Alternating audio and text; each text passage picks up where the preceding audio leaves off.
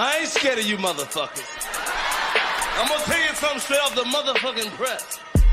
I ain't coming for no foolishness.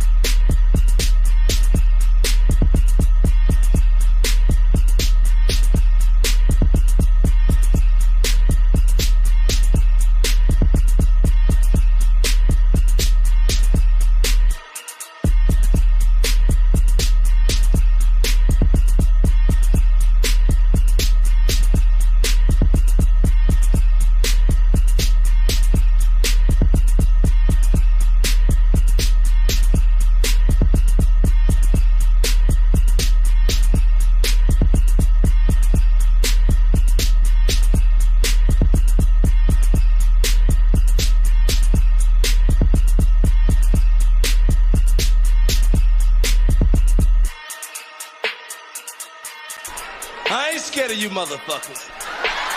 I'm gonna tell you something straight off the motherfucking press. I ain't coming for no foolishness.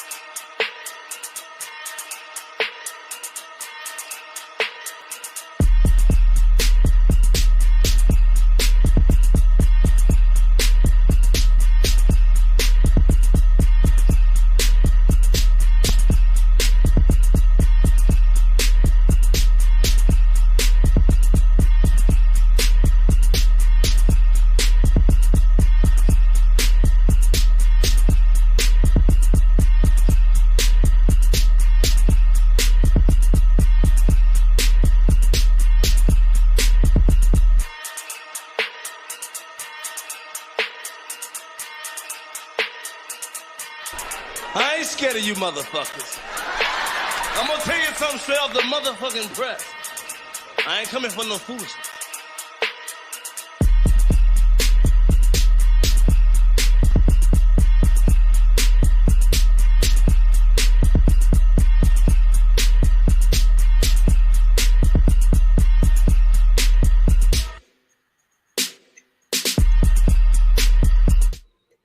Peace, family, peace, family, peace, family. Poor City coming right black at y'all with this African history, culture, and greatness. I hope everybody is doing all right today. If you just now tuning in, go ahead and hit the like button. If you are not subscribed, go ahead and subscribe to the channel because we get it on all day, every day with this history, culture, and greatness. If you guys hear any background noises, I apologize. There's a lot of interference going on outside of where I'm at, and I can't control that. But thank you guys for all y'all support. We got the fellas right now in the green room. This is volume 7, ABO Assassin presentation. They don't want any of the smoke. Everybody's cordially invited to come to the smoking section, but you can't come until after these presentations are done. We'll have a question and answer time and period. We may do it on my platform or we may go to Sudan's platform. But between now and then, don't be jumping on here reckless or we will lay you down. All right. So right now I'm going to go ahead without further ado, get this thing jumping. We on a mission. We rolling right past you jive ass turkeys with this information. All right. I'm going to bring the brother Suiting out and my brother Mo Fax coming up to the stage. Fellas, how's it going? Peace. Peace. What it do? Back at it now. Me and Rob was trying to figure out, was this 7 or 8? I know. I fucking ran and put the wrong shit on there, but I think it's 7, yo. 7. All right, that's what I thought. Damn, this is 7. Crazy. It's been a crazy week, man. I've been busy, y'all. Trying to like fucking relocate my area and shit. So I've been tired and looking for like places and shit like that, yo. It's been fucking crucial. So hopefully I can get transitioned over, man. So I don't know. I'm gonna try to keep the rotation every weekly, like we've been doing. But if I'm in a situation where I'm moving, I'll let you guys know and all that stuff. All right, and then one of us just pick it up. Yeah, there you go. We're gonna keep pushing though. This shit ain't over. And once I get settled, it's gonna be really on. So that's how we gonna keep it going, man. It's been a crazy week though on TikTok, man. A lot of people saying a lot of crazy shit still. There's people think this shit ain't happened. And that's why we are here. to bring some type of balance to the information, man. So I think each one of us got some shit to say.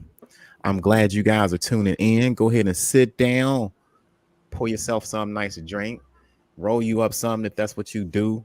But sit down, because we like to go ahead and get this information out to you for your listening pleasure all day. So I think Susan's gonna go first, followed by Mo, and then I'll put a little bit into it. Like I said, I've been busy, so mine's gonna be like kind of a scholastic drive-by, if you will. But whenever y'all ready, you know what I'm saying, we can go ahead and move it forward and keep it moving. I think Susan's ready to slam dunk y'all motherfuckers right now. Watch. I gotta put my shit. I forgot I wasn't presenting. Oh, it's all good, man. Do your thing. Shout out to the chat, man. Lily is in the Heezy every time we pop on. She's on here. That's right, volume 7. Peace to the chat. Peace to the chat. Thank you for your support, Lily. Did y'all hear this shit? This outside interference? Yeah, we like hear a car sliding by. Yeah, I'm like, damn, I gotta switch my shit up. I'm gonna get some shit to drown out my noise. But once I move, I'm good. All right, I'm gonna share your screen. All right, let me know when you're ready. Are you good? Damn, what the fuck is that? Everybody got something going on. Look, we got family and fucking all type of shit going on. It felt like a big ass tank rolling down the street. Pardon the technical difficulties. Wow. All right, y'all ready? Push. So I talked about this a little yesterday, and I think a couple of days before. But this is just the story of the Zong slave ship, a mass murder masquerading as an insurance claim. Because you got people saying the transatlantic slave trade didn't happen. So we're going to go down. Oh, whoa, I went too far. It says, a 1783 case exposed how the law facilitated the slave trade and increased momentum for the abolishment movement. So now we're going to go down. We don't got to worry about this picture. But I guess the pic that they're showing, that's a replica of the 18th century slave ship. And it's a photograph by Nick Hamilton. But we don't really have to pay attention to the replica of the ship. So we're just going to go in. In August 1781, a British slave ship, the Zong, left Ghana with 442 slaves aboard, twice the number it was designed to carry, bound for Jamaica. The ship's owners claimed, so it has multiple owners, claimed that due to navigational errors, it took longer than anticipated to reach Jamaica. And as waters was running low, remember the waters running low is what Mo was talking about last night, that the slave ships was designed to have water for the people that was on the ship. So it says, as waters was running low, the crew threw more than 130 live slaves overboard. The truth of what happened is disputed, and evidence suggested that rain meant the ship had enough water, but they claim they were running out. So, as was common practice, the ship owners had taken out insurance for their cargo of enslaved people. When news of the massacre reached England, they made a claim for compensation. The insurers refused to pay, and the ship owners took them to court. So now we're going to go down and just talk about it a little. The case demonstrates how the law facilitated the transatlantic slave trade, but also strengthened the campaign for abolition. It was, says James Walvin, author of the book The Zong, I probably need to get that book too. The Zong, and Professor Emeritus, I don't know how to Emeritus. Emeritus. That sounds like an old ass Greek name, bro. Emeritus of History at the University of York, mass murder masquerading as an insurance claim. A jury heard the dispute Gregson v. Gilbert at London's Guildhall in March 1783 and ruled in favor of the ship's owners. So they won their case. The insurers appealed, as solicitors Andrew Bicknell notes, not on the basis of common humanity, but because it occurred as a result of errors of navigation and mismanagement of the vessel, namely insufficient water on board. The case came before the Lord Chief Justice, Lord Mansfield, who in a previous judgment had ruled that there was never a legal basis for slave ownership with England within England under English law. He decided there should be a retrial because of new evidence which suggests that the captain and crew had been at fault. Let me go down a little. It appears that no trial ever took place, so happily the owners didn't receive their insurance payment, but perhaps a chance was lost by the court to put down a moral marker in relation to such a case, says Bicknell. While the facts of the Zong's case were unusual, he says there would have been many claims under policies of cargo insurance for the loss of slaves during their transportation. It was standard practice for slavers to insure their cargo of slaves, and had the Zong simply sunk in a storm with a similar loss of life, no such notoriety would have been attracted to the case. Almost certainly the insurance claim for the value of the lost slaves would have been paid. He says the only restriction was the death had to arise from perils of the sea, and would not, for example, cover deaths through disease or insurrection. Some academics have suggested that the West Indies trade in slaves plus slave-grown produce accounted for up to 40% of the cargo insurance premium in the London market of the late 18th century. Okay, so the hugely important case, says Walvin, exposed the brutality of the trade, reducing African lives to chattels and mere items of trade of cargo that could be insured in claims made for their loss. Okay, so let me go down. After the first trial, anti-slavery campaigners Granville Sharp attempted unsuccessfully to have the ship's crew prosecuted for murder. Reports of the massacre increased momentum for the abolishment movement. The Zong's case lit the blue torch paper in England and aroused abolitionist anger and fed into the initial campaign against the Atlantic slave trade, says Walvin. Now you see what he said. And fed into the initial campaign against the transatlantic, well, the Atlantic slave trade. I said transatlantic. My bad, y'all. So they're telling you that there was an Atlantic slave trade.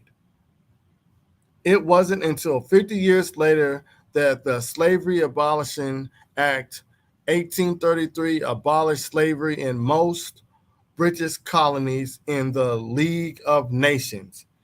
1926 Slavery Convention sought global prohibition of prohibition of slavery in the slave trade. Okay, so well, that's just dealing with modern stuff. I don't care about the modern stuff. But as you can clearly see that the Zong, let's go back up so y'all can see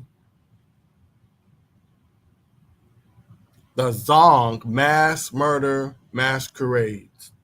It led up to the abolishment in England of the Atlantic slave trade. I guess this was a big controversy because they wanted to get paid for the people that they threw. I don't understand. You want to get paid for the people you threw. You threw them, yes.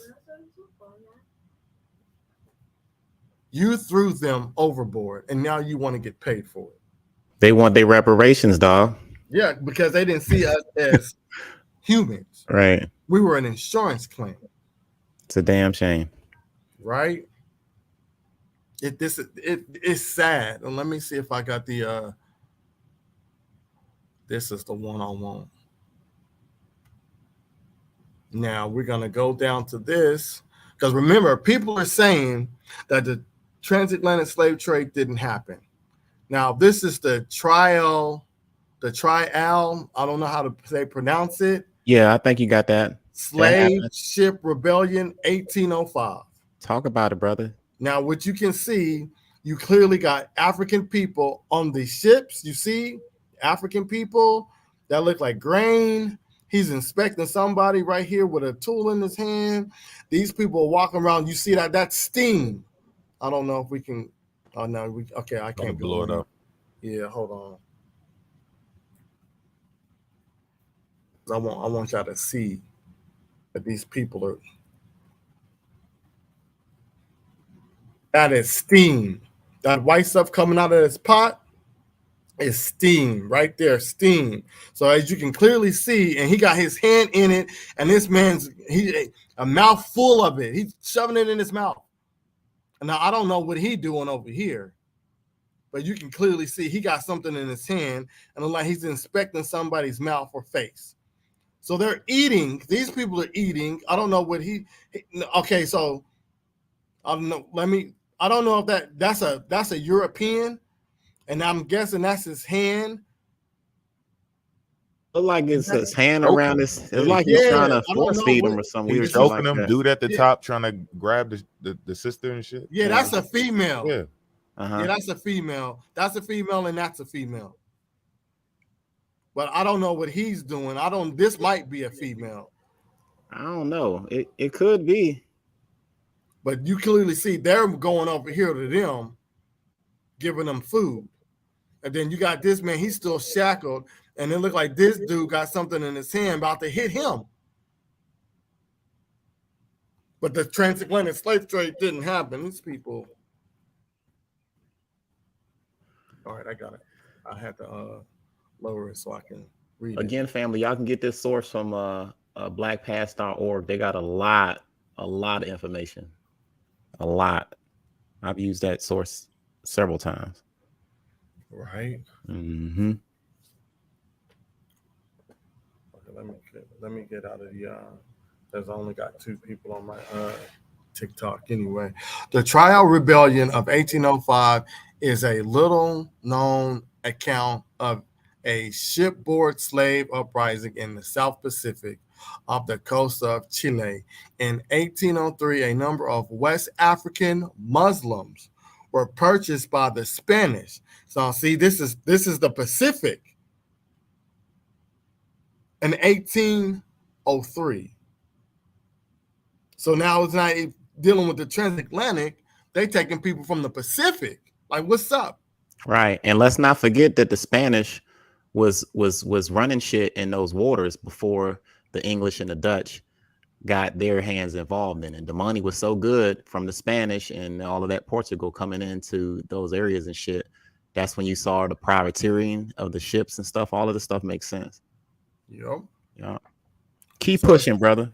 So in 1803, a number of West African Muslims were purchased by the Spanish and what is now Senegal and put on a slave ship bound for Buenos Aires in the Spanish colony of Argentina.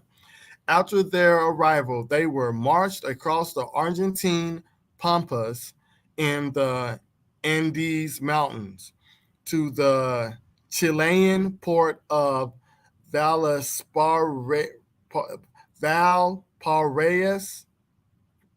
however you said it, Valparaiso. I don't know how do you pronounce that. There, 72 surviving Africans were placed on another Spanish ship, the Creole, which intended to take them north to the slave market of Peru and Ecuador. So again, you got these Muslims. I don't know how many of them there was, but it said the surviving 72 African Muslims were placed on another ship. Let me go back. Hold on, say that one more time, Susan. Yeah, it don't tell us how many there actually was. Was this a ship that got intercepted, right? Oh, I don't know. I don't think I even got there yet. Okay. It just said that they were placed on another ship. Uh-huh. Which intended to take them to the to north slave markets of Peru and Ecuador.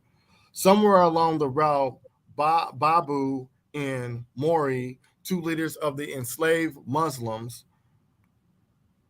orchestrated a successful rebellion on board the Creole in December 1804. They took command of the ship, killing most of the Spanish crew members, but holding Captain Benito Carrero hostage for nearly 3 months. That's a long ass time. Oh shit! Damn. hold up. We had them 3 months. 3 months. That's 90 days. Oh man, it was stuck. The freed Africans sailed the ship in the South Pacific in vain hopes of a return to Senegal. The vessel leaders were not trained sailors, but they had learned the Spanish language during their years of captivity and used their knowledge of the stars to guide the ship southward along the Chilean coast. Mm-hmm. Okay, let me go down so we can get the rest of this. Whoa. I need one more click. In February 1805, to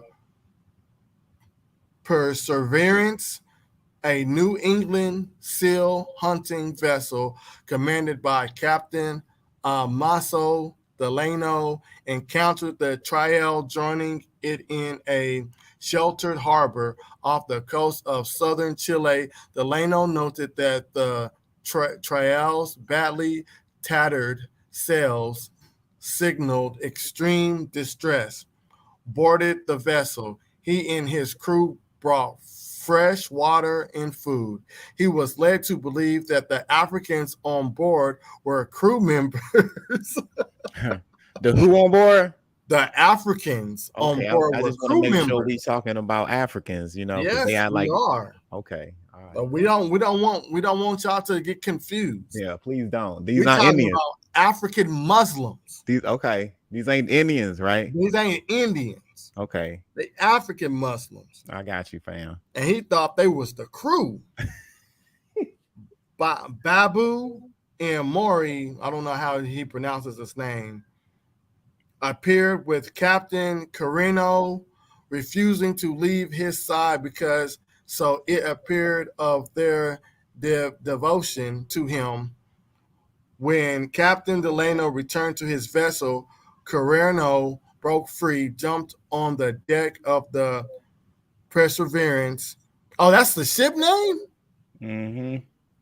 And exposed the deception. Delano and his crew rushed on board the Creole and killed most of the Africans. Babu, the leader, was decapitated and his head impaled on a pike.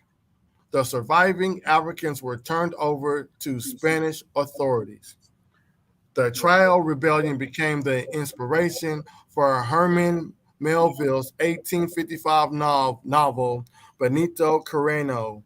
Although most readers at the time assumed the novel about a slave ship mutiny in the South Pacific was a work of fiction, Melville had in fact developed the plot in the names of the novella's principal characters from Amaso Delano's memoirs. So let me highlight this real quick. Mm-hmm. So y'all might want to look into him in his memoirs. Right. They were published in 1817. Now remember, this is the captain of the ship that they captured. And then the dude that came on the ship thought that the African Muslims were crew members. And somehow when the other dude went back to his ship ready to leave, because he replenished the trial with fresh fish and water.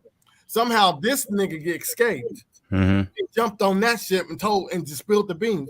Nah, nigga, they trapped me. They killed everybody. Come break the niggas off. Now let's not go past what you just said. How they made a mistake and thought they were crew members. You did have black sailors of the sea at a point in time, and I'm gonna get on that in a further video. I can't do it today, but yeah, you had black sailors in the open waters as well. Yep. Yeah. That's why it would work. That disguise, that cover up would work because that was the real thing that was happening. Like wasn't everybody in chains? Peace to everybody. What's up, Van? Peace, Van. Shout out to Van on stage, on deck right now. Everybody want to find this article. This is blackpass.org. Blackpass.org. Let me see if they got a book on it. And that's how we do. I got my TikTok jumping, so you know. That's probably why they wasn't over there with me. Keep it. Shit, they have over here. Hey, keep it PG, because you know I just got out of TikTok jail. Well, I got my shit on. Got it. Where's the dude? Where's his book? Which book? The Herman Melville. Yeah, that's when you said I don't have that one though. You mentioned something about the memoirs, right? Yeah, they don't. I don't see that Amaso dudes, the Lano's memoirs. I don't see it. And family, a lot of times this history is like, wow, I ain't never heard that. This is kind of like Spanish history and shit like that too, because you got different European tribes. Shit, you had the Spanish, the French, the Dutch, the Germans. I got it. These were all different people that were enslaving Africans at different points in time throughout history.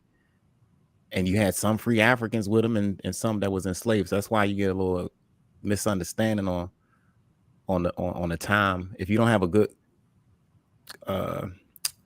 good awareness of chronology, that's what you're gonna be lacking at.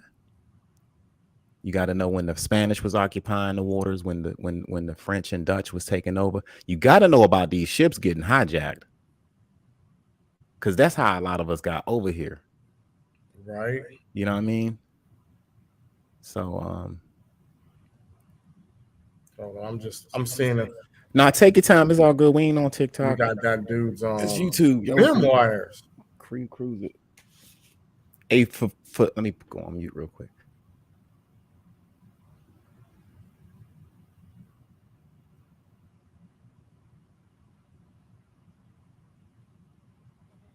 No, we ain't got it yet, son. The phone's over there, son. But that's cool because I got the book anyway, so I gotta add this book. Send it to my Gmail.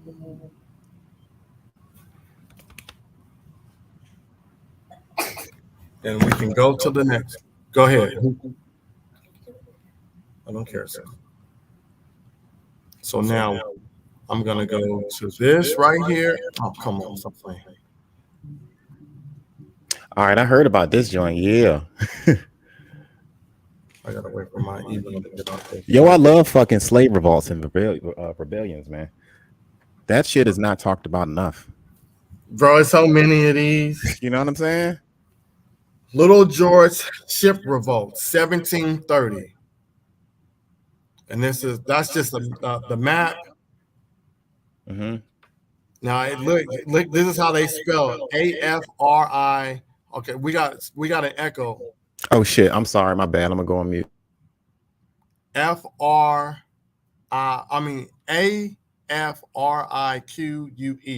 So that's how they're spelling Afrique. And as you can see, you got this big fairy tale fish. Then you got 2 ships. I don't know what the little ship is. And then you got the big ship. So we're gonna go down. And we're gonna read this. The Little George ship revolt took place on the British ship Little George in June 1730. The little-known revolt was one of the most successful uprisings of captured Africans, not indigenous, captured Africans on the high seas in history. The revolt occurred 5 days after the Little George had sailed from the coast of, what's that, Ghana? Yeah. Guinea? Yeah. Wait, hold on. Where you at? Where Right your cursor here. at? Yeah. Guinea, my bad. Coast of Guinea. Oh. So we don't pronounce the A. I say Guinea. I've heard Guinea. Okay. It's okay to say bring Guinea. captured Africans to the British North American colony of Rhode Island. Where they going? Rhode Island. Where's Rhode Island? They're going up top. They're going up top to the north. Coming to America. Is that what they're saying? Coming. Yeah. The Africans to the British colony, North American colony, Rhode Island. So we weren't in America all the time. They burnt the oak. All right, I got you. I'm tracking. No, they wasn't just going to the south. They was going up north. Up north. Rhode Island. What's that? Pennsylvania? Rhode Island is an island by itself. Connecticut. I ain't been in the East, his own so state. I don't know. All that shit up there in the New England and shit. Yeah, New England, Rhode Island. Oh, I didn't know that shit. You know what I mean? Yeah, Massachusetts, all of that. New Hampshire, Boston, all of that shit. Yep, that makes sense. The revolt began as several Africans were able to slip out of their iron chains, overpower the crew, and sail the ship back to the continent of... Whoa! So you mean to tell me, we're going to reread it. Oh, shit. The revolt began as several Africans were able to slip out of their iron chains, overpower their crew, and sail the ship back to the continent of Africa, and specifically to the Sierra Leone River, where they abandoned the ship. I had to drop it for that. Gang shit. They said, hey, man, fuck this shit. We going back home. We going home. I bet you a lot of people listening ain't never heard of that shit. Say that shit one more time. I ain't never heard of this shit, bro. You know what I'm saying? Repeat that. Because they think we was docile. They think that we just let this shit happen. They just think that, you know what I mean? So I want everybody to hear exactly what you just said. Now I gotta bring it back. Run it back. Just a little bit. The revolt occurred 5 days after the Little George had sailed from the coast of Guinea to bring captured Africans to the British North American colony of Rhode Island. The revolt began as several Africans were able to slip out of their iron chains, overpower the crew, and sail the ship back to the continent of Africa, and specifically to the Sierra Leone River, where they abandoned the ship. This is 5 days. Where they get picked up from? They got picked up from... I think they got picked up from Guinea. From Guinea? Yeah. And then they went back to Sierra, and then we can speculate other things, like how the fuck they know how to ride that motherfucker. How did they navigate this shit back home? They was like, man, let me turn this bitch around. I'm about to fucking go back. Fuck y'all. So it said 5 days, 5 days. Right. They sailed for 5 days, then overthrew the captains and sailed the ship. Bro, oh my gosh. Navigating the ship back home, oh my God. Yo. Exactly. Yo, you remember that part where and look, I got something. I gotta figure out where the fuck is that. It's part of some pile of notes I got. They said that because I needed to check the primaries on it. But I got a secondary where they was like, yo, the Africans know a faster route, but it's more dangerous.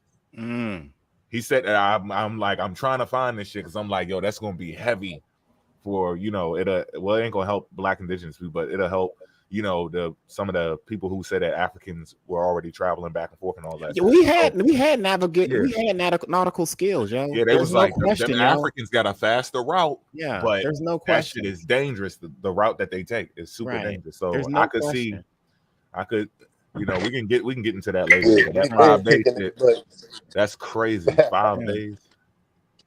Yeah, that's bro. So this is us did the same thing. taking a ship, going back home on the motherfucking ship. Sierra Leone style, and then they abandon the shit. Ooh, that's what Africans do, right? Hey, look! Go to You about to skip down some? Who, me? Yeah. Did I? No, I just went down to where where after they abandoned the ship. I'm on June right here. Oh, okay. I didn't know if you was gonna do the whole thing. All right, you about to see. Hold on, wait. I gotta go back up. On June 1st, 1730, Captain George Scott sailed his ship, the Little George, carrying 96 captured Africans from. Okay, we got an echo. Oh shit, my bad. That's me. Okay, on June 1st, 1730, Captain George Scott sailed his ship, the Little George, carrying 96 captured Africans. So that's how many was on the ship, 96 Africans from the Bonona Island off the coast of Guinea, West Africa to Rhode Island. There, the captured Africans were to be sold as slaves. So they were going to be sold as slaves, but the transatlantic slave trade didn't happen. Yeah, it happened in reverse. They weren't paid down payment. They signed the contract, got on the ship, and then ran that motherfucker. It happened in reverse. What you talking about? Yeah, they weren't convicted criminals. Right.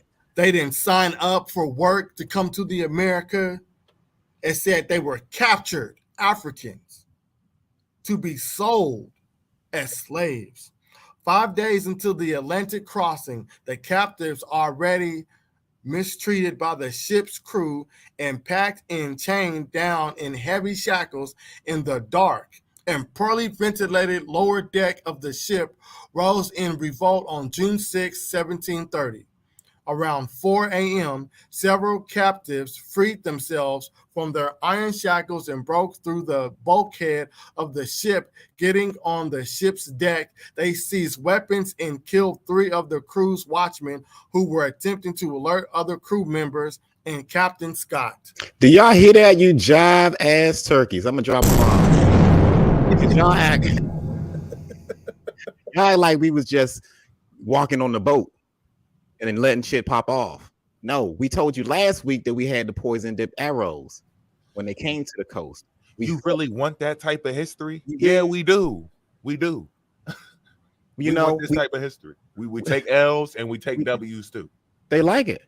No, we fighters, y'all. Straight up. Before they got there, on the way they got there, they got their ass fucked up. On these ships, they got their ass fucked up. And when we landed on the colonies, they got their ass fucked up. I want to be very clear on what my brother is trying to convey to you, indigenous to the TikTok, indigenous to the wherever you say you from, pretendians saying this ain't never happened or it happened in reverse.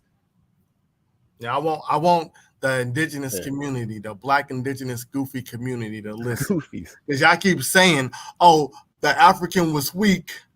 The African didn't know anything. We had to teach them civilization. So remember you said that. Some of the captives made a bomb out of gunpowder pressed into a bottle, which they threatened to ignite.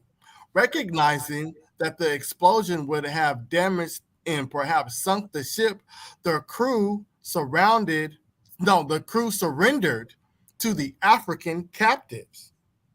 Without any sailing or navigation experience, the Africans now in control of the ship, were able to turn it around and sell it back to the African continent. Great thing, With no no great experience. Give us one more bomb. We need Right. one more bomb. One more. I'm gonna drop one more. Watch out. thing. Hey, let me drive the No boat. experience. Right. Hey, The don't try to will. vote. They made a Right. bomb. They made a bomb, so we had to was- drop another bomb because the Africans made the bomb and the crew members surrendered to the African capital. Bars. And we weak, right? Heavy. It We is supposed to be heavy. weak. We supposed to be Hey, so weak. and look, y'all. listen, if y'all got any stories about, the black indigenous being taken to, because a lot of y'all was taken over there, y'all ain't grab no ships and come back. Right? But we weak. We weak. Yeah, we weak. We just These walked on the people- boat, y'all, with open arms and said, put my hands in chains. Hell no, this ain't how it happened. Y'all do not read. We have to do the work that y'all aren't doing. And you know what? It's actually smart that they waited. If you think militant, like, they got them away from their family Mm-hmm. and then did that shit. Yeah. So that was orchestrated. In every instance that you see that we've been resisting, y'all, it's been clever type shit. We, on the last presentation, I talked about the women giving, the arms to the enslaved Africans, because they didn't lock the women up as much as they did the men, because these Europeans wanted to have their way with the women, right? Yup, So- and y'all seen it at the top of the picture where he was Yeah. trying to fondle and shit. Yeah. Right. So the women on the ship grabbed the arms and gave it to the Africans to take over the ship. Y'all funny when y'all say this. It never happened, and y'all just let it happen. First, it's either happened or it didn't happen, or it happened in reverse. Or if it did happen, we were some type of pussies or something. We clearly see Y'all this shit funny. ain't happening in Right. reverse. It hadn't.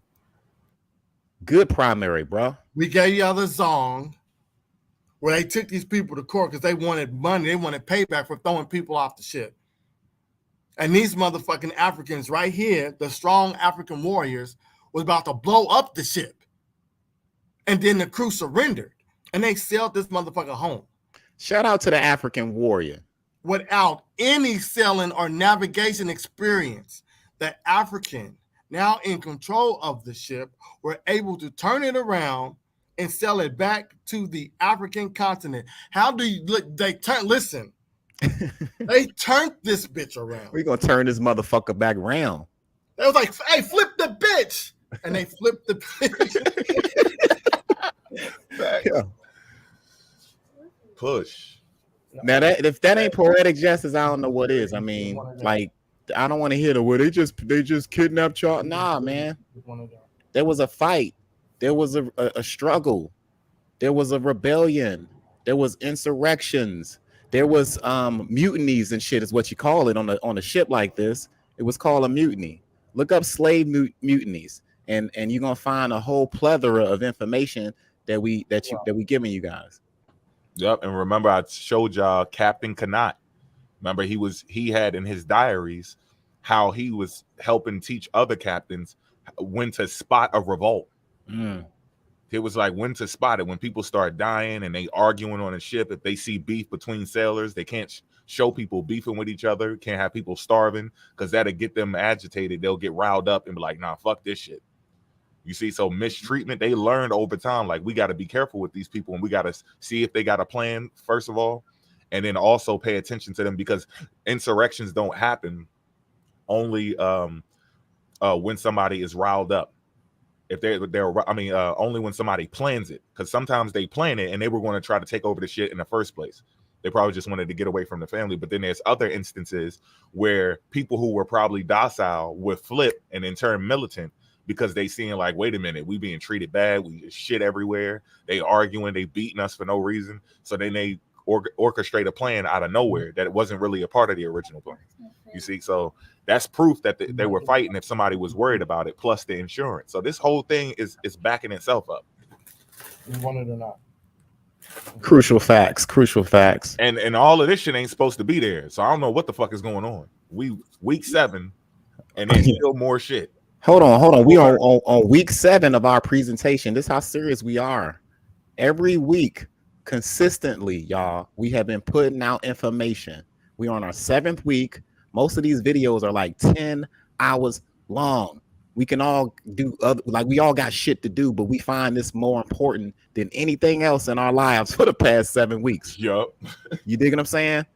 Fact. That's how serious we are with this information. Yeah, Like they straight not up, ready, man. They They ain't not ready. ready. Hey, I ain't seen That's none why of they them ain't out pull till they up. show up. They'll sneak and shit like on the, they'll sneak or maybe sneak. How come? this or Yeah, you get a something. They couple won't of come up here. stragglers come to the TikTok, Yeah, but they don't come to the YouTube. straight up. So we're gonna finish this one right here because it's what, a paragraph left. Yeah, bury him, dog. I'm going on. After a few days, the little George reached the mouth of Sierra Leone River, where both the Africans and the British crew abandoned the ship.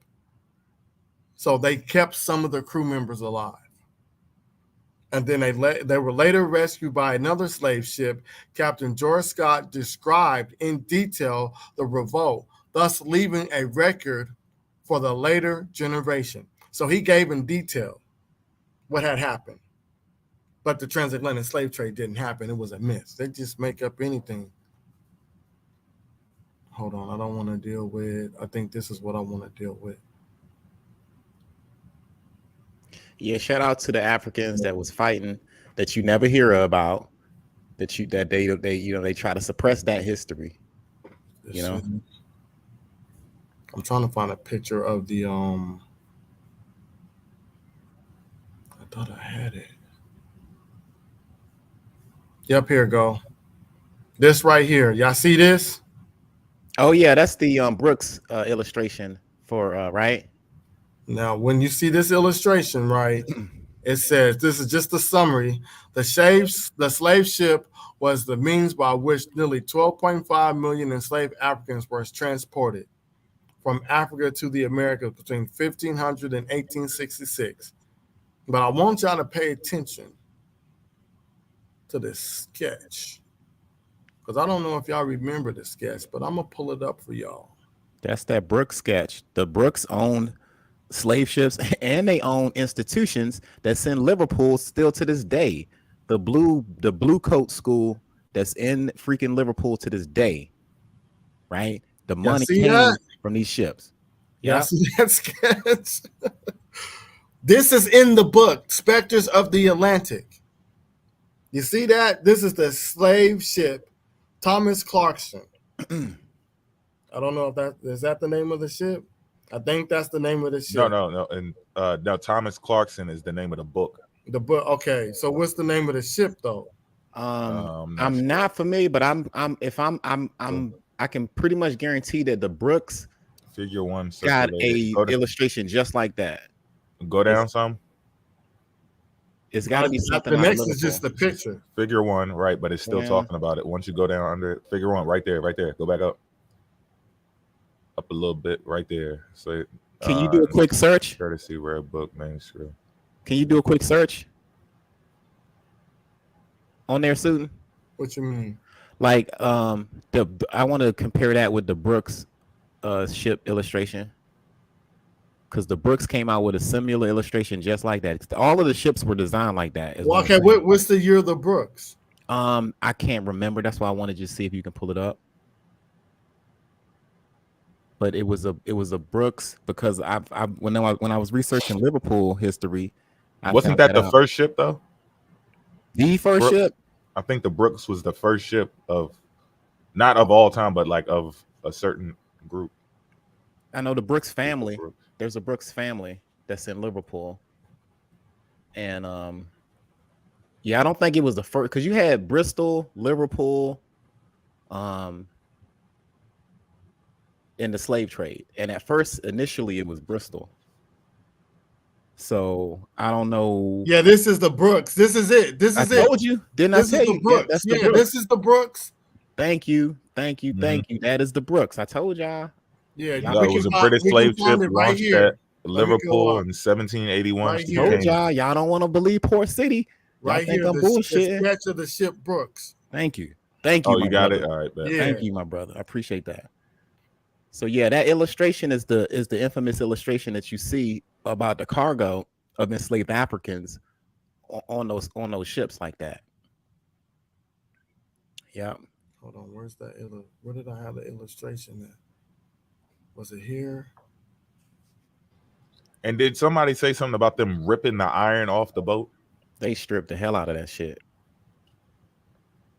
But the Brooks family, dig this, got buildings that kids go to school to this day. You got to follow the money. The ships ain't gonna be here because I mean they're fucking slave ships that was mostly built out of wood.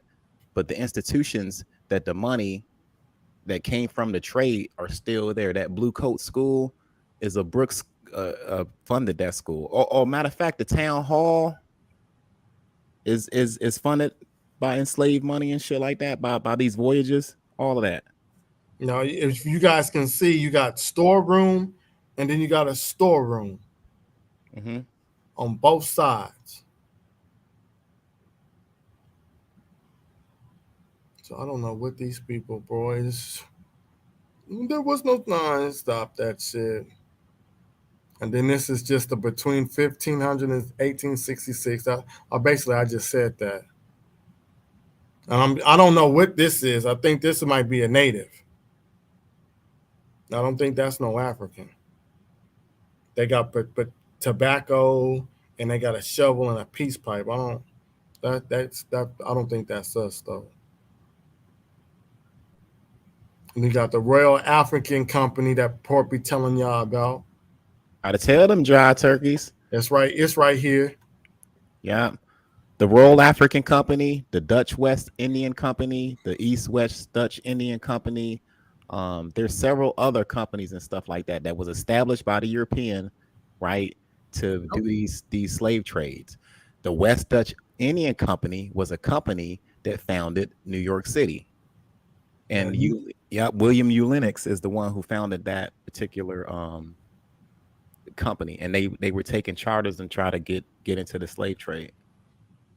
Now here you got 1, 2, 3, 4, 5, 6. You got 6 Africans chained up, being hauled off by 2 Europeans with these little spikes.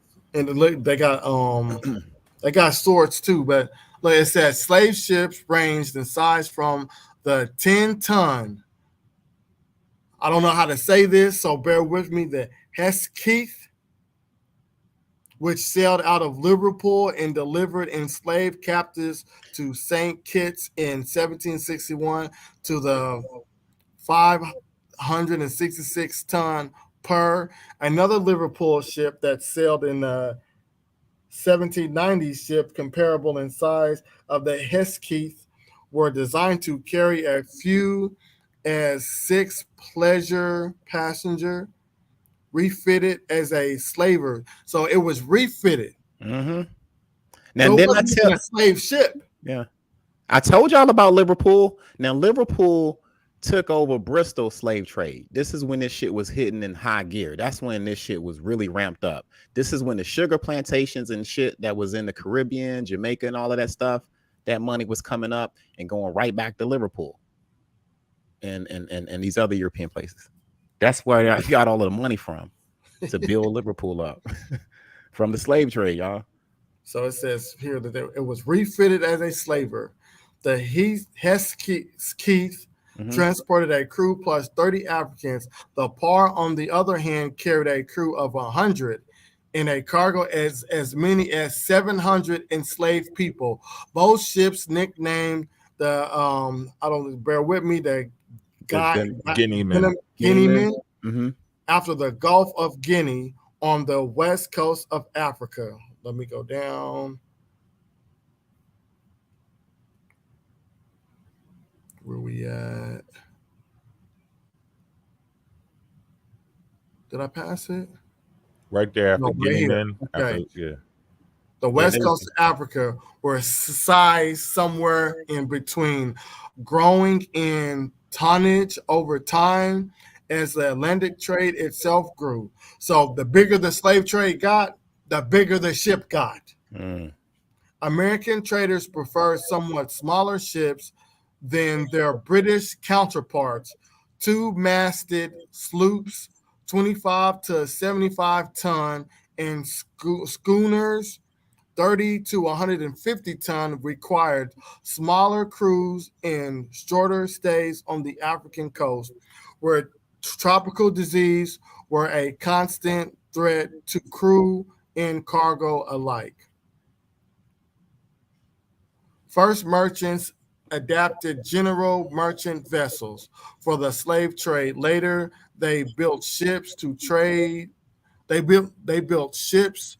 The trade's particular specification, which included Specifications. specifications, which included portholes for better airflow to the lower deck. Because remember, we showed y'all the Brook sketch, Mm-hmm. and it said that it had it didn't have insufficient ventilation for the air. So now they're modifying and upgrading the slave ships. Better airflow to the lower deck and copper, I don't know this word, Copper sheath head holes to combat the wood rot and bearing worms found in Go water. right back to that, yo. See, I don't that's know what the fuck they talking about. Okay, so yeah, a lot of these ships, right? Why we can't find these ships today is because of the wood rot. And if you look up ship wood, I'm sorry about my background noise, yo. Hang on. You good, bro? We can burn it. But yeah, anyway, if you look up wood rot in the ship, you're gonna see these worms and shit that dig all in the ship, and it just tears the ship apart. It's like a termite and shit kind of thing. They just eat the shit up. So you're not gonna have a lot of ships that's gonna survive because of these damn the wood rot over a course of time. Yeah. You know, I don't know. We gonna have to break that down in another presentation. Oh yeah, it ain't nothing. It's just a bunch of worms eating fucking ships up. You know what I'm saying? And they'll, where the ships at? And the fucking worms will tear up a ship just like a termite will fuck up a house. Yeah, that's why they put that iron over it. Mm-hmm. Exactly. Because that's what this is talking about.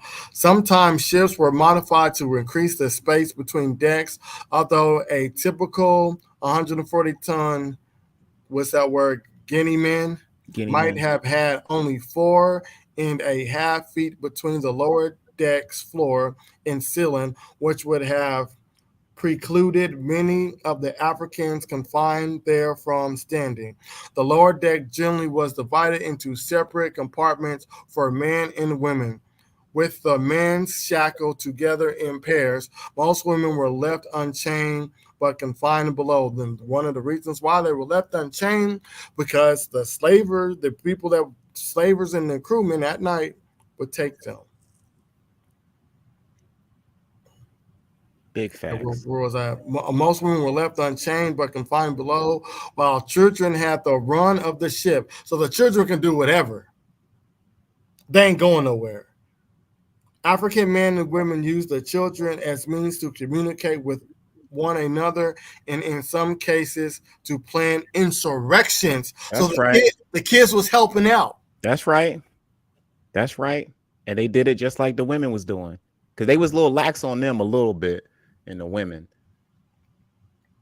A wooden grating separated the men's quarters from the main deck and was designed along the portholes to facilitate airflow through the lower deck. Even so, with the captives crowded together, unsanitary conditions and oppressive heat, one observer described the area below deck as most impure and stifling. The anonymous author of Liverpool and Slavery, an historical account of the Liverpool African slave trade by what's that? Where you at? I don't know that. I don't even know where you at. I'm right here. Slave trade of the Genuine. It looked like genuine. Genuine Dickie Sam. Some weird ass fucking names back then, bro. I gotta take a picture of this shit, so I won't. But I just want to look at word that historical. All right, because we're gonna look into that later.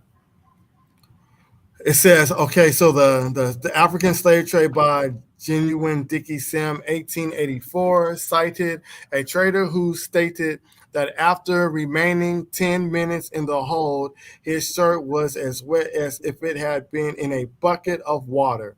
So close and foul was the stench. The writer said that some enslaved Africans have been known to be put down the hold strong and healthy at night and have been dead in the morning. In addition to sickness, the captives suffered from, I don't know that word, dysentery, Dysentery. dysentery and outbreaks of smallpox. I thought we wasn't getting smallpox though. Oh, you got some of that shit if he was They exposed. said the to it. Africans weren't getting smallpox. They're getting smallpox in crowded conditions. Yeah, but Vansa told them when they tried to use that angle that everybody who didn't interact with people for a long period of time, they brought diseases to each other. Right. It happened with everybody who wasn't around each other. The North Africans, it didn't happen that much because they were still interacting with the European. But then when they went to East, Central, West Africa, like they ain't been interacting with those people. So it brought a whole bunch of diseases to both sides. Yep. Morality rates among captives averaged about above 20% in the first decade of the slave trade and about 10% by 1800. The captain and his officers enjoyed personal cabin space, usually below the raised quarterdeck at the stern of the ship, while common sailors slept on the main deck, sometimes under cover of the tarpaulin or in the longboat.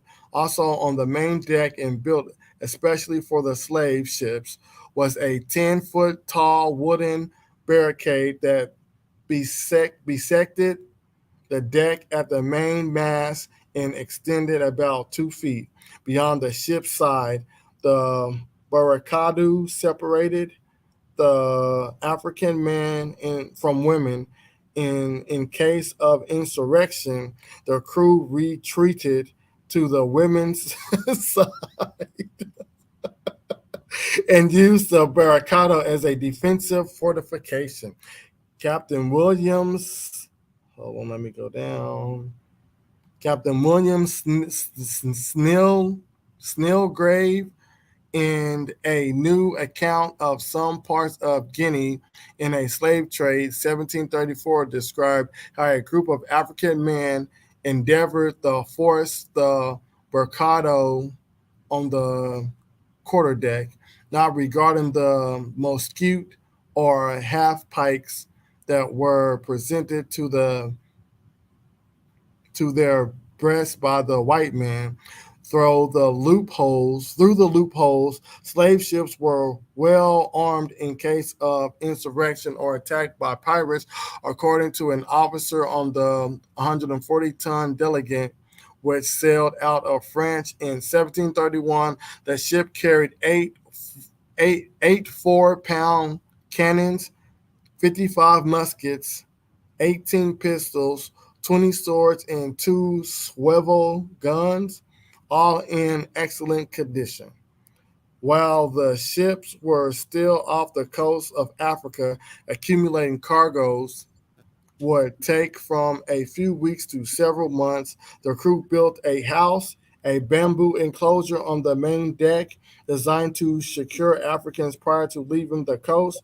The sailor James Field Stanfield, in observation of Guinea voyage, 1788, labeled business of construction the house of destructive and fatal to the crew because harvesting the bamboo forced crew members to be immersed up to the waist in mud and slime, pestered by snakes, worms, and venomous reptiles,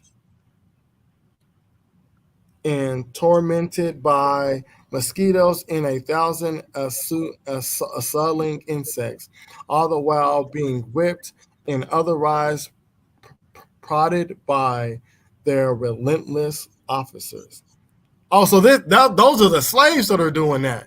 I thought the crew members was building this shit. Right.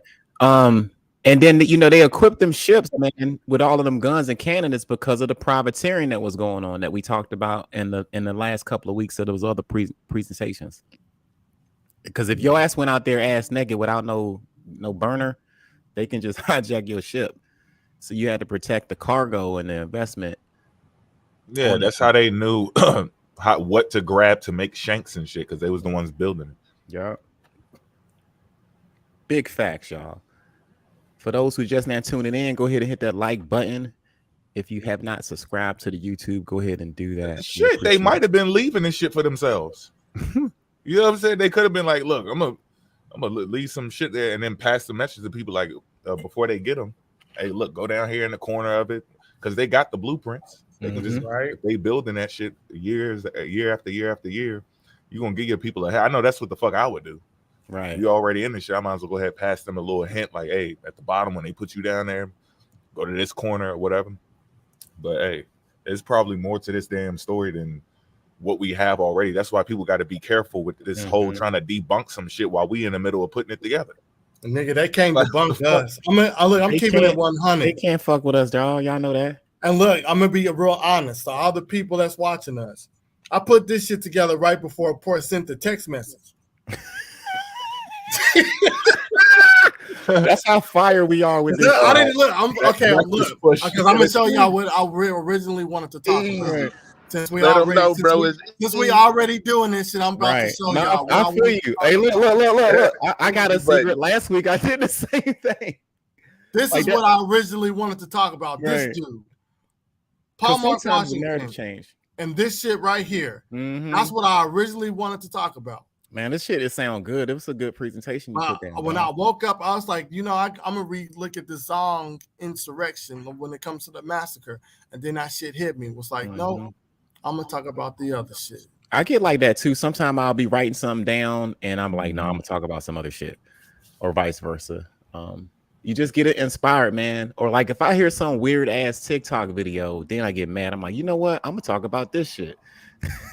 So I was like, he sent right before he sent, because I was helping my wife get ready for her funeral. I sent the text message out like, all right, you ready? And I was like, I'm just gonna put this shit together. So I just start emailing myself this shit, and then I click the email and start putting it on my little my screens, because none of this shit is in order.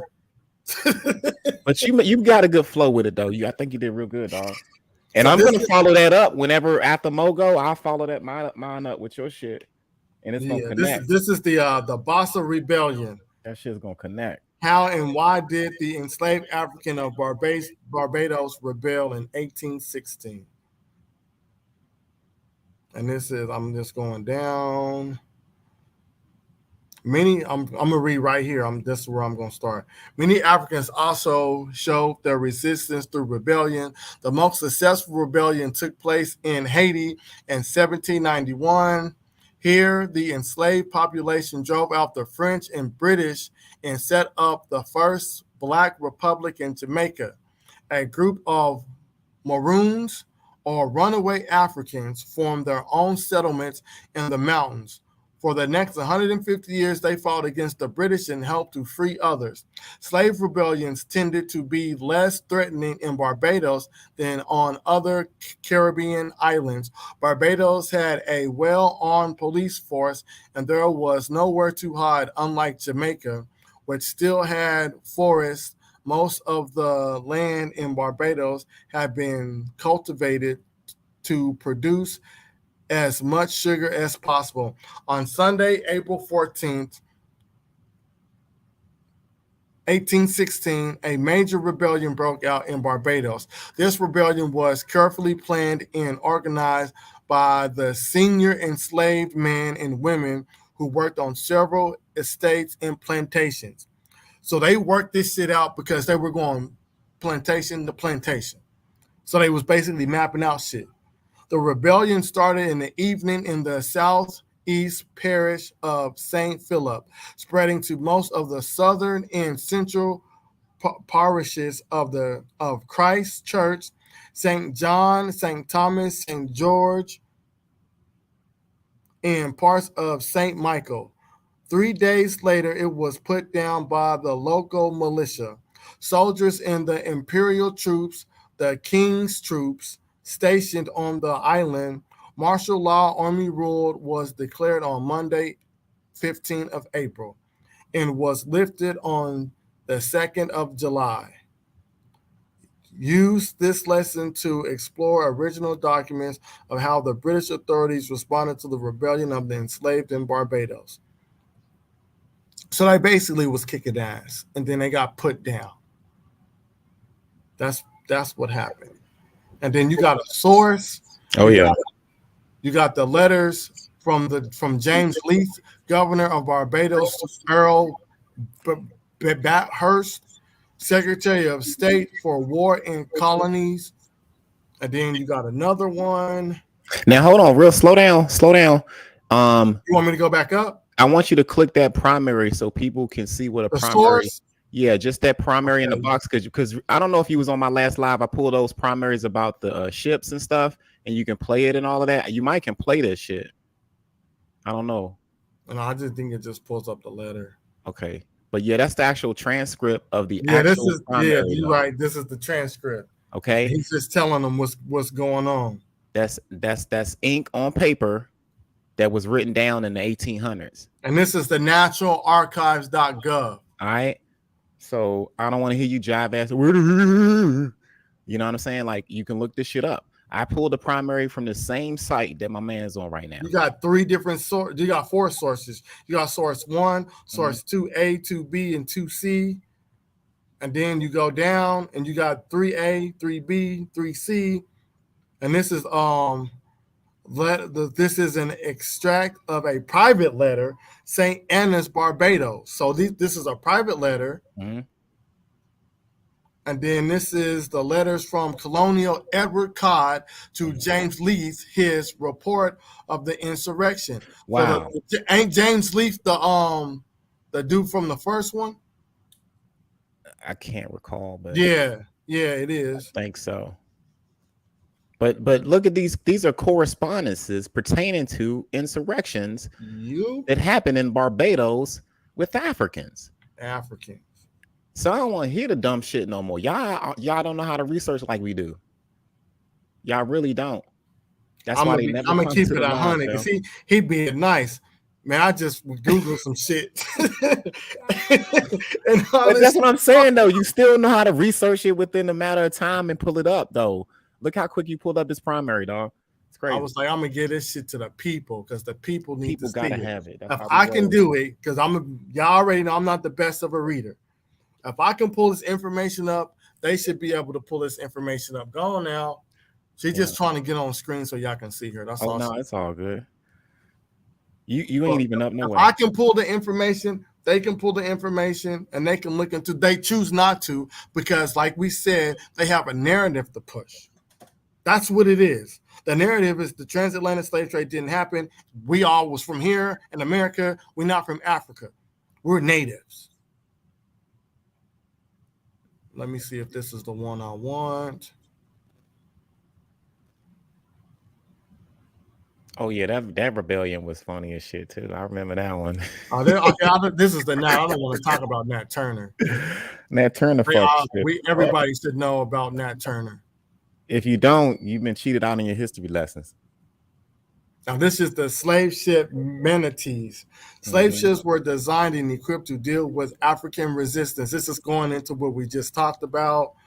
From the earliest days of the trade, it was obvious that African captives, terrified they would seize an opportunity to free themselves.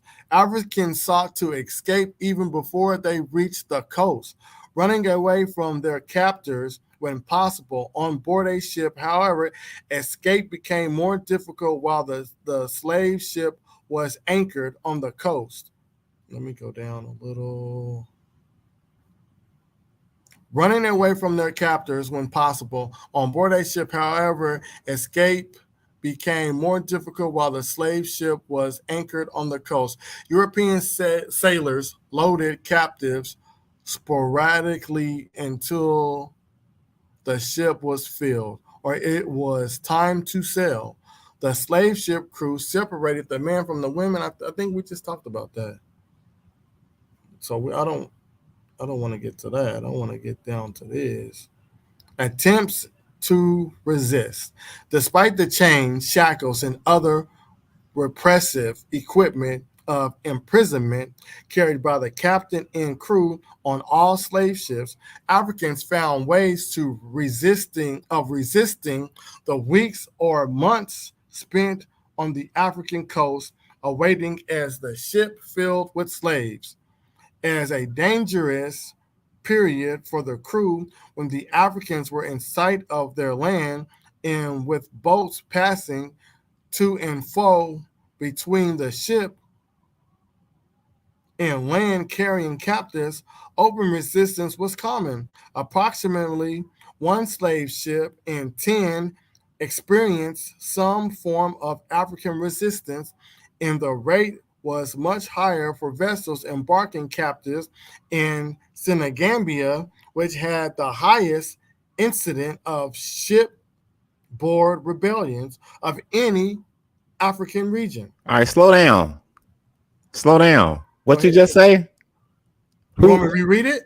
Just a short part about where at the Senegambia. Is that what I just heard? Senegambia, Right, which has the highest at the incident highest of incident. slave board rebellions Okay. of any African region. Okay, so we not pussy, right? No. Shout out to the Senegambians of West Africa. Shout out to y'all. Shout out to the ABOs. And if you look to the right, they got a picture. Africans thrown overboard from a slave ship, Brazil, 1830. This woodcut was originally published in the Liberator, the American abolitionist newspaper, 7th of January, 1832. The Library of Congress photo. So this is what I be telling y'all. They keep bringing up the Library of Congress trying to push their narrative. But if you go to the Library of Congress, this is where this photo comes from, and it's telling you there was a transatlantic slave trade. They don't care about that. They just want to look at information to fit their narrative. That's all it is. So then they get that shit from the Moors. Like the Moors used to say that shit years ago. They'd be like, yeah, and this is in the Library of Congress, because we didn't know what the fuck that was. So it's like, yo, the Library of Congress has this shit. It's just something to throw at someone who ain't well studied. Now, when you grow up and you study some shit, you like, oh, damn, the Library of Congress is just where people got to register their shit. It's a big ass archive, but everything is in there. Bullshit is in there. Theories are in there that been in the trash for years. It's all types of shit in there. My book is in the damn Library of Congress. Like, what are they talking about? Right. Shipboard resistance ranged from an individual act of defiance, an isolated act of violence, or a normally fatal attempt to leap overboard, to major revolts, which descendants into a life and death struggle between Africans and soldiers. So these people would basically leap.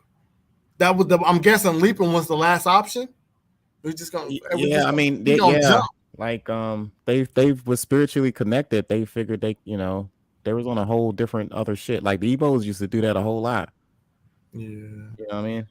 Okay, it says, for example, the enslaved people aboard the Claire mutinied and successfully drove the crew from the vessel.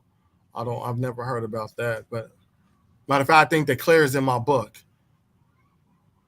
Landing and liberating themselves near Cape Coast Castle on the Gold Coast in 1729. Sometimes an onboard insurrection resulted in the death of the enslaved and their captors, as was the case on the slave ship with a crew based in Newport, Rhode Island. In 1785, rebellions could sink ships as the result of a major explosion or fire. So they was blowing up shit. Like y'all saw previously, they made a damn bomb. Yeah. More likely, however, African rebels were beaten back by the superior firepower and violence of the crew. Slave ships were designed to give their crew advantage points to bring their weaponry to play against the African. So they were strategically placing shit against us because we were doing what? We were resisting. Once they got us on the boat, we started resisting and mutiny and uprisings. Other ships and men of shore rallied to the fight against rebellious Africans. So if we on the ship and they see us, rebellion, other people would get off their boat and they would come to the captor's aid to try to suppress the African who's rebellion on the ship. Bro. And gory defeat was commonplace. Once defeated, African rebels were subjected to a ritual of gruesome punishment and execution, all designed to illustrate to survivors and to Africans watching on neighboring ships the inevitable fate of defeated rebels. So basically, when they captured after the rebellion on the ship was basically suppressed, they would make an example out of the people who was part of the rebellion, and they did it in a fashion where the other people that were on the other boats would see it, so if they wouldn't get an idea in their head to rebel. Yep. But they said this shit is fake, though. Why none of y'all popping off today? Why? Because you see what happened to everybody else. That's what everybody excuse is. No, man, you look. No, they got Martin. They got everybody. Fuck it. That's what the same thing that was going on back then. They were just on ships. They saw what happened. Some people like, yo, man, let's pop off. They're like, no, man, look what just happened to them. And nobody do shit. They wait and they're going to try to figure out something else later. That's what happens. So this is the true story. True. There was people fighting. There was people watching. They got an example made out of them, and we still see it play out off the ship. Matter of fact, this is their blueprint, and you watching it and from the past all the way up to the present. Right here, captured slave ship Jamaica, 1857. Because I don't think the slavery in Jamaica ended when ours ended. But still, this is still 1857. And ours ended in 1863 and 1865, right?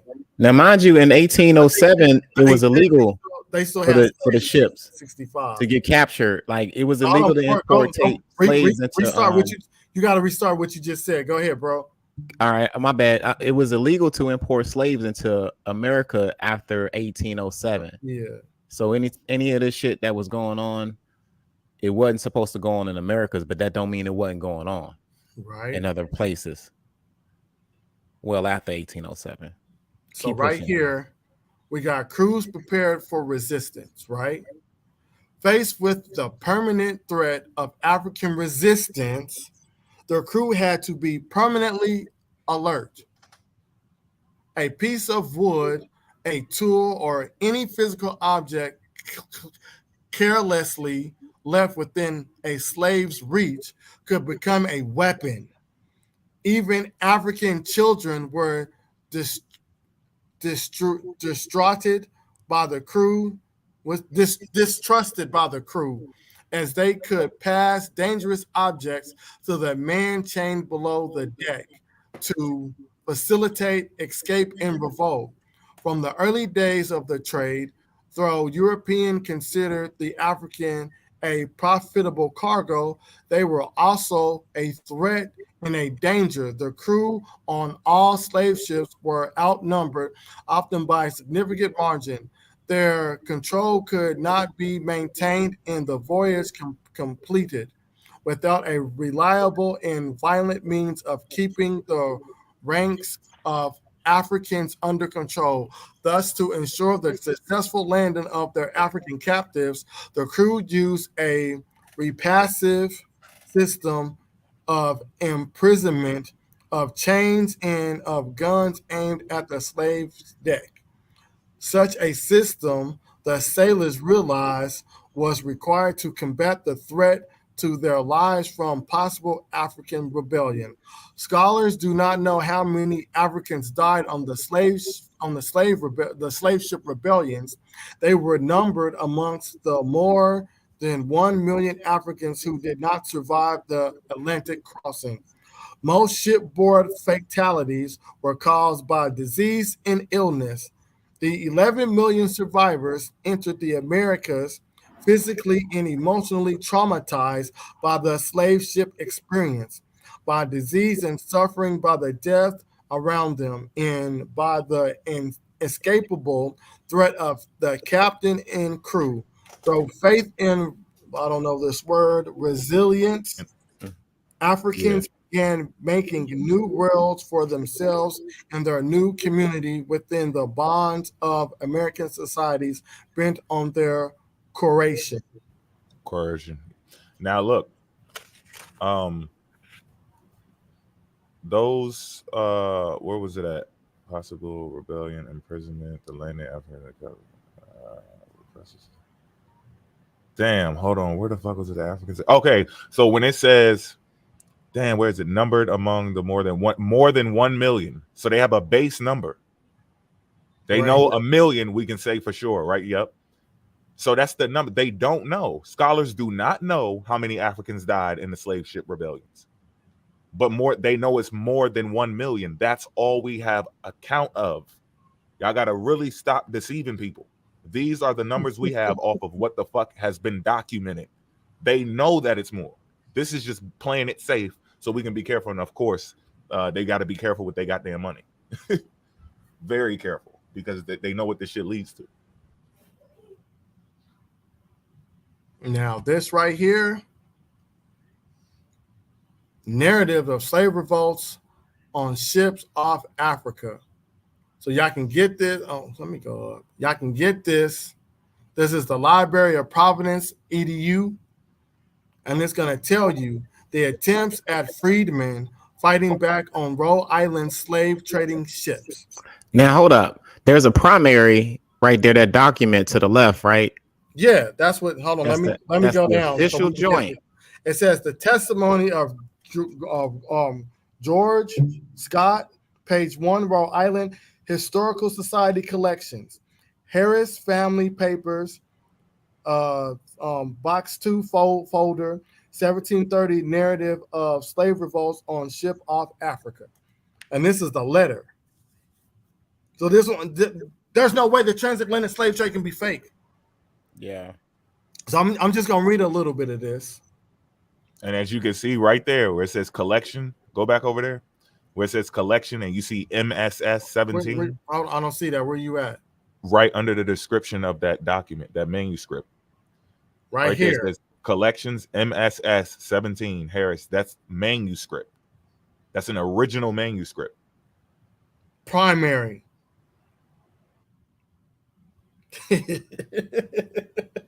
No matter how y'all want to cut, slice, dice it, or try to throw the information in the trash, the transatlantic slave trade happened. It's not our fault. Porter, you still live on TikTok? Yeah, we're good. Yeah, I'm on. Yeah, we on TikTok live. Okay, so keep it PG. I'm not gonna say what I want to say. But for all of those who are dodging and trying to dismiss the slave trade, we have overwhelming evidence.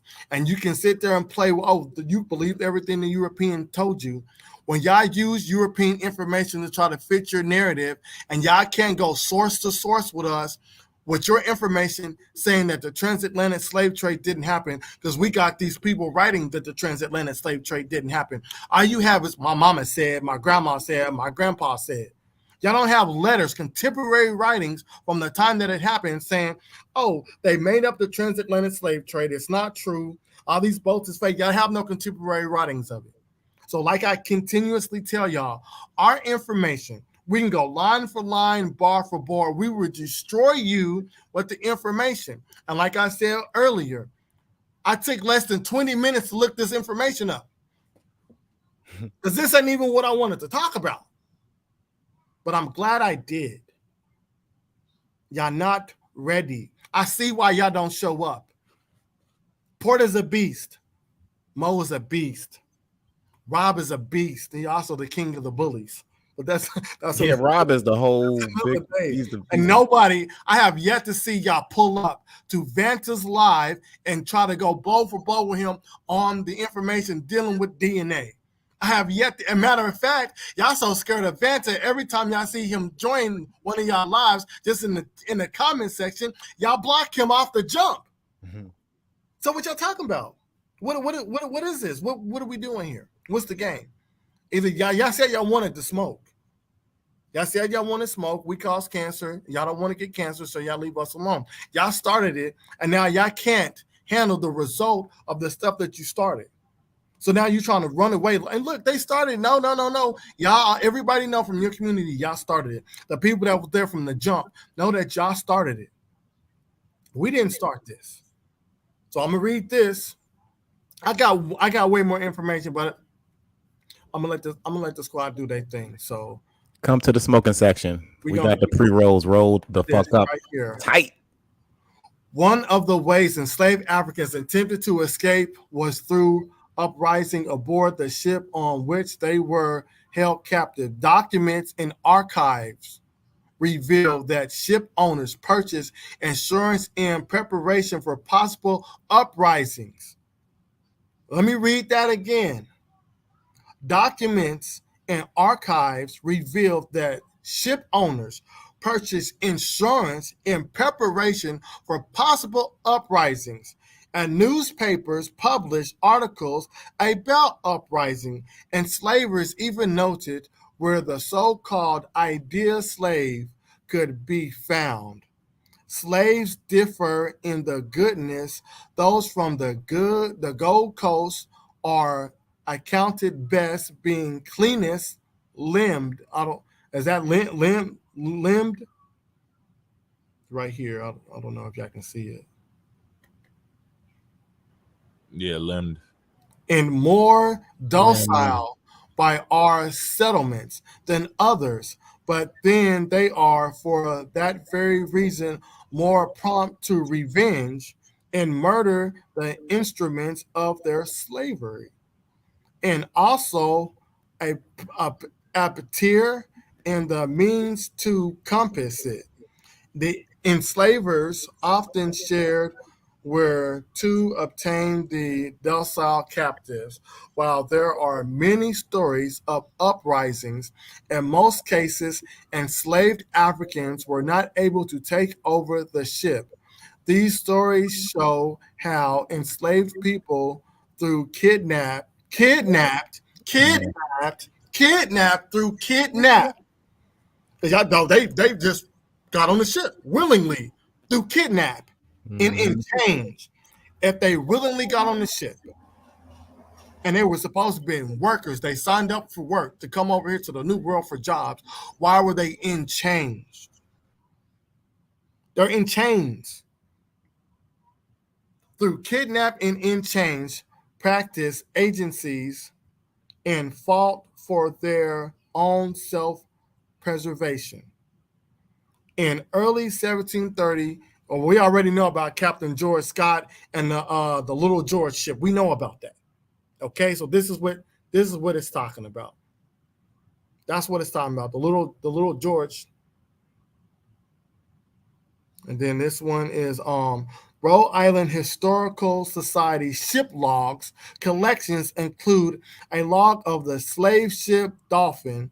This diary, kept by an unknown seaman from 1795 to 1797, is one of the few surviving eyewitness accounts of the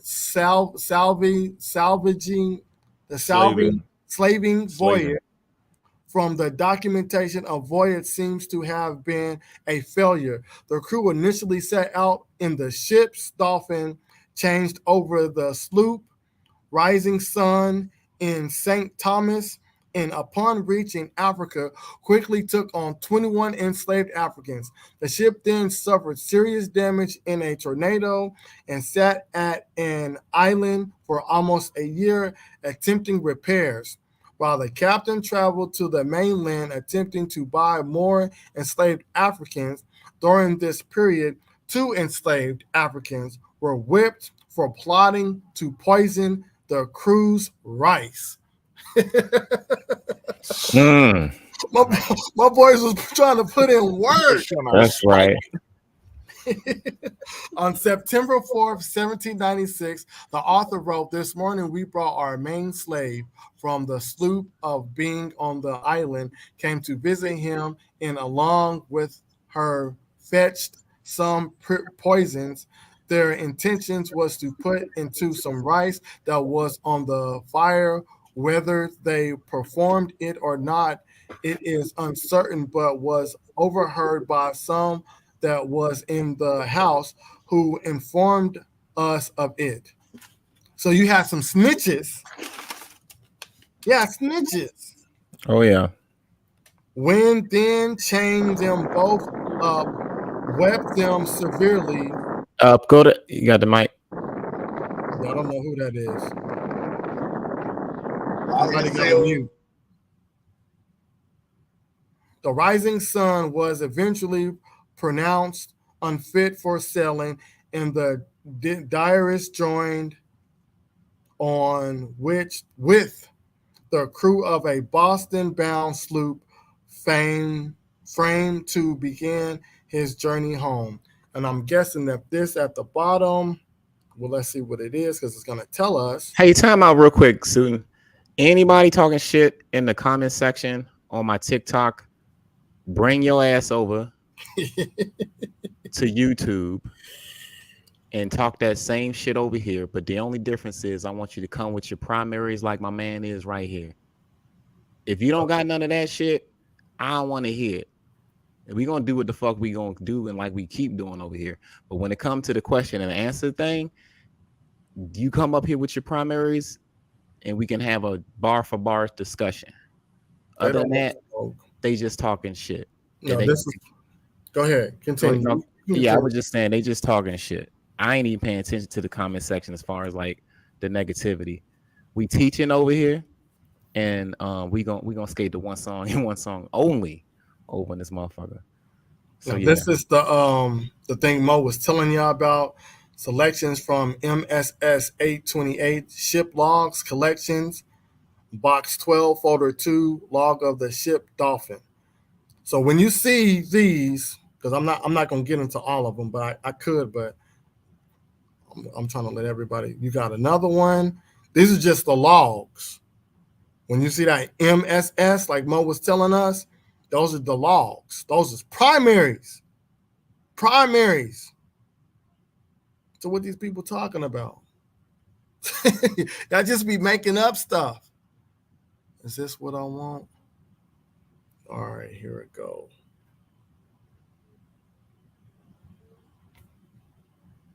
That remove ad is going to continue to pop up. I know it is.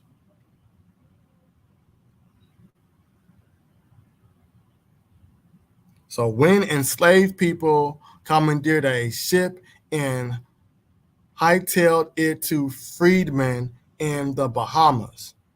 So now we're going to go down, and it's going to tell us ship involved in the American slave trade before the Civil War. And as you can see, you got two big ass ships, and then right here, you got two small. I'm guessing they're going, because this is land. So they're going inland, right? So let's read this. On this day, 1841, a ship abroad, the rebellion, led to 128 enslaved people gaining their freedmen in the Bahamas. The Creole case made headlines in its own time, but despite being the most successful revolt of enslaved people in U.S. history, it's less well known today. The Creole was transporting 135 enslaved people from Richmond, Virginia, to the slave markets in New Orleans. On November 7th, 1841, 18 of the slaves attacked the crew, killing one of the slave traders aboard, and wounding the ship's captain, Robert Inzer. With great colonists and presence of mind, they gathered up all the ship's weapons and the documents related to their enslavement, writes Michael Paul Williams for the Richmond Times Dispatch. After some debate about where they should now go on the ship, writes blackpass.org, they settled on the British colony of the Bahamas, forcing one of their crew members to navigate for them. So they stuck up, and it was like, hey, bro, you my prisoner of war, you gonna tell us where the fuck we need to go. So this is what's going on. You have like talking about, oh, the Africans just laid down. No. We're showing you we ain't laid down. After landing in the Bahamas, because slavery was illegal in the British colonies, the Bahamians considered the majority of the enslaved people on the ship free. However, the remaining people who had been involved in overtaking the ship were held and charged with mutiny at the request of the American consulate. Among these people was Madison Washington, an enslaved cook who had previously escaped to Canada, writes blackpast.org. He was later captured and sold when he returned to Virginia in search of his wife, Susan, the website writes. So let me go down. We're going to read this in dark. The British took Washington and 18 conspirators into custody under charges of mutiny, while the rest of the enslaved were allowed to live as free people. 5 people, which included 3 women, a girl, and a boy, decided to stay aboard the Creole and sail with the ship to New Orleans, returning to slavery. Let me read that one more time. While the rest of the enslaved were allowed to live as free people, 5 people, which included 3 women, a girl, and a boy, decided to stay aboard the Creole and sailed with the ship to New Orleans, returning to slavery. On April 16, 1842, the Admiralty Court in Nassau, I don't know how they pronounce that, Nassau ordered the surviving 17 mutineers to be released and freed, including Washington. So you have 5 people who were on the ship. If I'm reading this right, they chose to go back into slavery. Am I reading that right? Is that what they say? I don't. Were they coerced back into slavery? It said, this is what it says. While the rest of the enslaved were allowed to leave as free people, 5 people, which included 3 women, a girl, and a boy, decided to stay aboard the Creole and sailed with the ship to New Orleans, returning to slavery. Maybe they didn't know that they were going to be. I don't know that situation, but it sounds like I don't know. Something made them want to stay, or convince them to stay, or convince them that Louisiana would have been a better alternative, kind of thing. I don't know. You know what I'm saying? That's a good question. It might be that they didn't know. I don't think they really had knowledge. Somebody might have coerced them. Once you stay, Louisiana's gonna be better, type shit. You know what I mean? Ain't no telling. So it says, then Secretary of State Daniel Webster was furious. Writes Williams, he demanded the insurrectionists and murder, but there wasn't much he could do. Britain had outlawed slavery in its colonies in 1833. Writes scholar Walter Johnson, in the U.S. and Britain didn't have a treaty explaining it or how they would respect each other's laws, so the people went free. This is what the scholar Walter Johnson writes. So you need to take it up to these people instead of coming on TikTok. So the slave trade didn't happen. You guys believe everything. Y'all don't have no information. You can't say you guys believe everything the European tells you. Now you got to back up. You have to debunk a source with a source. This is how I know y'all never been in a debate. When you debate somebody, you can't just say you don't believe. You have to prove. You got to debate. You got to debunk my information with your information. You can't do my mama said, my grandma said, because this is what happened in my own family. No, because now you speaking for everybody. We can speak for majority of the black people in America because we got the information to back it up. We never said all of y'all came from Africa and all y'all were enslaved. We're saying the majority of the black people here in America are not what you want to call black indigenous or Native Americans. We can make that claim because we got the information backing us. Y'all don't have information backing y'all to prove that. You say, oh, look, they reclassified these African people as Negro. That's not saying that you were the Indian that got reclassified. That's you not dodging the hijack. That's you accepting the hijack. So now if you're going to debunk the transatlantic slave trade, you have to bring your primary sources from articles and journalists and people when it comes to the people that were there was part of the transit, not even part of the transatlantic. You have to bring the articles of the people that were sailing during the time. You got to bring the scholars that were there during the time. You got to bring up the government that was there during the time writing, saying that all this shit was made up. If you do not have that source, those primaries, then you're just talking out the side of your neck because you can't prove the information and it's not backed on nothing. So like I said, stop running from the smoke. Don't run from the smoke. Come to the light, family. Come to the light. Come to the light. Let us teach you. Let me go to, this is where I want to go, right here.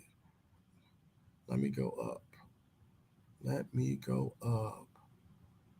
Did I send it to myself?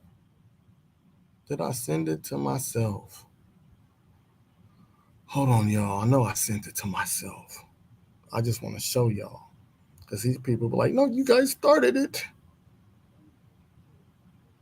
I'm going to find it. Hold on. Give me 20 seconds real quick. There it go. I'm trying to get.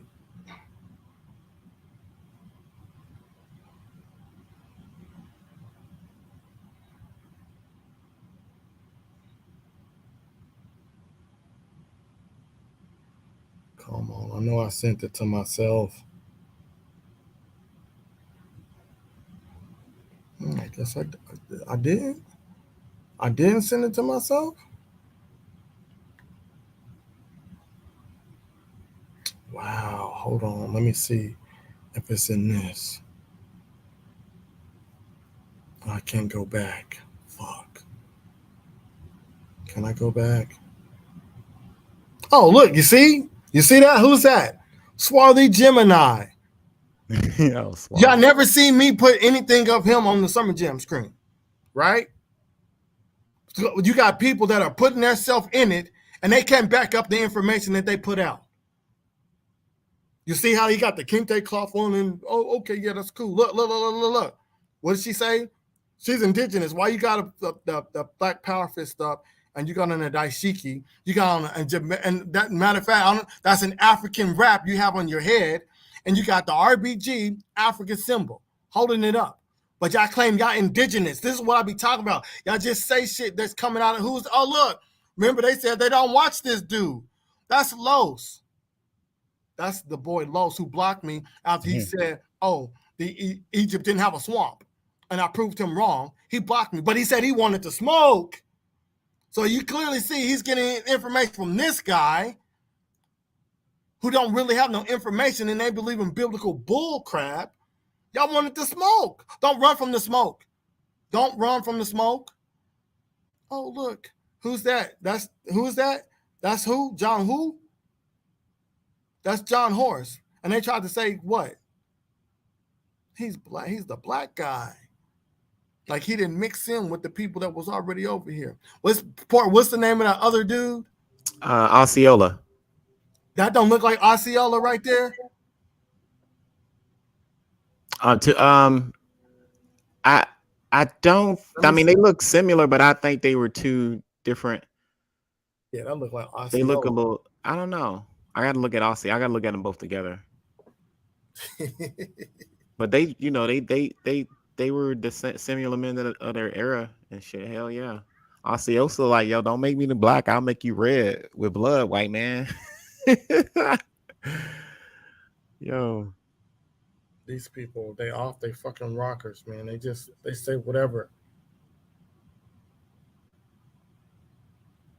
Hold on, I'm seeing it. I'm seeing if I got the. Oh, take your time, bro. It's all good, man. You're doing real well. After this, and I'm gonna close out. I'm like, damn. I mean, you blew me away today. I'm gonna say you got this one today, dog. You killed it. Yeah, man. Okay, hold on.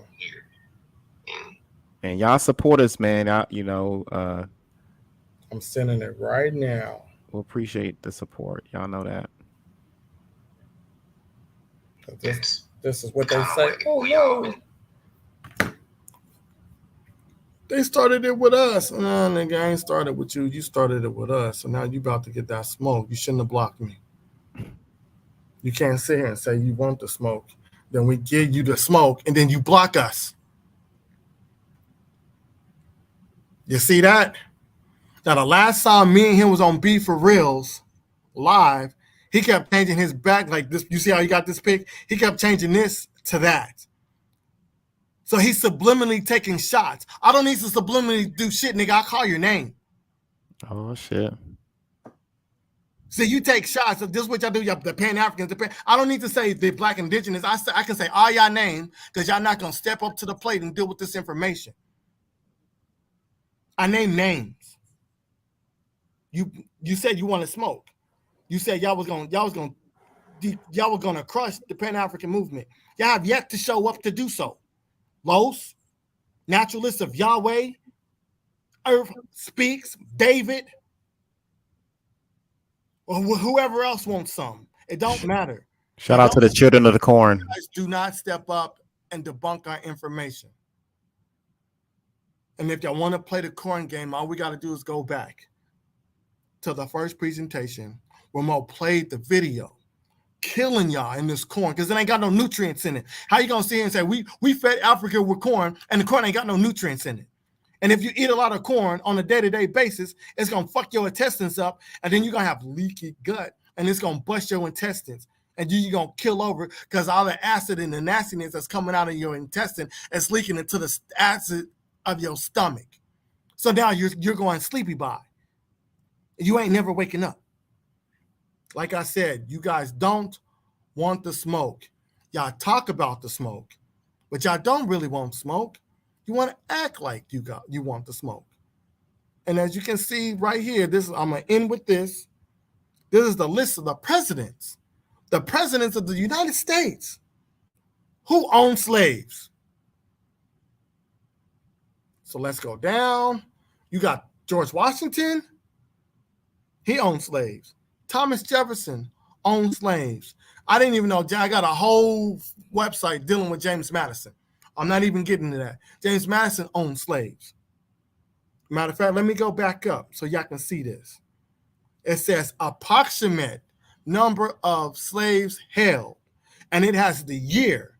And then it gives you a little summary, right? So what George Washington had between 250 to 600 plus. They don't know the accuracy of the numbers. Thomas Jefferson, 200 to 600 plus. James Madison, 100 plus. James Monroe, they knew he only had 75. My boy Andrew, 200. Martin Van Buren, he had just one. William Henry Harrison had 11. John Taylor, 29. James Polk, 56. Zachary Taylor, 300. Andrew Johnson, 9. Ulysses Grant, he only had 1. And he only had 1. I don't even know we really can consider this person a slave because, as you can see, it's from 1869 to 1877.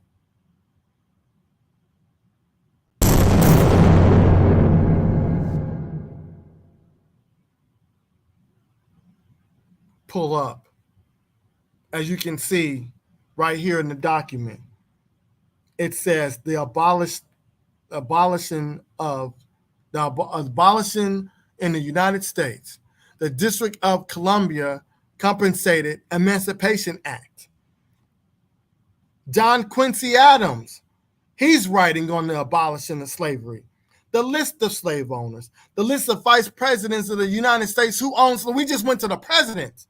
Now they're giving you a list of vice presidents who own slaves, the list of members of the United States Congress who own slaves. Damn, this is damaging, bro. The list of the United States Supreme Court Justice who own slaves. Slavery in the District of Columbia.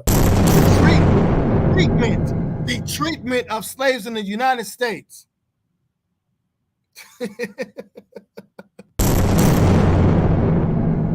Category: people who were enslaved by presidents of the United States. So I'm gonna click this. Oh my gosh. Pages and category: people who were enslaved by the presidents of the United States. And they're giving you the names right here. But everybody should know who Sally Hemings is. They're giving you the names of the people. Come on now. Well, they're not going to give you all the names. They're going to give you the names of the most famous. So what y'all talking about? What are y'all talking about? What are y'all talking? Let me go back to the home screen. We can kill y'all with any source. Any single source y'all want to play with dealing with the transatlantic slave trade. And when Rob comes back, Rob and the Morris master teacher, he's supposed to come in so they can go through the website of the manifesto dealing with the ships and how many people actually came over here. Like I said, y'all not ready. Y'all talked all this trash, the paying goofies and all this, and then y'all sent y'all a hitman for Mo, and then Mo was exposing it. Then, it's not what it looked like. Come on, y'all got to stop. Bring the smoke. Bring the smoke. And like I said, I did that in like 20 minutes or less. Domino's, you get your pizza in 20 minutes or less. I put all this shit up, and now I got more. I got a plethora. I got one. I'm not done. 7, 8, 9, 10, 11, 12, 13. I got 13 more to go. But we're not trying to be on here all day. That's just a little bit. Y'all don't get the plethora of information. Y'all get a snippet. Y'all can't even fuck with the snippet. Y'all not ready. That's why y'all stood down. All the top dogs, that's part of the Black indigenous community, sat down. And now y'all want to send the females after us. Now to listen to Yahweh. You didn't want the smoke. You said, Mo, you got to pay me to debate. You got to get past Earth Speaks. I called you out. I called you out. I called Earth Speaks out. I called David out. And whoever else wanted to smoke, I called y'all out for a debate. Y'all didn't pick up the debate. But as soon as Jay gets in the middle of the shit, you try, let's debate. Why are you trying to debate a female, bro? Step up and debate a man, a real nigga. You want to debate a female. Your number one nemesis. You can't debate your number one nemesis? I've been talking shit about you. You and your wife keep my name out of your mouth. And I said, I'm not going to do it. So I should have been the first person you called out for a debate. You didn't want to smoke. Because we give Ken, matter of fact, let me blow the smoke in your face. But you want to debate Jade, who just got into the shit. And she's just stitching other people's videos, exposing y'all information. And you want to debate her. Well, this is presentation 7. And you ain't said, oh, Mo, you know what? Let me hit Mo Facts up and let me see if I can get a debate. Let me hit up Port City and let me see if we can re-debate, because I embarrassed myself when I said that I got African. Run it back. Oh, Port, cue it up. Oh, yo, it's coming. What? Oh, shit. Y'all don't know, man. Telling you. You should have hit Vanity. Here you go. You got it? Okay. Yeah, it's coming. Go ahead. My results. It says Nigerian, 38%. Cameroon, Congo, West Bantu people, 18%. Ivory Coast, Ghana, 14%. Benin, Togo, 10%. Senegal, 5%. England, well, you just interested in the African part, right? Mostly. I just wanted to see what percentage-wise of African DNA is running through your veins, my brother. Okay, it says 30. Well, we got that part. Okay. Nigeria's East Central, 2%. And that's all I see. Oh, yeah, Mali, 4%. That's all I see concerning the continent of Africa. Okay, good deal. My second question was, how much Native American ancestry do you possess? Well, according to Ancestry.com, again, it says I have Indigenous American, Bolivia, and Peru, 1%. And Indigenous Americans, Mexico, 1%. Well, less 1%. Less one. Nigga, you got to be crazy. Less than one. He less one. Less one. Less. Can't fuck with us over here, yo. Say the same thing. Oh, it says DNA's for entertainment purposes only. So they should have said, you know what, Vanta, let's set up a debate. You bring your information dealing with DNA, and I'm going to bring my information debunking the DNA. No, they didn't do that. So you have 4 of us, and then you got Rob. They could have said, we're going to hit one of them up. Instead, you reached out to Jade, a female that's stitching y'all videos, and said, let's debate. You should have been dealing with the people who've been calling your ass out from the jump. Yahweh, Los, David. Excuse me. I'm sorry. Kwame. Some respect on his name. That's right. You look, and as many times as we've done this, y'all have never heard us sit there and call out a female from the Black Indigenous or the Indigenous Goofy community for a debate. We've been calling out the dudes. It ain't our fault that females show up. Naturalist Yahweh's wife, show up quick. She's ready to defend her man. Shout outs to her on that information. That's cool. You doing what you're supposed to do. But all I'm saying is, why ain't your husband showing up? Yeah, we don't want no smoke with y'all. We don't want no smoke with the females. Y'all can hit us as hard as you want with the purses upside our head and hit us with the flip flops and all that shit. We ain't even worried about it. No, you good. We want that. Shout out to her for she always defend her man. Y'all got to give her that. I'll give her that all day. We want that dude. We want that male to male. We want the big chief though. We want the big chief to step out of the hut. You know what I'm saying? We want the big chief. Right? Like, damn, Nick, y'all your information looking good. Let's do this. Nope. They're like, no, baby, cause the ice cream man's coming. Go outside, baby, and give me an indigenous popsicle. Let me get an indigenous big shot. Like, anything to get the hell away from this damn YouTube. The motherfuckers over there on TikTok talking crazy. Just pull up. But Yahweh, you go on YouTube all the time. You can be like, hey, you know what? We're gonna go through the information. No. This is what it was. And I'm sorry for cutting into most Tom. This is what it was, y'all.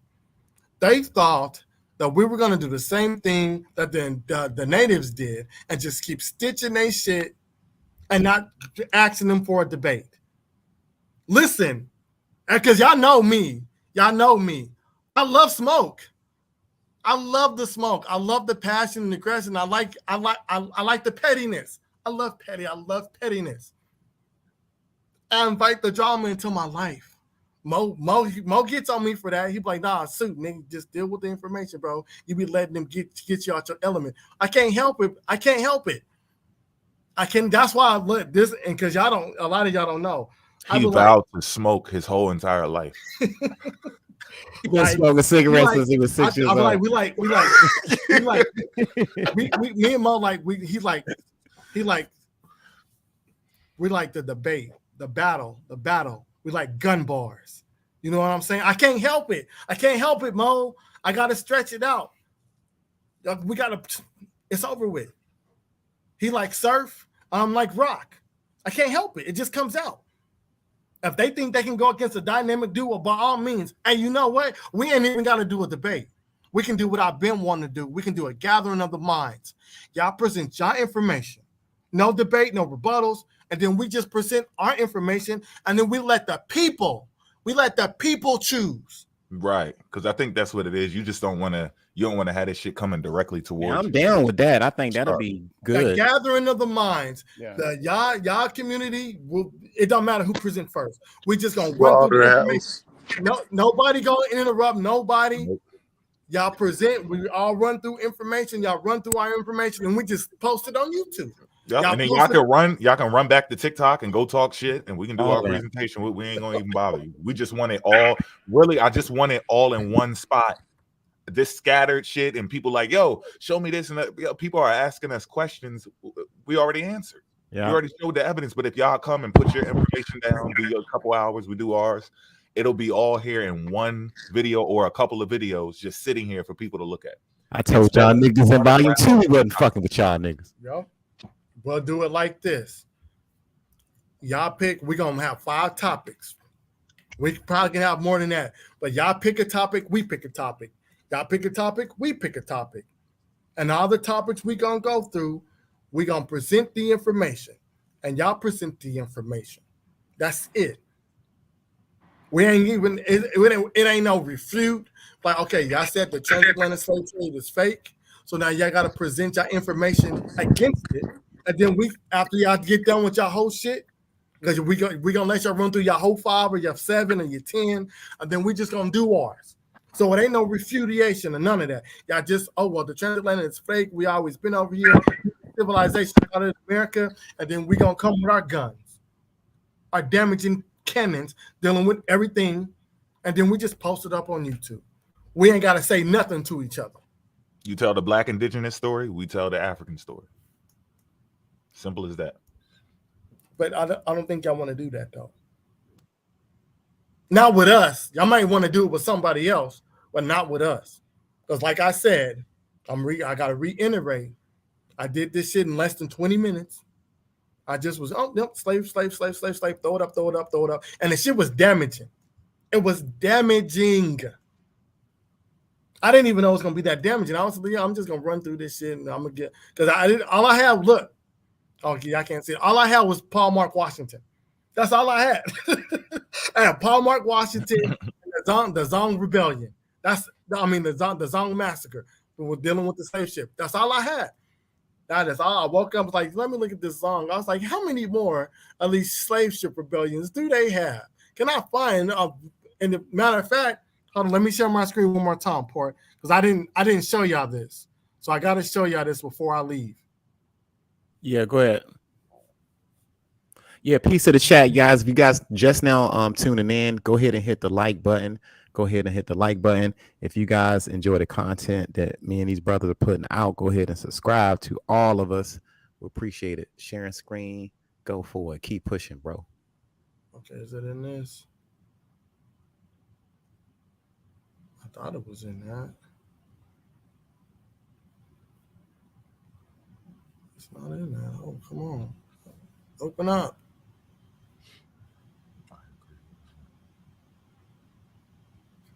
Can y'all see my screen? Nah. Hold on. Yeah. Yeah, you good. Okay, so this is just dealing with the they got over 485 recorded instances of slave revolts on ships. So that I ain't even show them all. They got over 485 recorded instances of slave revolting on board slave ships. So y'all got to come up against that. Maybe I shouldn't even show you. Now this is the Creole rebellion. Remember I talked about that? Yeah, I got. Yep. You can get the book. Matter of fact, Mo's probably gonna get the PDF on this shit. So we probably ain't even gotta get the book. He's just gonna send us the PDFs. And then you got the United States versus Amistad, the Rebellion on the Slave Ship by Susan Friedman. Then you got the Slave Ship, and it's dealing with the human history. And then you got the Last Slave Ship dealing with the Clotilda. Yeah, I think I got that one myself. Yeah. Then you got the Letters on American Slavery by the John Rankin cat, right? And then you got the Letters of Daniel O'Connell on American Slavery. And it's dealing with 1775 to 1847. So this is before we even got the independence. And then you got the 2 letters on slavery in the United States by J.H. Hammond. And then you got the letters to the Lord Birmingham on the subject of American slavery. Now, Lord Birmingham, I think that's the dude in England.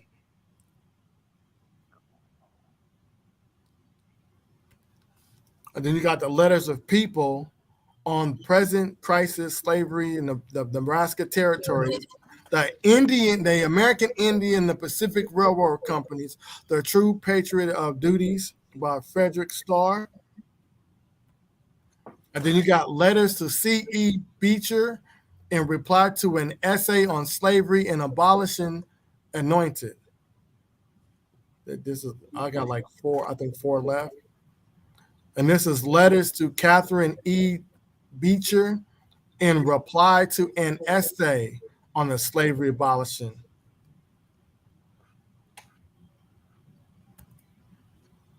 And then this is just letters addressing the Chamberlain Congregation of Virginia, John Paxson. And then I think I got 2 more than I said. And this is letters to Viscount Palmerston, Palmerston, KG, Prime Minister of England on American slavery. And then you got Through the Eyes of a Slave, written accounts of American slavery from the people who got caught up in the slave trade. And I think that was the last one. I think this is the last one. Letters on Slavery from the Old World, written during the canvass for the presidency of the United States in 1860, to which are added a letter to Lord. This is the Lord Cat. It's still the same, but it's James Williams.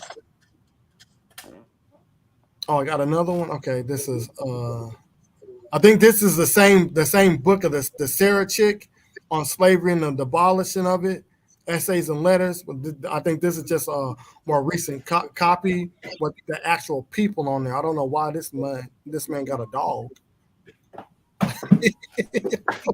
And then you see the child right there. You got the slave master with the gun. You see the big mama back there, and you see she's disgruntled and shit. And he got something in his tooth. And I think that's it.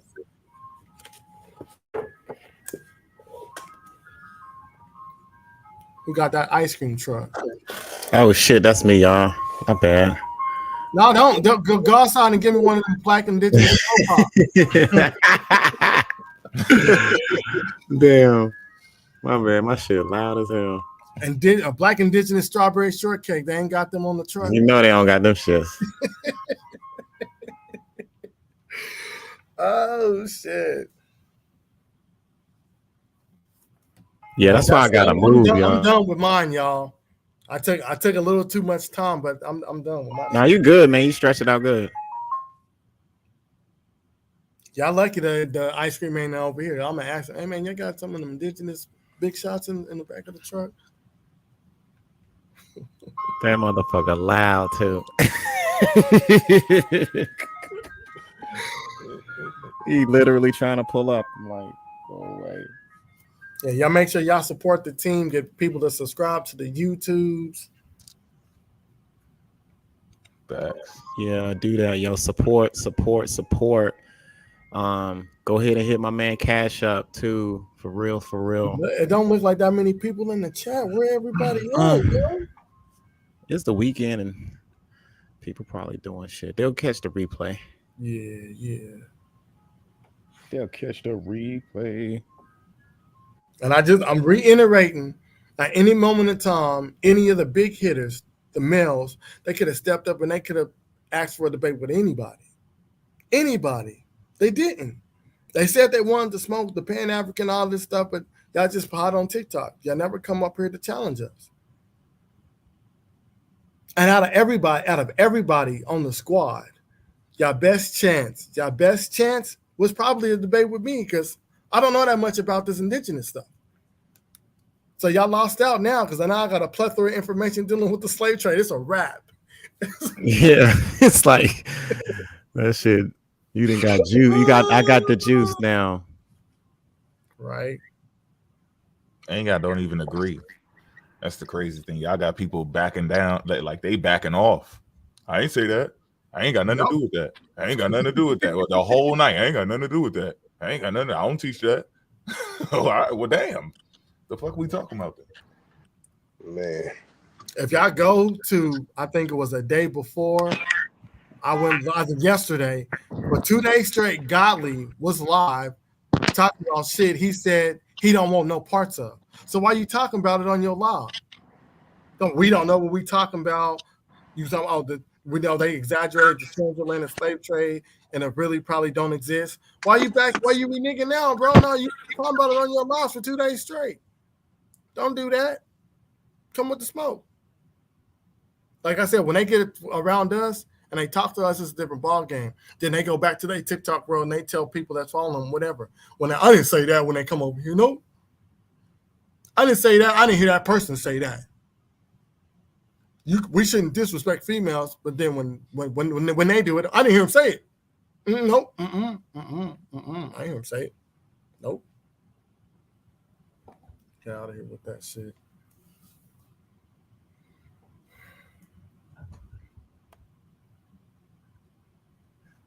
Pull up. Pull up. Pull up.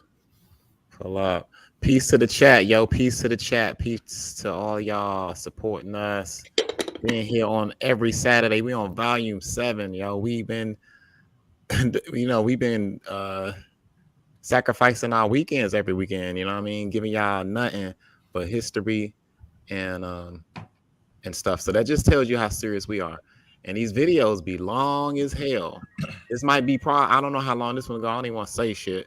But most of the ones we've been doing be long, and that just tells you how much we put into them. And we don't even try. You know what I'm saying? Like to go that long. Now we try to bring hard with the information. It's gonna be potent, whether you get like a little bit of it or a lot of it. It's gonna be potent. So special shout out to each and every one of you guys that's followed us all on TikTok and is following us all on YouTube. We appreciate it. We's appreciating it. We appreciate it. My shit ain't gonna be that long, yo. Y'all gonna get a little rinse, wash, and repeat of what my man said. I'm gonna get an alley-oop for him, and we're gonna slam dunk this shit. Oh shit, this look like it's gonna be really good. Oh shit! Y'all better sit the fuck down, and that's why you wanted that email, Mo. Get your fucking popcorn ready. When you was like, did you send that email? Yeah, I was trying to see if they had the names of the people that was on the They don't list the names anywhere. You gotta it's hard to find them. They talk about the slaves that was on there, but they won't. For some reason, they don't like giving the names of the goddesses and all of the other people that's on there. They don't really say nothing. They just go, it was a goddess. And that guy was a statesman or some shit like that. But it's all good though, because I just went with George Washington because I knew his face, so I just went with that shit. But yeah, this is from an article, "Object of Intrigue: Confederate Currency in 1861." Imagery on American banknotes included railroads, Greek goddesses, and slavery. And the reason why, for people who don't know, maybe pulling up later in the future that don't understand what's going on, we have people saying that this was our money. I don't know if it's because some of us drew it. Some people were helping print it at certain times or whatever. After, the Confederacy was over, we were fighting in a war. There was free people. There was people enslaved. And I don't know if they're getting confused with the freedmen or something, but this wasn't our money.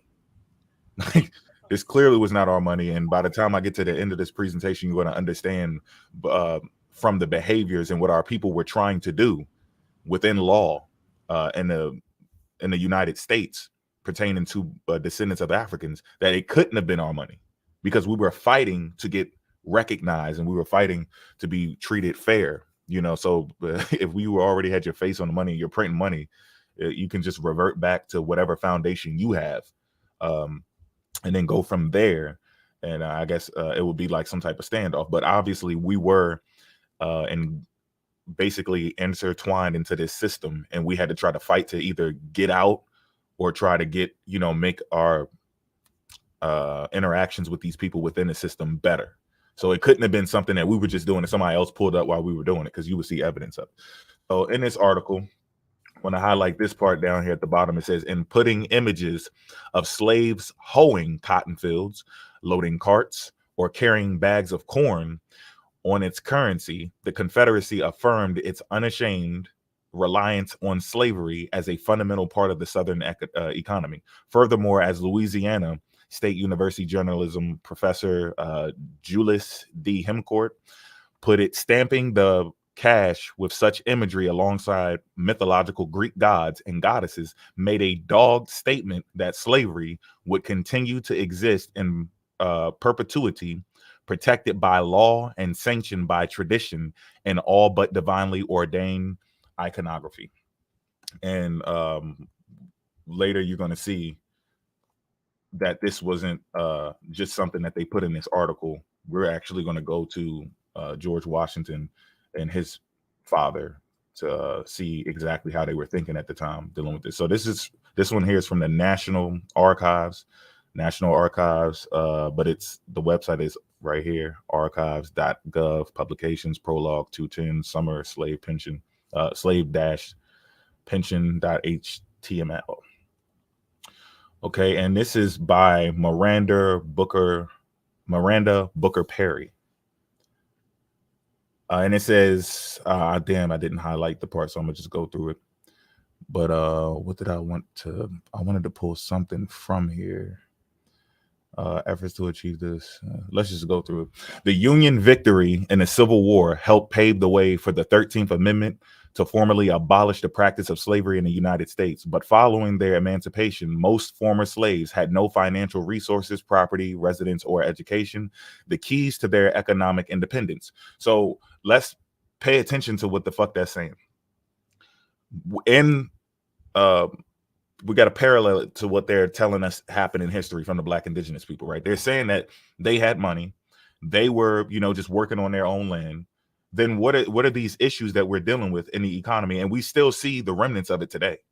So it's not even over. That's the most fucked up part about this. We are still seeing that we were treated bad in the past. Point blank. We were discriminated against. And it's still happening today to the point where people are getting sick of the leeway we get. I mean, not leeway, but the progress that we're making. They're sick of it. It's turning them into Karens and Kevins all over the United States. You think that's an accident? These people are uncomfortable because they're like, yo, what the fuck? Why you live next to me? How the hell are you going to train me? You can't train me. You work for me. How the fuck you going to wait? Hold up. Like, I got to pay you. Like, they don't like that shit. Oh, you own this company? You Black? They don't like this type of shit, and it's making them uncomfortable. So clearly there was a way of living before that these Karens and Kevins were not used to, and now it's different today. It's way different. These are two different lives and it's traumatizing to even the person who was traumatizing somebody else because they felt comfortable, and now they're uncomfortable because the people that they violated are, walking amongst them. They're laughing and smiling. They don't know, like, wait, what if they try to do something, or am I going to go into slavery? Or are they going to get their lick back? It's traumatizing. So efforts to help them achieve some semblance of economic freedom, such as with 40 acres and a mule, were stymied without federal land compensation or any compensation. Many ex-slaves, not ex-indentured servants, many ex-slaves were forced into sharecropping. That's the part I wanted to. Tenancy farming, convict leasing, or some form of menial labor arrangements aimed at keeping them economically subservient and tied to land owned by former slaveholders. So you have indentured servants, you have contracts, you have people who were kidnapped, they were slaves, you got people who were being abused, and you have freedom fighters, you have people getting their freedom, family buying their freedom, slave masters coming to their senses when they get old. All of this stuff is happening. We're showing you this is the 7th week. We're showing you all these things happen. They tell y'all that we're only telling one part of the story. That's not what's happening. We're giving you all sides of the story, but we're still showing you, even within them trying to fight for their freedom, or someone buying their freedom, or them being released after slavery, they still made it hard. They made it hard just like they do today. You seen your mother, your father, aunties, uncles, why they talk different? Oh, they calling me on an interview. Be quiet. Hello, how you doing? You got to talk a certain way. You don't even want them to know you Black. That's another reason why the Moors try to help us out with the filling out paperwork. It ain't because white actually means pure. We got to check the shit so that we can get through the system. When they see your Black ass, they're going to know what's up. So the paperwork is the best way to fight it. Just be a white person on paper. So they think that they helping each other out, but they plotted against you before slavery and after. So that indentured servitude shit is irrelevant. And y'all going to see, because I'm going to go even deeper into it. But I think that's all I want to hurt. The poverty, which afflicted them for a generation after emancipation, held them down to the lowest order of society, nominally free, but economically slaved, wrote Carter G. Woodson in The Miseducation of the Negro in the 1930s. In the late 19th century, the idea of pursuing pensions for ex-slaves similar to pensions for Union veterans took hold. If disabled elderly veterans were compensated for their years of service during the Civil War, why shouldn't former slaves who had served the county in the process of a nation building be compensated for their years of forced, unpaid labor? Where's the contract? It says forced, unpaid labor. By 1899, about 21% of the black population nationally had been born into slavery. Born into slavery. Now I see why I didn't highlight it, because I needed the whole thing. So they're born into slavery. They're being forced to work. They're not getting paid. Now, does that mean nobody got paid? No, that's not what it meant. There are contracts. There were people, just like I talked about on push 6, week 6 of this extermination of the pseudo bullshit and fake masquerading, right? I pointed out that they agreed. Scholars debated for a little bit. They agreed, okay, there were people who were being set free before we thought. It was before they signed the paper. Before the ink hit the paper to abolish it, there were people being set free because the slave master could do that. As long as you up north or in an area where people can agree, like, yeah, let them go, whatever, let them live over there, but just, are they dangerous or whatever? They would try to gauge the situation. So that was happening, but you still had to live amongst the white people. You still had to live amongst the natives. All of the natives and all of the white people did not fucking like black people. Matter of fact, the majority of them didn't like them.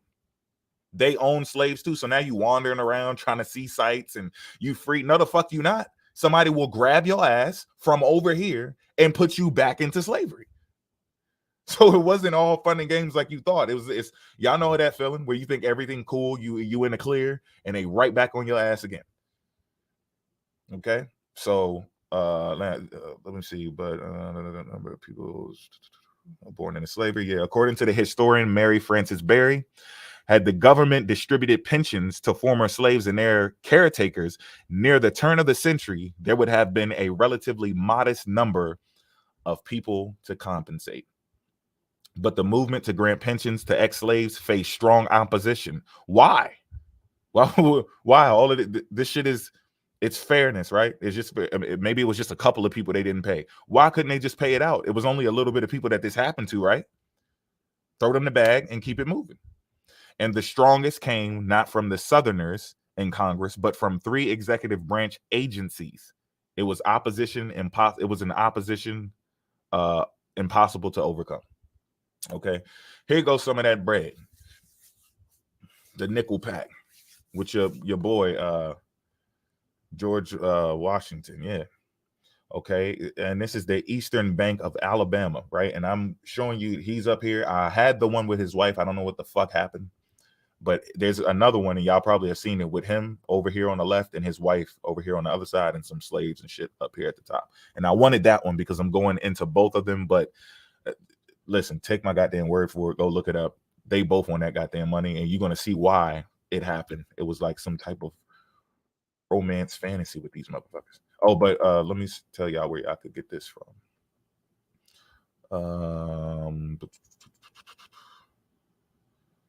Division of Collectors Universe. Is that it?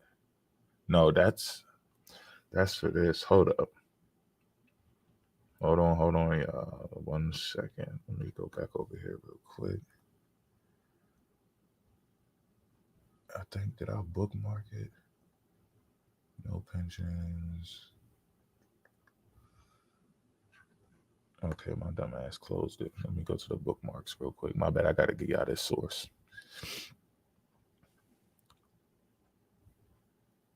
Because we're supposed to be the people on here, on this money. We're royalty. We're on this money, and we're just working. You know, we showing the slaves and the other regular people, you know, how the royalty gets down. We be in the field, you know, pricking our fingers and shit, carrying around bags in the hot ass fucking sun, loading it up on fucking carriages and shit. That's what royalty does in America, because we're different from the rest of the royalty all over the world. America was very unique. We lived our lives different. We had slaves beating us to make sure we stayed in check. So it's like we different. We a different type of breed over here. That's why people don't understand our culture, and it's time for us to tell our story about what the fuck happened. Okay, slavery. Where were we at? Primary. No pensions, National Archives, Next Generation Catalog. Is that it? Alabama obsolete currency, I think is this. Okay, yeah, so you can get this from, let me see if I can just paste it in here. Got y'all 1 second. Let me get a little screenshot.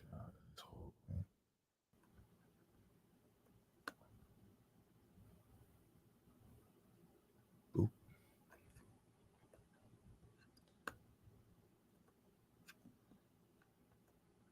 All right, I'm coming back, y'all.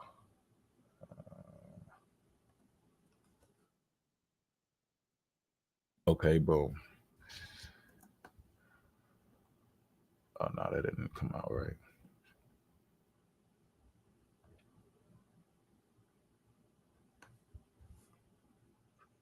Let me just make another slide real quick. All right, there. This is where y'all can get that from. And I'm going to put the exact site up here so y'all can screenshot that, do what you need to do. Oh, wait, you know what? Let me see if I can put it in the chat real quick, if this will work. Have y'all tried this before? Y'all see that link?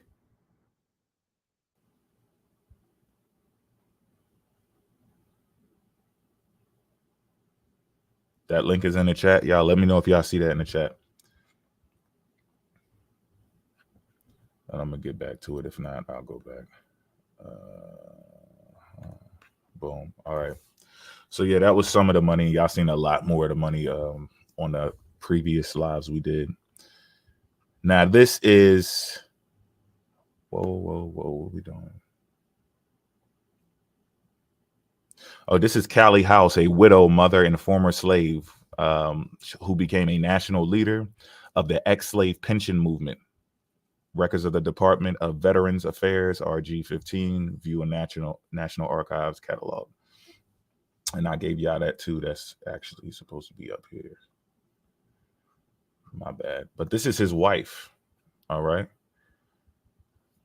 That's Martha, I think. Yeah, Martha Washington. All right. In her old years. They actually got married. They got married. She's in Chestnut Grove, Virginia, and he's in Mount Vernon, okay, which is still in the same state.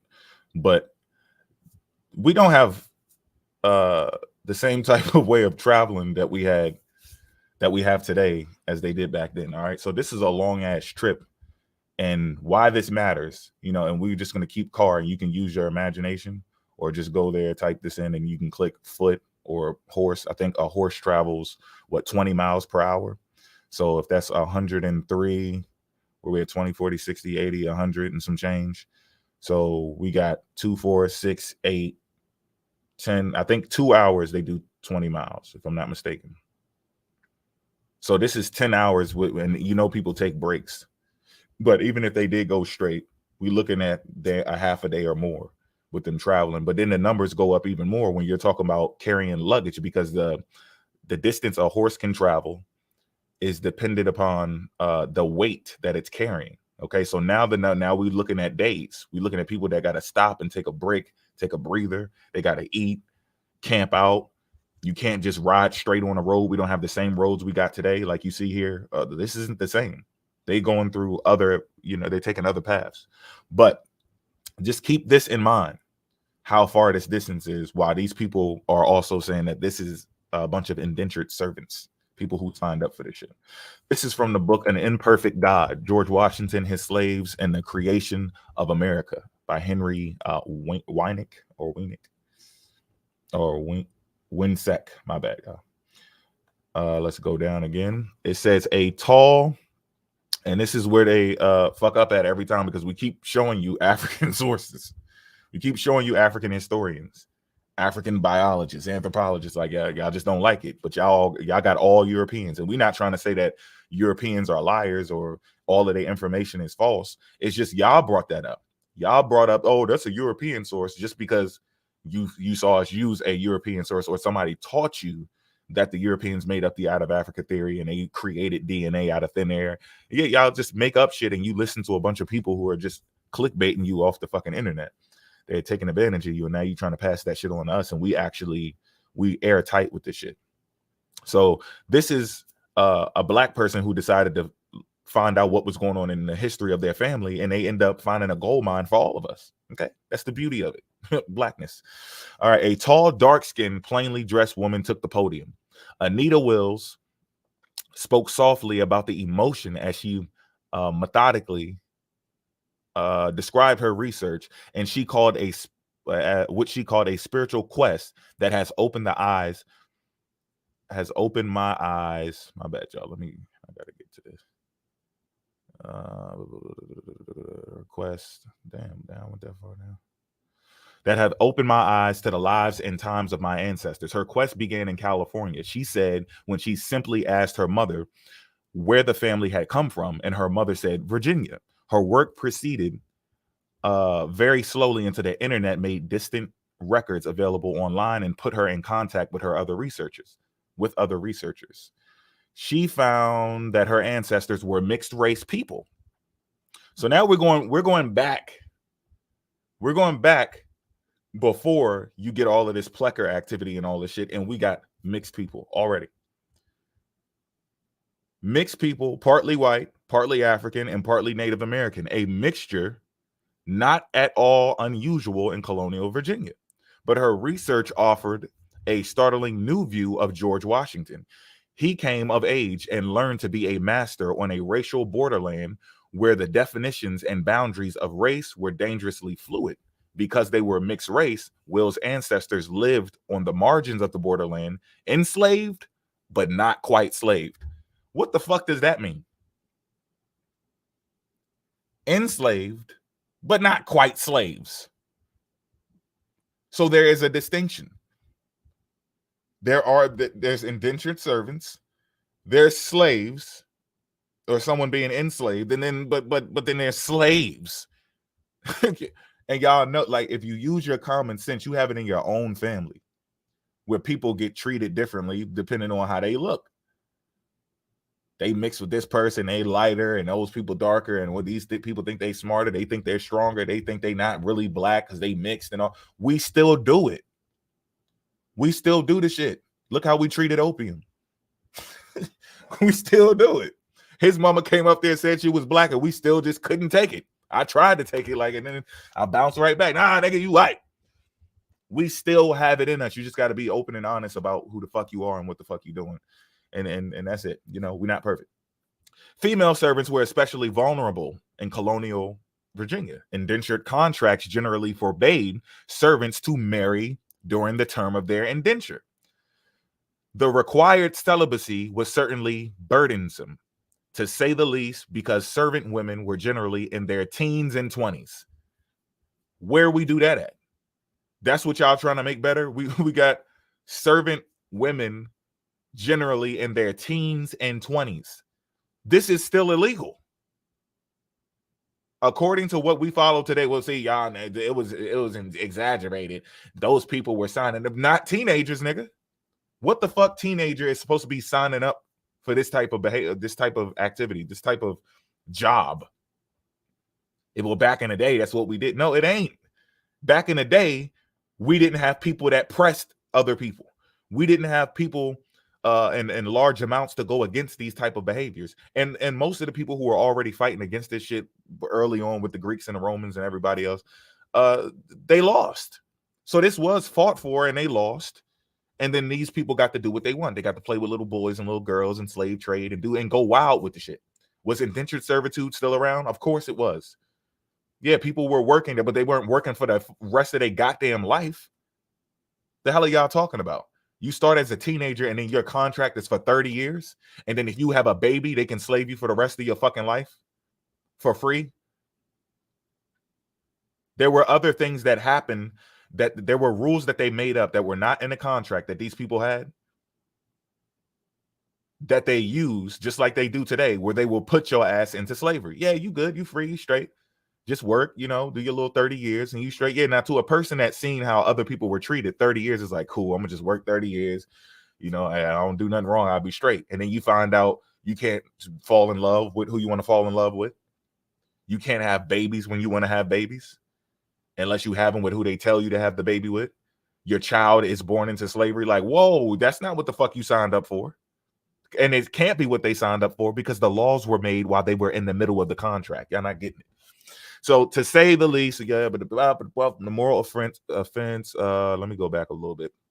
A female servant had a child during her indenture, during her indenture. She was liable to be fined on 2 counts. The moral offense of having an illegitimate child and for introducing a financial burden to her master's household. The first penalty was officially imposed by the county court, acting on behalf of the vestry of the local parish, whose wardens were often the men who brought the women to court.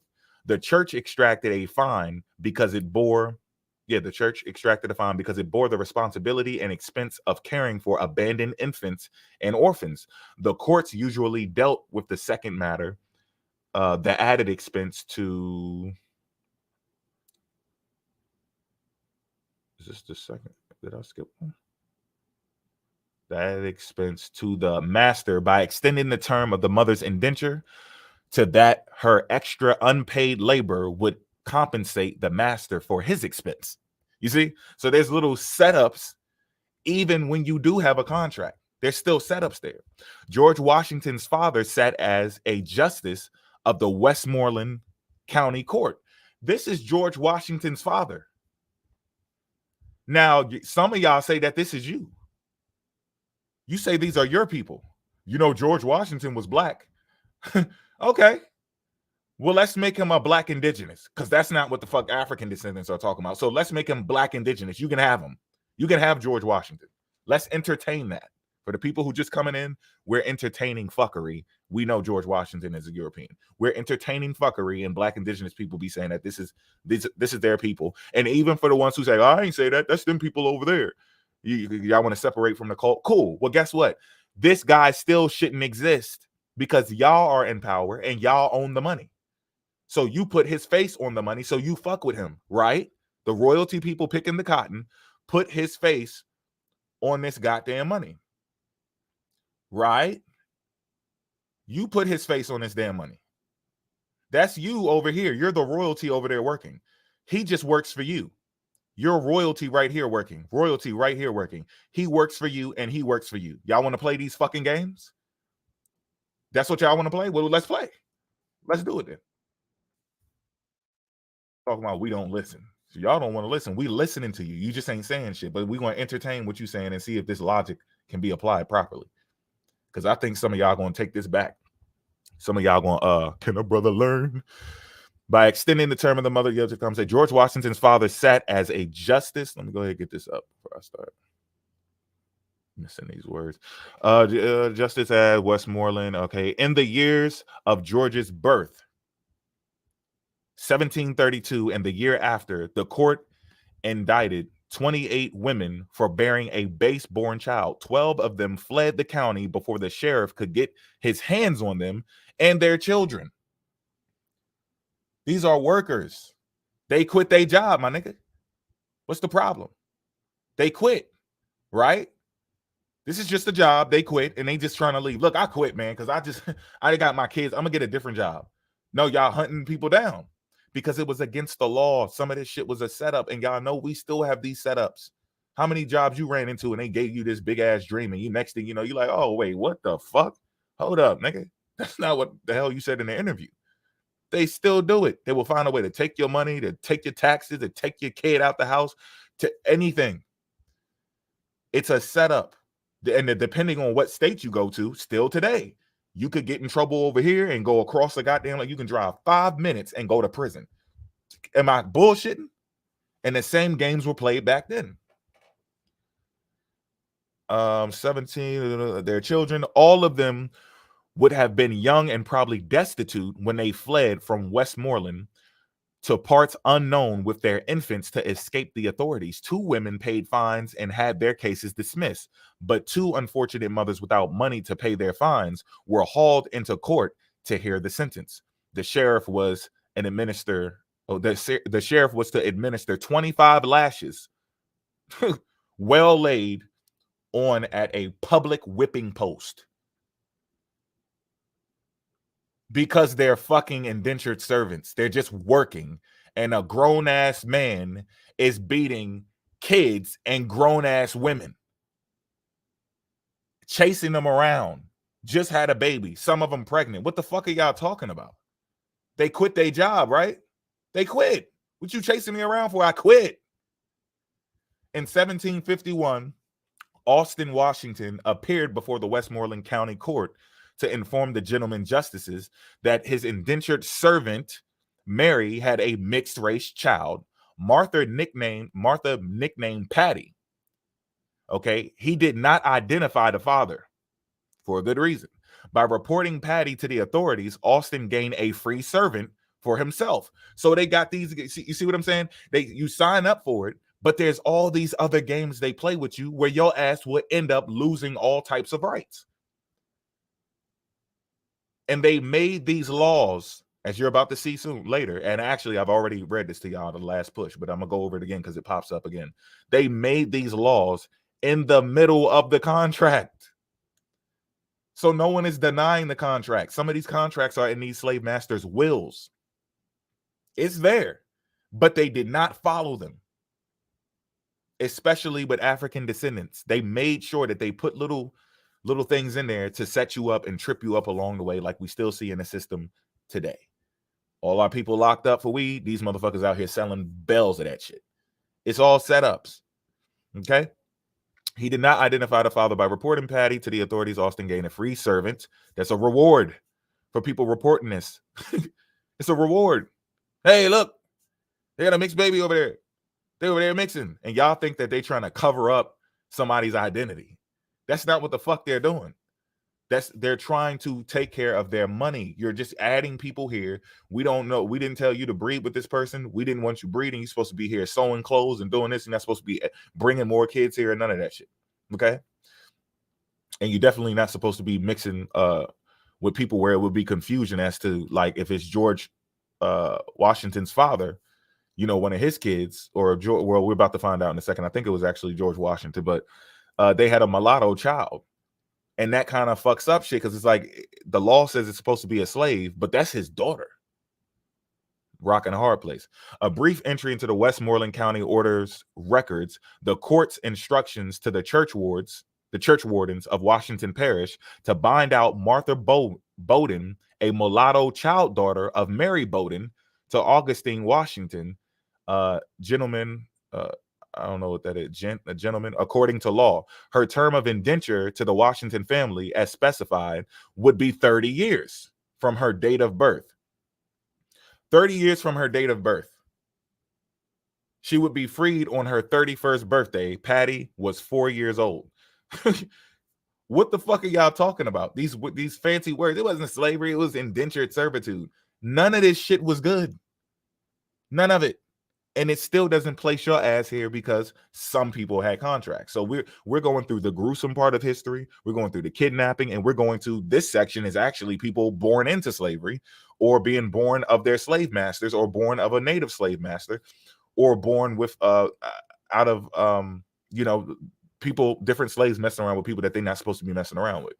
So we're going into every avenue. Nobody's ducking any of this shit. On 2 counts, because she was a mulatto and because her mother was an indentured servant, Patty Bowden fell afoul of the colony's race laws. In 1691, the assembly had prescribed 30-year servitude for the children of white women and black or native men. If the white woman is sleeping with a black or native man, your child has to do 30 years of indentured servitude. But the law was not enough to halt interracial births. So in 1723, the assembly expanded the law in the middle of people's contracts. Y'all don't see the setup? I'm only in my contract that I agreed to when I got on the boat, right? Right? That's it. That's my contract. All this other shit you talking about, what are we talking about here? I'm just in this contract, and that's it. But y'all don't get time. There's a whole bunch of time in between. These people are not even from boats, which y'all not even getting. These people were born into this shit, as y'all about to see. So in 1723, the Assembly expanded the law to state where any female mulatto or Indian by law obliged to serve to the age of 30 or 31 years shall during the time of her servitude. Okay. Servitude, have any child born of her body, every child shall serve the master of such mulatto or Indian until it shall attain the same age the mother of the child was obliged by the law to serve unto. By these laws, as one legal commentator has written, the sins were visited on the next generation. Patty was indentured to Austin, Washington, because her mother was a mulatto. In an era when lifespans ran only into the 40s and 50s, a 30-year indenture was servitude for much of one's life. Let's get it again. In an era when lifespans ran only into the 40s and 50s, a 30-year indenture was servitude for much of one's life. They're slaving you for the rest of your fucking life. Well, it ain't my whole life. It's just 30 years. Yeah. I don't know how many of y'all faced that type of shit and seen that type of paperwork. Like, yo, you about to serve 20. I seen the shit. It sound crazy. It sound like, he got 25. At least it ain't life, nigga. When you see that paper and you just sitting there and you waiting and they say 25 to life, that's different. The 25 already look like life. And I was a teenager. That shit is different when it's presented to your ass. You just reading this shit and you reading about somebody else's story. No, you got to be able to feel this shit. These aren't the people. No, you good. Patty for one's life. Let me see. Mary apparently tried to save her child from indenture, but running away. But Austin managed to find her and bring her back to Pope's Creek. In addition to seeing her child bound for 30 years, and the mother was bound for 30 years, the mother was punished by having her indenture extended to compensate Austin for his expenses in searching for her. Undebted, she ran away a second time, only to be found and returned again. Mary's servitude was increased again by 4 years. Come on, yeah, they're playing with y'all. We're indentured servitude. It was indentured. We signed up for it. This is the shit you signed up for? Why are you running away? But this ain't y'all. These are people. Okay, next. And we still in the same book. Okay, this, man, and I got a note right here. Let me check out my note. Damn, I can't. I gotta go to the book. Hold on. I gotta go to the book real quick and check out my note. Because there'd be some, some little bit of filler. Got a jam in there. Where's that note?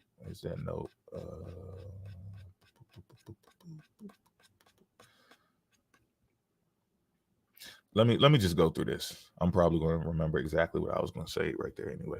This may sound like an abolitionist fantasy, but it actually happened later on in Norfolk, Virginia.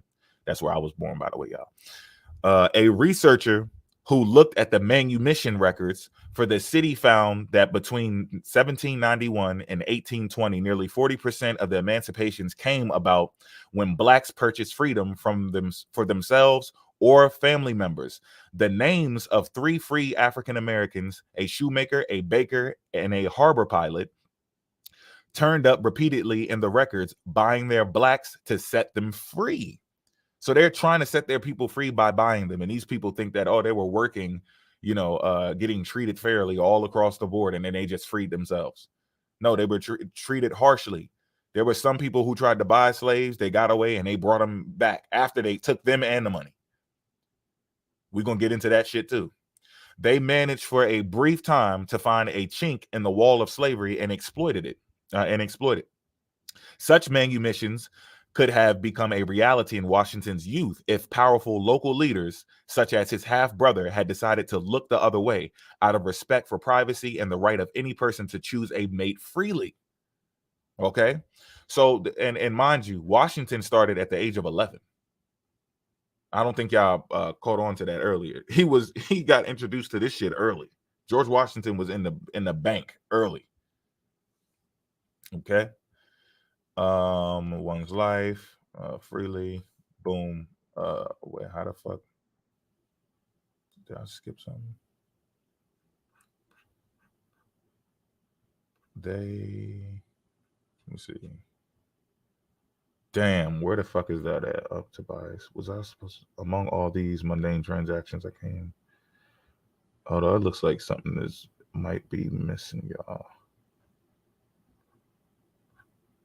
Nope, it was right here. This is where I was supposed to be starting at, I think. The true extent of the horror did not emerge until I began to compare the cells with the family list. Peter was breaking up the families. He sold Arbor and Polly. Oh, hell no. Hold on a second. I do need to start up here. I see what I did now. Among all these mundane transactions, I came to a day in May 1796 where he wrote down Negroes sold. And just to give y'all a little background on what this is, because this was earlier in the book, so y'all, I didn't read that part to y'all. But y'all did see that this lady was on a mission to go see what was going on with her family, because her mother told her that she was from Virginia. So she went along, tried to search for what she could search for, and they end up finding some stuff in a courthouse attic, and along with some other things that came from families, in their wills and stuff like that. So this was around the time where the internet was popping with information. So she had the physical stuff she was finding at the different courts and her family records and everything traveling. And then at the same time, the internet was helping her out, because now they're starting to post things on the archives and all that. And people are telling people like, look, I found this in the attic. This is what it says. If your family's connected to it, I'll pull up here, whatever. And, that's happening all over the place, even still to this day. And people are destroying it as well. So let's not get it twisted and act like, oh, yeah, they're preserving our history for us. Some people are burning it. And their families are out. They're on TikTok, YouTube. They're admitting it. They seen their family do it. And they, apologize. Which I don't know what the fuck that's going to do, but at least they told us that that's what they people are doing. So they took a L to give us a W, but it's still fuck you. But anyway, so Negro sold. Betty and her 9-year-old daughter. Watch this shit. For all y'all that was in that live last night and they didn't understand I was talking about kids. I don't need to only talk about adults. This is how I get your ass in checkmate. I'm going to let you have the adults and indentured servants and none of that. They signed up for it. Cool. Let's just deal with the fucking kids then. Let's just deal with the kids. Every time I see some shit about kids, I'm going to drill it to you. And I want to see what the fuck you think about it, because I just keep getting quiet. Y'all get very quiet when we talk about these goddamn kids. So I made 17. Betty and her 9-year-old daughter, Jenny, and the infant Mike went for $90. I'm going to just say $90. Esther and her 3 children went for $130. This was precisely what George Washington had sworn never to do, to sell people in the market as if they were cattle. No sooner had his granddaughter come into their patrimony than her husband started selling the people. This was the accepted custom. So yeah, they weren't supposed to be doing it. They made a promise. We're going to do this contract. You're just going to work for me. Everything going to be peachy keen. I scratch your back, scratch mine. Get off 5 o'clock. I ain't going to work you deaf, because I know your people been working out of death. We ain't going to do what the Arabs and the Portuguese and the French did. We different. We Englishmen. We do shit different around here. We're going to treat you good, baby. Get on out there, do your thing. And your ass over here still falling for it. We're just indentured servitude. Master said so. Just indentured servitude. That's it. That's cap. The true extent of the horror did not emerge until I began to compare the cells with the family list. Peter was breaking up the families. He's breaking up the families. He sold Arbor and Parley for $65. To another buyer, he sold Darky and John for $75. This was a single family of 3 generations. Peter Twine and his wife Ellie were sold with 2 of their children, but the master kept the other 2 daughters. I wonder why. This the type of shit y'all on? You on to that? This what the fuck y'all doing? Because he was black, right? And even if he wasn't black, you hired him, you put him on the money, y'all must have been cool with him. Why would royalty people who are over there showing a royalty picking cotton, right? Like y'all say, why would y'all put this guy on the fucking money unless you in bed with him? He put himself on the money. You the one in control. It's your money. We're going to entertain what you say. The Confederate money is yours. And you put this nigga on here, and this is his background. Peter Twine and his wife, Ellie, were sold with 2 of their children, but the master kept the other 2 daughters. At least I thought so, until I looked farther into the pages of this book, and the master's method became clear. Thomas Peter had held back Twine's 2 daughters because he was separating out the young girls for sale by themselves, but they workers. What the fuck is y'all talking about? These people they signed up for, these kids signed up for. I want to see these fucking contracts with these kids too, because y'all taking a long ass time, just like y'all taking a long time with these fucking monkeys that we come from. He sold Dina Twine, age 12, and her sister Lydia, age 4, nigga. 4. Feather packing phony. In November, he sold 11-year-old Rose and 8-year-old Susan. In one transaction, he sold 4 girls, age 11 to 13. He did not record the buyers. I wonder why. Just the prices. Why can't you trace your shit back? Because your people were getting violated, dummy. They got violated. We can only imagine the blind terror of a 4-year-old standing on an auction block, and we need to strain to imagine the nature of the market for 13-year-old girls. One could throw a cloak over this and say they were destined to be house servants, but so were Venus and Anne Danebridge. That Thomas Peter knew exactly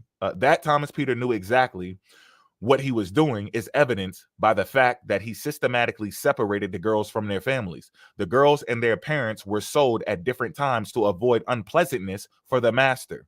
In these transactions, one can see the precise point where the pursuit of happiness became corrupt. So you can have that bullshit. You're still dealing with a sick fuck. That's what I don't get. Y'all actually think a sick fuck. That's what these people were back then. They were sick fucks. I don't care about how many people you slap hands with today or how good they disguise it. They were sick fucks. Read it all throughout history. You can start at BC times, from them taking over Kemet, all the way up to them invading East Africa, down into the Central West. Look at how these people act. They've been doing this shit to you. They just doing it over here in America. Got you so your head twisted on backwards. Somebody saying drop the link. If y'all hear, who is that? Okay. Who that knocking on the door? Became corrupt. Okay. We're going to the Smithsonian now, National Postal Museum. The black. Come on now, chill out. And let me show y'all this book again, because this book is full of jewels. I took out a lot of the slides because I'm trying to downsize this shit. An Imperfect God, George Washington, his slaves, and the creation of America. And in school, I don't know if y'all remember, if y'all was paying attention or not, but for the people who go, they tried to teach y'all that in school. Yeah, they tried to teach y'all that in school. They didn't teach us this part. George Washington was made to look like he was trying to stop the shit, and he didn't treat slaves the same way other people treated them. Yeah. They painted his picture different. I guess y'all wasn't paying attention to that part in school. This is what happens when you do the research yourself. That's a black woman she went out to go find out her history and exposed that the shit they were teaching you about George Washington in school was actually cap if you from Maryland, DC, or Virginia. Because I know some of y'all said that y'all learned some of the stuff that we learned in school. That's cool, because I've been to different states and had my kids in public schools but at a certain time, and they did teach different things that we didn't see in other states. So I'll give y'all that. But where I was at, they made him look like he wasn't that bad. Okay. And this shit, that's cap. Him and his pops. Oh, wait. See, now, hold on a second. I'm missing something. Because I wanted to show y'all the slaves that his wife. Damn, did I not put that in there? Daddy servitude increased by 4 years. Willis. Okay, that got married. It's somewhere in there, but let me get to this though, y'all. Smithsonian National Postal Museum, the Black Experience, African Americans on Postage Stamps. So let's see what this is talking about. Born a slave, abolitionist Harriet Tubman was the first African American woman to be honored on a U.S. postage stamp. Why is this even important? You already on the money. You already on the money. Like, why is this important? Oh, who was a black person on a postage stamp? And I guess this is royalty right here. These are royal people.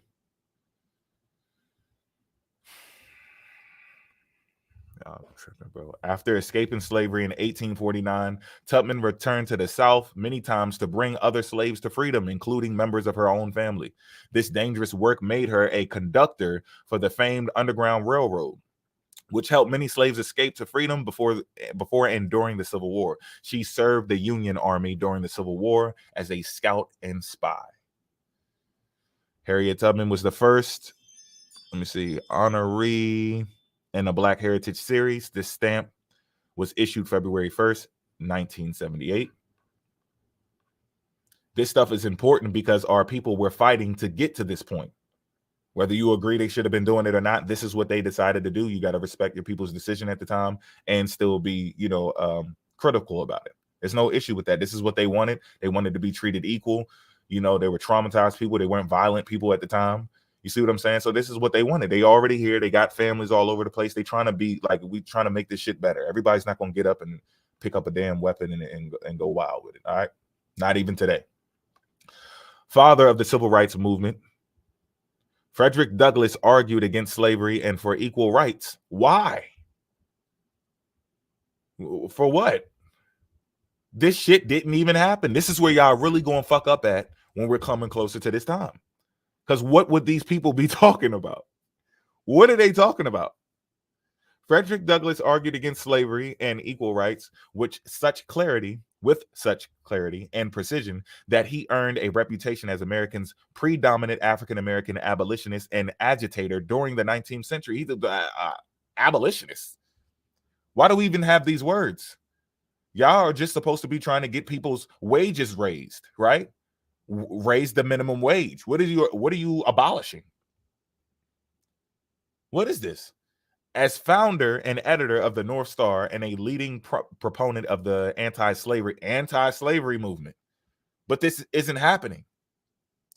He convincingly expressed the moral issues of human freedom and equality. He believed that the status of African Americans was the touchstone of American democracy.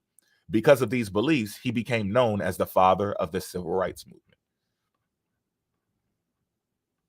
So this is when you're starting to be put up here, but you're still not even royalty. Okay? That's the crazy part. You're still not royalty at this point. Hold on, y'all. Let me plug in my charger. So now you're being looked at in a different light, but you're still not royalty. So I don't know where the hell they're getting this crap from. And why aren't they saying that they're fighting to get back to their royal positions in life, huh? Sojourner Truth.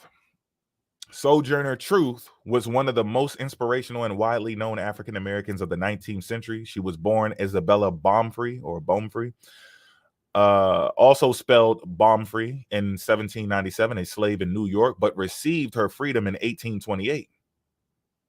In the 1830s, she became involved in the evangelical movements, and in 1843, she changed her name to Sojourner Truth and began traveling and preaching. Her autobiography, The Narrative of Sojourner Truth, a Northern Slave, was published 1850, and her speeches against slavery and for women's suffrage drew large crowds. In 1864, President Abraham Lincoln received her at the White House. And from 1864 to 1868, she worked with the National Freedmen's Relief Association to advise former slaves as they started new lives. We got a lot of problems here, Black Indigenous, my fellow non-African brothers and sisters. Abraham Lincoln is Black, right? He's a Schwarthian. That boy's a Schwarthite. And this is a big deal for her to be, coming to the White House on the behalf of the National Freedmen's Relief Association to advise former slaves as they started their new lives. What the fuck? Abraham Lincoln is already, like, he's black. What are you talking about? This shit makes no sense. Why? How are they progressing? So you're telling me that you were the oppressors. You oppress people, and you've been sitting here playing this game with your people, making them think that they're Africans that came from Africa on ships. You deceived your own people, and you're like, oh, I'm gonna help y'all. I'm gonna help y'all with some freedom. Come on, come to the White House, come talk. You were over here playing this whole game, making these people think they were Africans. Really? That shit sounds good for TikTok.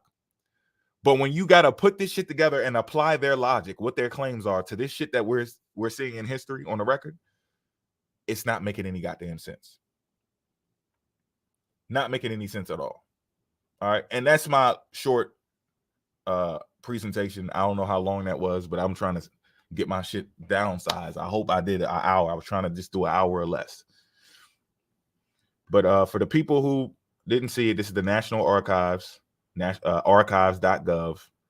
This one was from the Object of Intrigue Confederate Currency.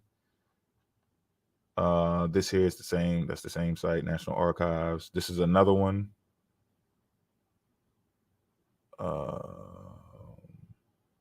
Alabama. You can just type in Alabama obsolete currency. It's going to pull up a whole. There's a lot of shit. It's Confederate. Hey, look. There's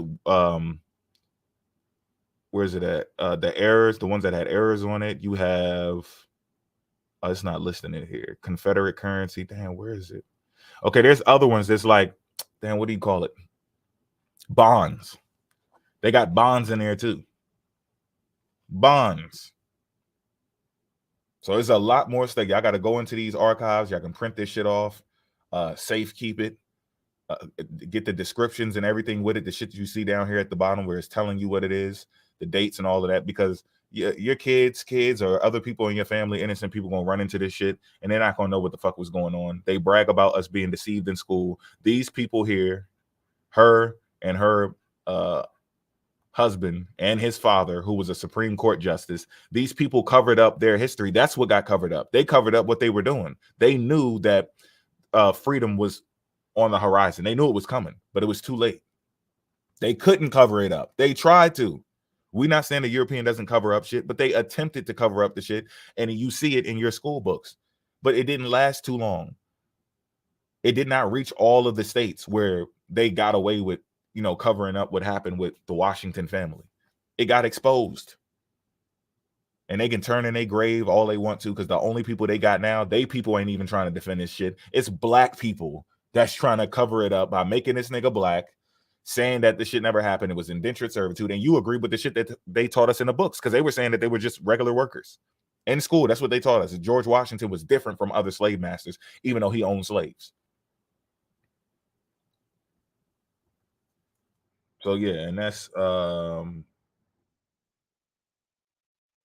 this is the thing I'm missing, y'all. So my bad for that. The I guess while Vanto or Port goes next, I'm gonna go ahead and pull up the page, because I can't find that shit on this PowerPoint. I'm gonna pull up the page and then show y'all what happened when they got married, and who inherited what and shit like that. But yeah, I'm done for now, y'all. Peace. Yeah, my boy. That's what's up, yo. Everybody been kicking ass, yo. My shit ain't gonna be that long either. I just gonna brush across a little bit, and then I'll get Van to come in this joint. We can get it going. I don't even know where I want to start at. Peace to the chat, yo. If y'all have not liked, subscribed, any of that stuff, I suggest y'all go ahead and do it. Peace to the chat. Go ahead and do it. I'm just gonna kind of overlap what the gentleman was talking about. They really did a good job breaking this shit down. Where I want to go. There's a book I want to pull up.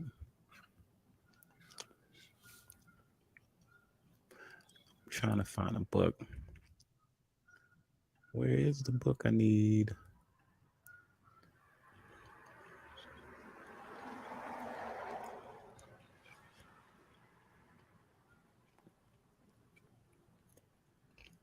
Books. Library. Do I still got it? Sorry about my outside background noise, yo. A lot of shit is popping off right now.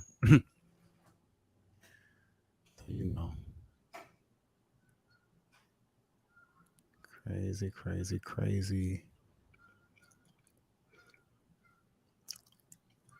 All right. I was inspired by Sudan's presentation earlier about the revolts and shit. I just love that shit. I'm just gonna overlap over that shit. We're gonna just keep it going.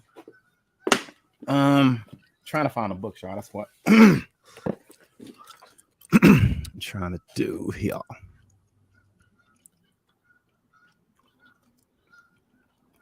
All the damn noise got to go on when I go on. We got ducks and shit, geeses and shit flying. Everything. Everybody want to fucking hang out. So good. All right, let me see. What a fudge.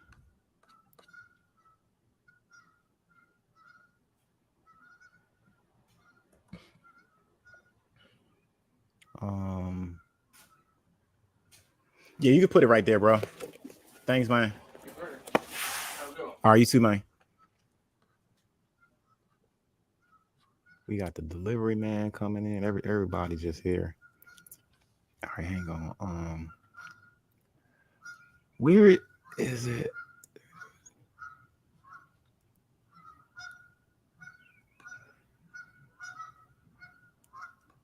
Yeah, for everybody that was there at that live last night, man. Y'all, like, the fear is real. I don't know what it is, but niggas is busy. I'm gonna be busy, man. Come to the live, bro. What, I gotta pay you?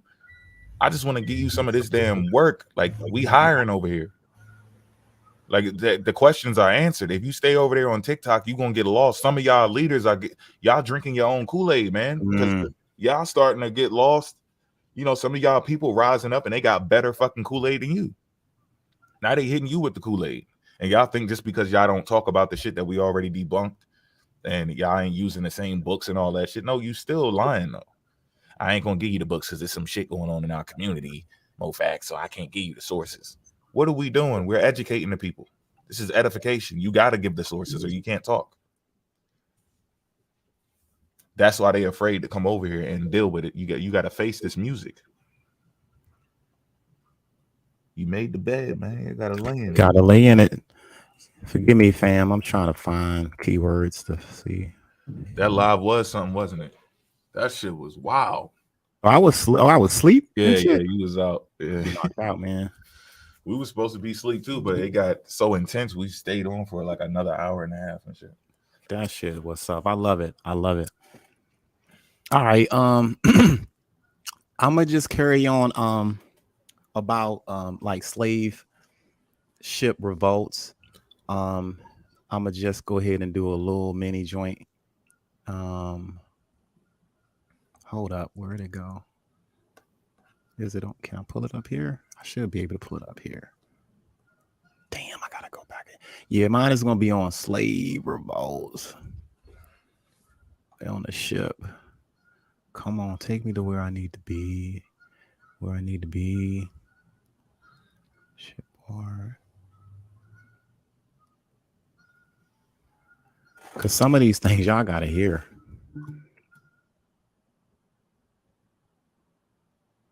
All right, ain't gonna work.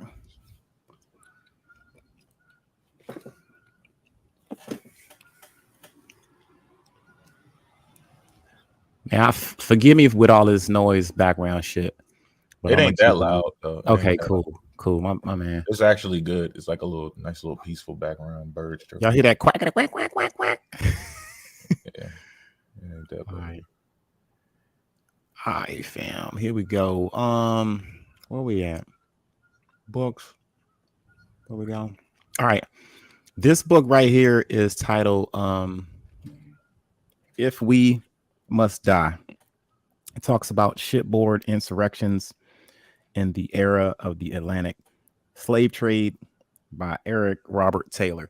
This book right here is really, really good. A good tool at finding slave revolts that's on ships and stuff. This is probably one of the most comprehensive books I've come across, besides another one that I got. So the information is pretty good. Can everybody see this screen? Good. Hold on. Let me. I might need to change the color of this. I don't like. Yeah, this just if you blow it up a little bit. Let me see something. Let me change that. That better? That shit for my, you guys, them for my eyes, the black shit would have been better. Oh shit. I can tell you what, let me all black everything and then go up like that. Crispy. All right, where my damn glasses at?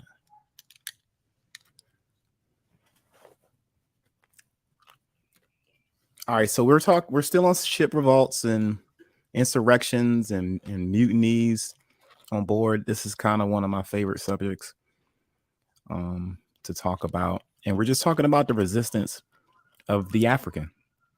From the time that the European came in contact with us on the west coast of Africa, we have been in resistance. We talked about Prince Henry and the Navigator and the Orders of Christ coming down on the west coast of Africa in those caravels, trying to do slave raids, aka razas, on the indigenous African. We also further read and discovered that these Africans wasn't fucking around. We talked about the Africans having dipped their arrows in poison to be able to use that as a weapon to any of the Europeans that may have came across their lands. So I always respect that type of resilience, and we shouldn't forget it. That's something we should always remember. But eventually, you know, they did get the upper hand. A lot of us did end up on the ships, but there was revolts on the ships too. We talked about all types of revolts from last time as well. But this particular page is 247. No, hold on, let me make sure I'm right. I think it's 250. 260. My bad. Let me make sure this shit look the same. And of course it don't. All right. This is one of them things where the book number and the page to the PAF is going to be a little different, a little bit off. All right. So, where we at?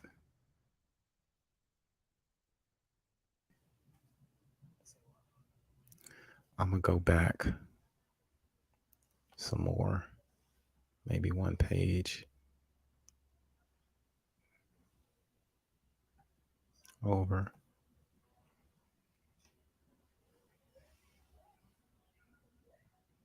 I believe there was over 500 ship revolts. I believe a little more. Y'all see that? Yep. Okay. My bad. I'm down here. I'm starting a little bit right here. It says the 493 shipboard slave insurrections identified in the appendix, no doubt pale in the comparison to the number that actually took place. Captains knew that their days at their helm of slave ships were numbered if they developed a reputation for not being able to control their slaves. Facts. Right?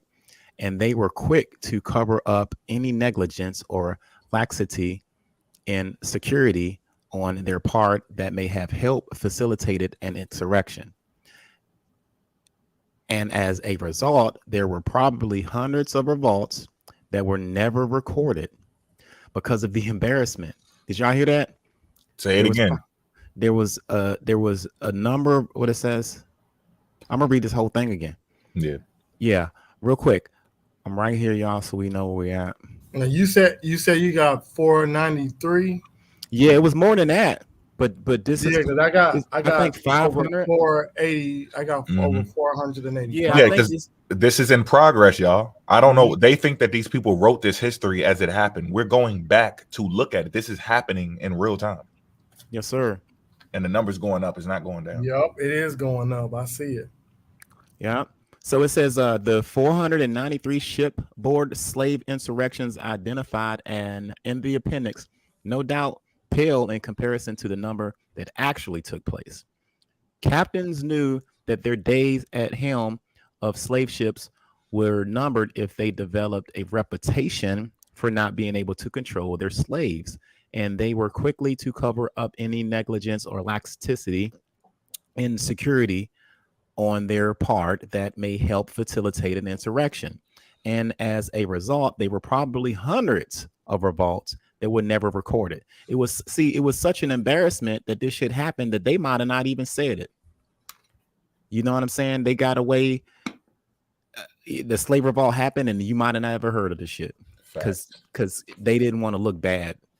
This was a high business, high stake thing, and slave revolts was a thing that happened along with it. That was part of that shit. If you want to come get these slaved Africans, you got to deal with the fucking revolts and all of the strategies that a slave African will do. But they didn't want to record it, and a lot of times it was never recorded. It says beyond this international underreporting of revolts, one historian of the French trade has suggested that revolts were so common that they scarcely merit mentioning. Like revolts happen, family, all the damn time. And remember, in like part 4, remember the people were trying to downplay it. They were trying to downplay the revolts because they didn't want people to think, because the insurance reasons as well. They didn't want to. They would get in trouble for a revolt because people like Captain Connaught and other people had already figured out a good way, what they thought was bulletproof, that could stop revolts from happening. So when they did happen, it would void some of the insurance, and you would get in trouble because you were supposed to have control of the ship. You're taking responsibility for it. Yep, you messed up the ship, the cargo. It's like messing up a big ass investment. Right. In many cases, particularly those in which insurrections were quickly suppressed, the assertion is very likely an accurate one. Indeed, shipboard rebellions seem to have been an epidemic that plagued slave ships from very start and never subdued so long. So we're going to read a little bit more further. We on the next page of this. All right, let me see. As ships were still plying the waves with captives on board, the price paid by Africans in these revolts, however, was not insignificant, with more than 5,500 of them losing their lives in only 170 revolts, in which a numerical death toll is known or estimated. As discussed in Chapter 5, however, because so many revolts were minor and went unreported, the average of some 30 slave deaths per insurrection among those for which an approximate number of deaths is known is certainly inflated and should not be applied to shipboard revolts as a whole. Now it says here, from other statistical information uncovered in this investigation, most can be learned about shipboard revolts. The location for most of these revolts, for instance, was the coast of Africa and its vicinity. Within 75% of cases in which location is known occurring there, as has been stated, the frequency of revolts on the coast is attributed to both the sight of nearby shore and the reduction in crew size that often accompanied a ship's presence on the coast. However, another important factor is simple fact that busy harbors provided lots of witnesses, and a captain attempting to hide the outbreak of an insurrection would have had a much harder time doing so around other vessels. The accounts of many slave revolts come from sailors aboard neighboring ships or from agents based at the coast. By contrast with a ship was at sea, there were generally no witnesses beyond the slaves and crew. The 80 cases in which insurrections happened during the Middle Passage, such therefore be considered a conservative figure. While results very likely did occur more often on coast than anywhere else, the huge statistical gap between incidents on the coast and those during the Middle Passage is probably somewhat extragated. Damn, I can't even talk. You know what I'm trying to say. In only 13 cases uncovered in the research for this book were revolts known to have occurred after a slaver had reached the Americas. As on the African coast, the presence of witnesses once slave ships arrived in the New World may have affected the probability of revolts being recorded. So these numbers can get fudged depending on who's telling the story, okay? Depending on who's witnessing these particular incidents. As many as 40% of all revolts took place during the nighttime hours, when slaves could use their cover of darkness to their advantage. The next most common times for revolts was mealtime. How did the Africans get fed? I thought they wouldn't feed. How they feed? Well, they fed the damn slaves, and that's when it was a perfect time to fucking do a damn fucking revolt. It says the next most common time for a revolt was around mealtime, when large number of Africans were on deck to eat. So they did feed Africans. Act like they wasn't taking care of their fucking investment. All right. Now, this wasn't no TV dinners and shit going around, but they got fed, you know what I'm saying, just to keep them alive so that they can make a return on their investment. And remember again on like number 4 or 5 with Equiano, whatever one was with Equiano, he was talking about the people starving themselves. So how could you starve yourself? Right. If you don't have any food, you're just starving anyway, right? Right. They refused to eat. They were getting in trouble for refusing to eat and jumping ship. So that shows you they were getting fed. Yeah, that's a form of rebellion, not eating, right? It said the next, and it says, at this time, some, what did it say, resourceful slaves would even use their bowls,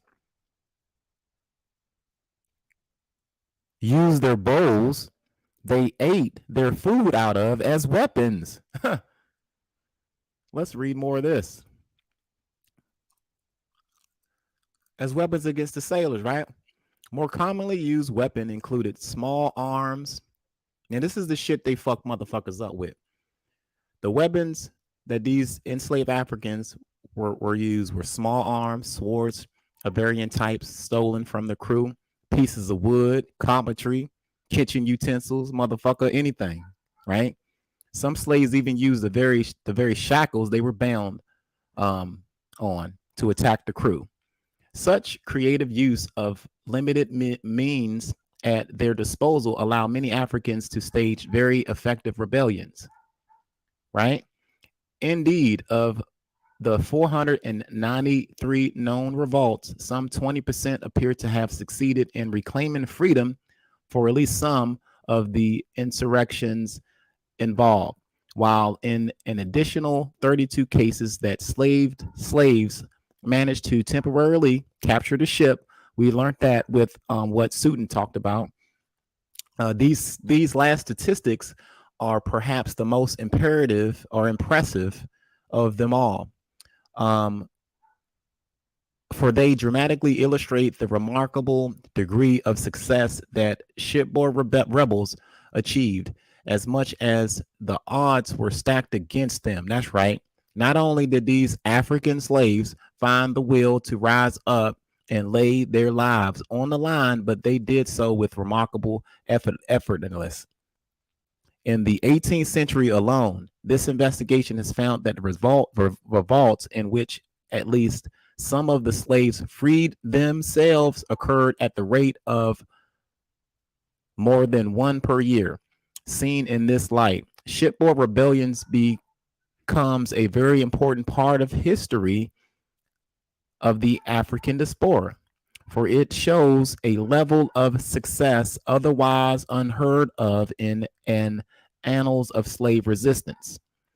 For this reason, it is vital that the history of shipboard slave insurrections be considered in any general assessment of ways in which Africans and African Americans resisted their enslavement.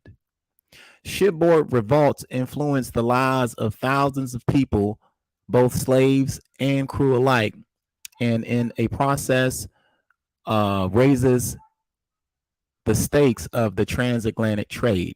Revolts made people such as captains, sailors, underwriters, and ship owners fearful of both economic and human loss they might face at the hands of a rebellion African cargo. That's right. If you want to fuck around and find out, we'll tell you, right? This in turn compelled them to impose tight restrictions, right?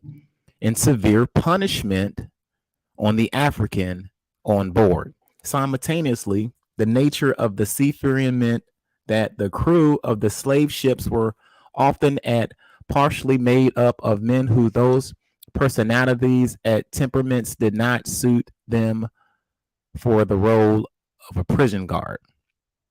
Angry, disposable, troublesome, many of the men who signed into the slave voyage, despite their lot in life, and refused to submit themselves to any rigid order required to keep the slave below in check.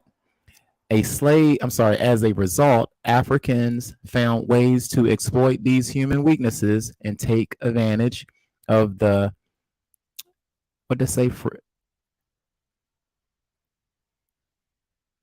frailties. Yeah, okay. Frailties and the divisions among the sailors aboard. So they, just like they use us in divide and conquer, we can learn from that shit and use it on them too, right? The contradictory forces, the constraint and opportunity were continuously at play on slave ships. Further read, sometimes favoring the Africans more than favoring the crew. This drama was the history of shipboard slave revolts, a drama that frustrated the smooth operation of the transatlantic trade for hundreds of years. But while there is no question in significance of these revolts to those who fought and died, it is intriguing to wonder how these shipboard events may have influenced slave societies in the Americas, bringing the gap between the long tradition of shipboard and plantation resistance. Taking a conservative average of 200 slaves on board each of the 493 ships that are documented to have suffered slave revolts, it is conceivable that as many as 100,000 slaves may have been aboard those ships. Even after subtracting the losses from escape and death during those revolts, one is still left with 75,000 or more slaves who were landed in the Americas and distributed through the slave communities of New World. These men, women, children had personally planned, witnessed, and fought in revolts, attempting to regain their freedom. Some had stolen weapons. Others had stood on deck, fought eye to eye with sailors. Some had suffered injuries. Others had inflicted them on the crew members. Some had actually captured their ship, taken control temporarily before being retaken by other vessels. Again, Sutton mentioned that earlier. Some had drawn white blood or perhaps even taken the lives of sailors. Some had merely tortured, while others were spared in such injuries so that they would be better fit for the slave market. But whatever the case, these individuals, whether actively involved in the revolt or not, undoubtedly found themselves still frustrated, still frightened, still enslaved, making them prime candidates for participation in future revolts.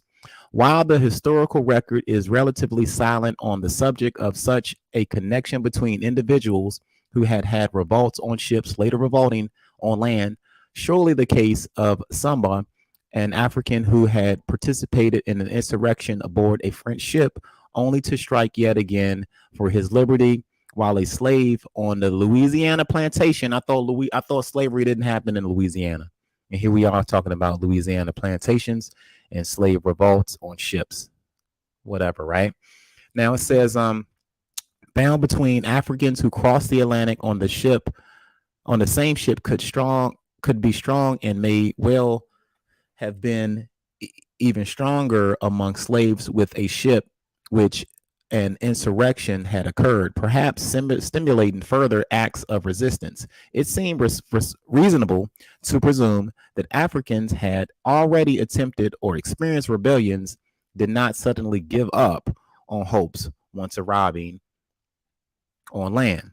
Individuals like Simba, having already once fought for their freedom, would probably have been among the first to join when the plantation revolt was being formulated. But regardless of the degree of which Africans used their experiences to launch new revolts against their bondage, these experiences invariably became woven into the fabric of their new identities as plantation slaves, and the rebellions they fought in or observed, which have been meaningful, not to the individual, but the community of which he or she was now a part. African and African American slaves used an oral tradition to help mitigate the oppression of slavery. They built their own systems of communication. I was talking about this last night. Throughout storytelling and oral culture separated from and often hostile to the world of the overseer, drivers, and masters that surrounded them. For those Africans who had came across the Atlantic without any experience, the opportunity of motivating for revolt, and for American-born slaves who had never known anything about slavery, stories and shipboard insurrections would have confronted them with the reality that slavery was something that could be effectively challenged with a fight. Tales such as these would have contradicted an assertion so carefully and constantly made by the white power structure that slaves were born to be slaves. Frederick Douglass wrote in his autobiography that he descended into the darkest part of his enslavement only after he was finally made to feel like a slave. As Douglass wrote, quote, I was broken in body, soul, and spirit. The cheerful spark that lingered about my eyes died. The dark night of slavery closed in upon me, and behold, a man transformed into a brute, end quote. In other words, slavery was only truly effective once those held in bondage felt that they were intended to be slaves. That's how it works. If you believe you're a slave, you believe you're supposed to be in bondage. And that's why religion was so important. Correct. For slavery. Correct. Right. So, in which only possible through the lifetime of negative social indoctrination and brainwashing. This is precisely the pitfall that the slave community fought so hard against. That's why language and stuff was so important, and we were connected to. You see a lot of those slave revolts in the early parts because we weren't heavily indoctrinated as like we are now. Told tales of late nights in cabins. See, they was talking to each other about slave revolts, right? And shit, and how to fight. You know, it says tales told in late night in the cabins or in the fields away from white ears were the slave community way of resisting the pressures of manipulating of the slaveholding regime. And in tens of thousands of slave communities throughout the Americas, told by survivors of slave board revolts, right, which have been among the inspiring stories fueled this powerful underground slave culture. Of course, the context had dramatically changed. The hold of a slave ship was nothing like a plantation. Methods of resisting effective effectively employed in former would not only necessarily work in later, and even if some tactics of the rebellion did carry over, insurrectionary violence did not hold the same promise in the Americas. On a ship, the possibility of freedom beckoned, particularly near the African coast, right? So you're close to home. That's your only chance, kind of thing, right? To try to spark that freedom. The longer you wait, the time is against you. No. As well as executed rebellions might actually lead to freedom for those involved in the Americas. Outright insurrections was much less viable, and slaves resorted to other forms of resistance. Nevertheless, the tales of shipboard rebellions, which have filled the slave communities of the Americas with hope, not so much the hope that they could escape their enslavement. For such an outcome was nearly impossible, but hope that they too could effectively survive and maintain their dignity as human beings. At its core, shipboard revolts was an insertion of humanity. It was an embodiment of that part within particular that absolutely refused to be enslaved without a fight. Regardless of the success or failure, life or death, humiliation or triumph, shipboard revolts put the word on notice that Africans and African Americans were not going to submit passively to enslavement. And that's the main point of this shit. When backed into a corner, human beings do not give up. The fight and the resistance exhibited by hundreds of thousands of captives, hundreds of times over centuries, contradicted everything that slavery stood for. Revolts is an assertion of humanity, and humanity is the anti antithesis of slavery, if I'm pronouncing it right. Antithesis. Antithesis. I can't see it, but I'm I guessing think that's what that says. Where you at? Antithesis. I'm right here. Antithesis of slavery, which is the powerful tales. Thank you, brother. Of those Africans' courage and refusal to submit to bondage, wavering their way into the slave communities of the Americas. Enslaved men and women found inspiration and encouragement that would have helped to lessen the psychological impact of slavery and may well influence the continuation develop of slave resistance. The African slave trade was obviously a violent, savage, and terrifying chapter of human history, and its toll upon the region of West Africa and its people, including those who were distributed throughout the New World, can never fully be measured. For this reason, perhaps the most important lesson to take from the study of slave resistance and the tragedies of the enslavement did not occur without a long, bloody, bitter fight, and continued until slavery was finally abolished in the 19th century. The ships of hold on. Now, so they're saying that we fought the entire time, the whole fucking time, up until it was abolished. That's right. And even now, even so now with our post-colonial shit, like how we just resist shit, you know what I'm saying? And how these laws aren't really stacked against us. So we still fighting to have better laws, fighting for some type of freedom in this nation that we were forced to be in.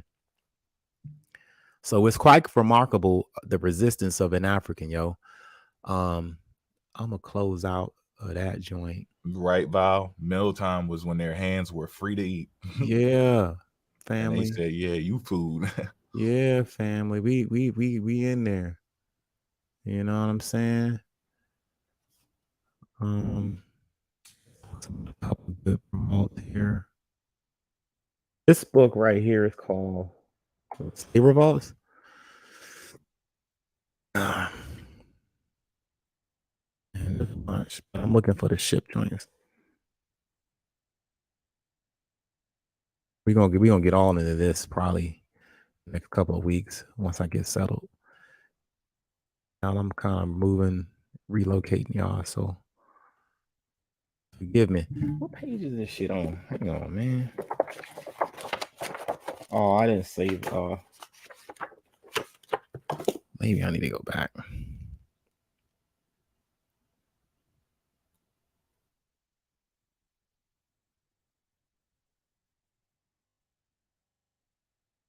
But yeah, we've been resisting ever since they fucking won. Since they fucking won, fam. You know, shipboard revolt. Okay, this looks good. We're on the ship revolts and ship resistance.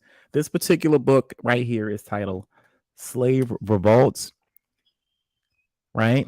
Greenwood Guide, the historic events between 1500 and the 1900s. Anybody want to know? Okay. This is page 26 of that book. And it just talks about more shipboard revolts. It says data collected about the Atlantic slave trade suggests that about 1 in 10 voyages experienced some form of collaborative slave insurrection, some more than one. While enslaved Africans rarely succeeded in taking control of the ship and even less frequently managed the return to their homeland, shipboard revolts resulted in considerable loss of life among both the slave and the crew. The threat of a slave revolt was great enough to induce traders to invest in such costly preventative measures, right? Such as firearms, cannons, and additional crews to guard the slaves. The greatest expense came from having large crews, usually 50% larger than on other ships of the same size. Few reports of shipboard rebellions date from before 1700. Most of the 500 rebellions, so we're around 500, identified in the Atlantic trade come from the last half of the 18th century, especially during the years of the peak between 1751 and 1775. So this is when this was when shit was popping around that time. 3 out of 4 of the rebellions occurred during the loading process off the coast of Africa, a process that generally took twice as long as the actual voyage and gave captives a longer time frame in which to rebel, because there were few witnesses to revolts at sea during what was called the Middle Passage, and in America coast waters recorded in revolts there were scarce. Data on shipboard revolts suggests that rebellions occur more frequently on ships with larger than normal percentage of female aboard. Female slaves aboard. Shout out to all the black females out here. I'm gonna blow that up. Word. All right. Let's read that again.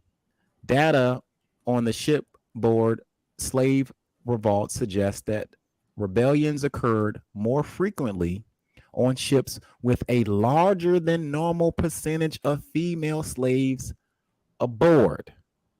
Shout out to all black women that's listening. That's that courage, but that courage come from them too. You know what I'm saying? So whenever we hear fucking Natural's wife, you know what I mean? Mm-hmm. That was her. That's her. They don't want to say the African, but she got an African spirit. She do. This says it right here. Female slaves, right? While the vast majority of slaves taken across the Atlantic were men, and men led the revolts and suffered higher casualties, women seem to have played an essential supporting role. Female slaves were rarely shackled while on board and were housed separately from men and closer to officer quarters, where they were closer to weapons and keys. Remember, we talked about in the primary that I pulled out the Liverpool privateers and how these women passed that shit out to the men, you know? So it says, and they had access to the keys. The crew women also had the information that was essential to planning the revolt. rebelling slaves succeeded in taking control of a ship at least temporarily, or 32 known cases. Most of these occurred while still in sight of African coast. In 1730,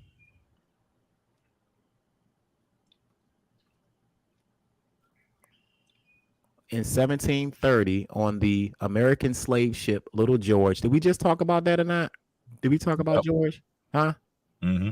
Okay, so this is basically recapping what Susan talked about, right? Yeah, I fucked them up with that shit. Yeah. So we already know what happened. All right. Now, did you talk about the Marlboro? No. Okay. But yeah, I'll read the Little George again. We're gonna read this shit again because we gonna make sure you guys know what the fuck we talking about. Here is my shit connecting with Suit and shit, and our shit connecting because we connect dots around here. American ship called the Little George escaped, reached shore of the Sierra Leone, received support from local population, and apparently regained their freedom.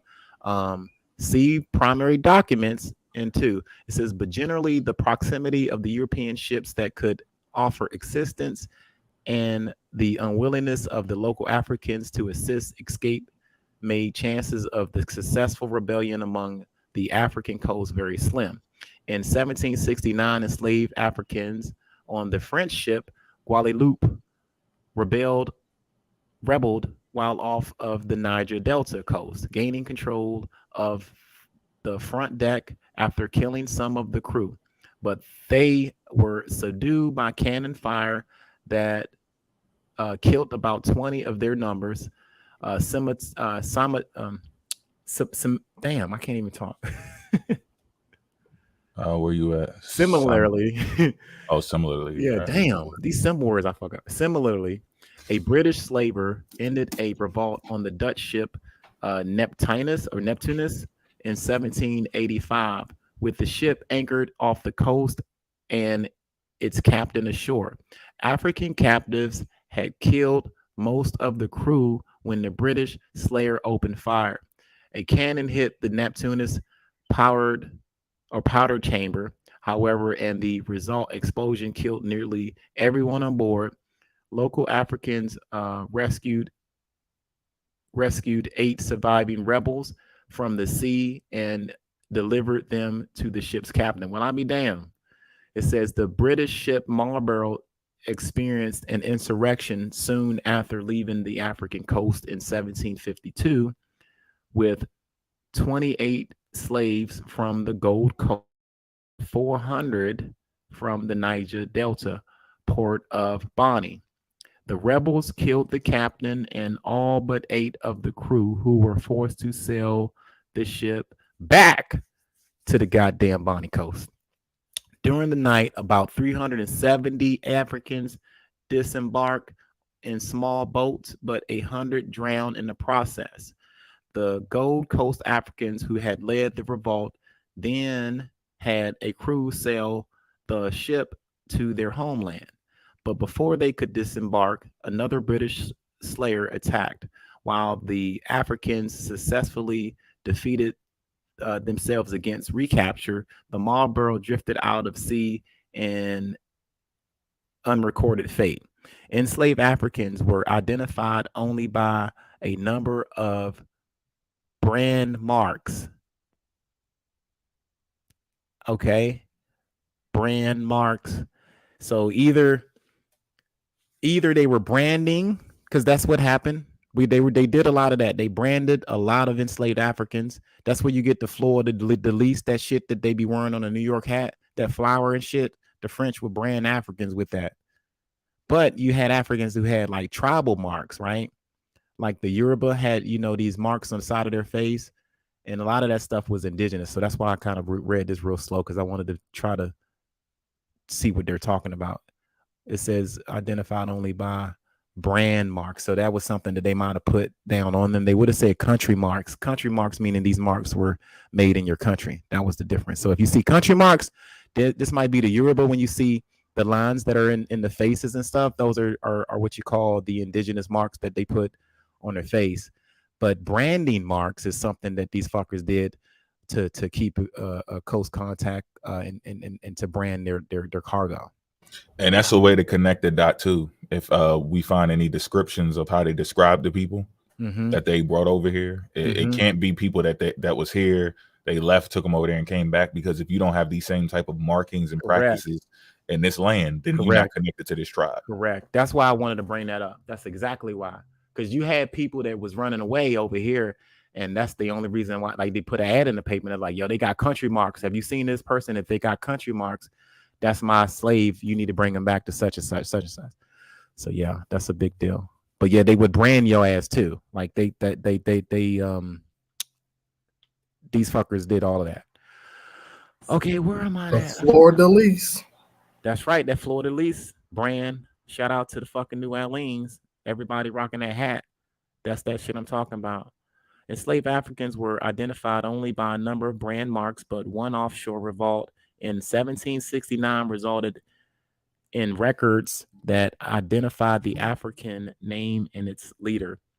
Esther Esten, the Dutch ship Genees, had completed loading of 358 slaves and was ready to begin its voyage across the Atlantic when some of the slaves overpowered the crew, cut the anchor, and set the ship adrift.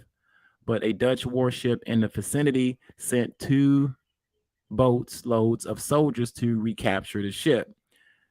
10 suspected leaders were taken to the Dutch West Indian Company headquarters. Ain't that a bitch? Didn't we talk about the Dutch West Indian Company? These fuckers. And they had a headquarters in Elmina. So they had a headquarters in Netherlands, in New Netherlands. They had a headquarters in New York. And they had a headquarters in fucking Africa. That's the trade route right there. When you say triangular trade, there you go. Enslaved Africans came to New York. And the Caribbean, rum and sugar and beaver fur went to fucking Europe. Okay? So the Dutch West Indian Company headquarters at Elmina. Now this is it was the largest trading post on the West African coast. After the authorities questioned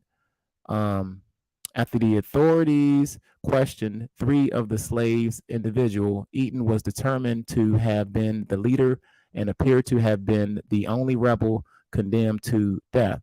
A revolt during the Middle Passage occurred on the British slaver, the Thomas, in 1797, which had left Lungando, which with 375 enslaved Africans on board, with weapons smuggled by women.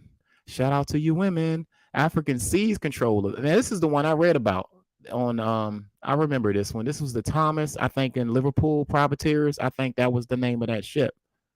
Okay. It says the weapons smuggled by the women. The African seas control of the ship, killing the captain and all of the crew, except for 12 who escaped in the stern boat and a few who were spared to help navigate the ship. I keep you alive just for these directions, right? After sailing aimlessly for 6 weeks and running out of water, they encountered a small American merchant ship from which they somehow managed to get barrels of rum. The thirsty Africans quickly became intoxicated, enabling the Thomas remaining 5 crew members to kill the rebel leaders, escape to the American ship. So they just got fucked up. Got that drink, man. You can't be drinking, yo. You lose your guard, right? An altered British ship subsequently recaptured the Thomas and the Africans aboard. The Barkskinberg is an example of those few ships that experienced more than one revolt on the same voyage. Shortly after the ship's departure from Africa in 1744, a rebellion killed one of the crew members and 19 of the 293 slaves aboard before it was suppressed with assistance from another slave ship. 7 weeks later, when the Baskenberg ran aground on the Guyanan coast, the slaves rebelled again. After the crew fled in lifeboats, the Africans managed to reached shore. Finding it difficult to survive, however, they surrendered to a military expedition from the nearby colony of Esquibio, if I'm pronouncing that right. Their rebel leader was emancipated, but the others were re-enslaved and sold to auctions. While the percentage of enslaved Africans killed in revolts varied, data suggests that about 1% of overall number of slave boarded the transport across the Atlantic. About 100,000 died as a result of the rebellion, either in fighting or executions that followed. While considerable, this was a much smaller proportion than those who died of illness during the voyage. Slaves were a valuable asset to traders, and although leaders of insurrections were usually executed, most ships that experienced revolts managed to reach the Americas with most of their captives alive. One tragic exception was the case of the Dutch Middelburg Welden in 1756. 14 of their number had already died. The well-armed and trigger-happy crew on the upper deck shot indiscriminately on the rebels below and killing another 213. When the ship arrived, only 30 of the 260 slaves boarded on Guinea coast were landed and sold. Instigators and leaders of the insurrection were usually executed brutally in front of other slaves as a deterrent to further rebellions. In 1738, officers of the French ship African had rebel leaders flogged, their buttocks sacrificed, or what the fuck that shit say? Their buttocks sacrificed. Wait, what you doing, man? What the fuck is going on here, yo? Wait, where you at? Their Yo. butt. Hey, yo, What's going on? Blow that shit up, man. Yo. Go ahead. We'll just run it back. Yo, what? That was. Hold up, man. Am I reading that shit right? Instigators and leaders of. Wait, scroll down. It's cut off by your Oh, okay, my bad, y'all. thing. Yeah. Is that, can y'all see it now? Yeah. What the fuck does this say, man? Instigators and leaders of insurrections were usually executed brutally in front of the other slaves as a deterrent to further rebellions. In 1738, officers of the French ship African had rebel leaders flogged, their buttocks sacrificed. What? And a concoction of gunpowder, lemon juice, and brine of peppers rubbed into their wounds, bro. Come on, man. All right, yeah, damn. My bad, y'all. Man, I thought our people was sacrificing their asses. Oh shit. Hey, your battery. Oh shit, my man. I appreciate it. I didn't see that. This whole shit about to go down. If I don't damn, boy, I was about to start using that shit. Like the boy, we was sacrificing ass. Like, damn. It's all good though. They can have that one.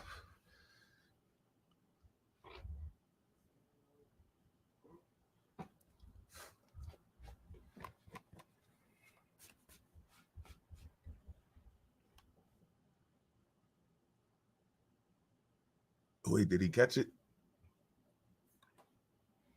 He should be good though.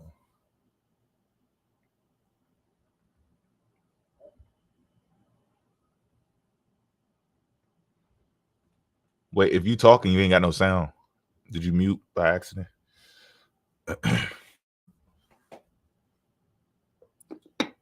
We can't hear you.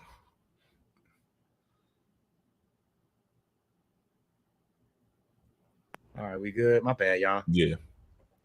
Are we pushing? All right. Good. All right, back to where we at.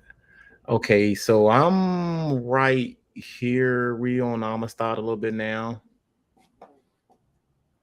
It just talks about how they got flogged and that crew. But here it is. Okay, one of the most successful shipboard insurrections took place on the Amistad in 1839. 49 men, 3 girls, and 1 boy recently imported to West Africa were purchased by 2 Spaniards at the Havana, Cuba, and placed aboard the chartered schooner for a short voyage to Puerto Principe, led by Sanj Bay, or whatever, I can't pronounce that, who became known as Chinique. The captives, freed themselves and easily took control of the ship. The captain and the cook were killed, while the 2 crew members jumped aboard and disappeared, leaving only a teenage cabin boy and 2 Spaniards purchasers on board with the Africans. The rebels forced the Spaniards who sailed eastward to Africa, but the men, furtively kept the sails loose during the day, preventing the ship from making any much headway, and steered northward at night, hoping to be reached by British patrol ships. Right, the Amistad, which waned the sea for 7 weeks, while food and water ran out, and tens of the Africans died, anchored off Long Island, New York, while some of the Africans went ashore for provisions. The ship was seized on August 26 and towed to Connecticut. The Africans were jailed in New Haven, while U.S. officials tried to determine what should be done with them. Abolitionists, damn, my bad. Abolitionists hired an attorney located in the interpreter and taught the Africans English so that they could tell their stories in court. In a trial before the U.S. District Court in January 1840, government attorneys cited a 1795 treaty between the United States and Spain that required them to return property seized on the high seas to its owner, but the defense countered that under a 1817 treaty between Spain and Great Britain banned the importation of slaves into Spanish colonies after 1820. The captives were not properly but free men. The court ruled in favor of the Africans and ordered them to return to their homeland. However, interceding on behalf of the Spaniards, President Martin Van Buren ordered the case to go to the U.S. Supreme Court. Former President John Quincy Adams joined in the defense. In March 18th of 1841, the Supreme Court ordered the Africans to be freed. Abolitionists raised money for their passage, and in January of 1842, 35 of the original 53 Amistad captives returned to Africa. If you guys are familiar with the movie Amistad, this is what we're talking about. So I'm gonna go ahead and cut it short with that one, because we can go on and on and on. I mean, we can go on and on. Bad boy, I told you that we won't stop type shit. You know, but oh shit, you know what? Hold on. Hold the fuck up,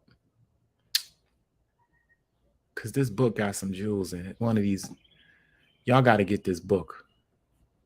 I'm a chill after this, but I want y'all to get this fucking book, because this book got some shit in it. Peace, family. Everybody doing all right? Can you? Yup. Okay, good.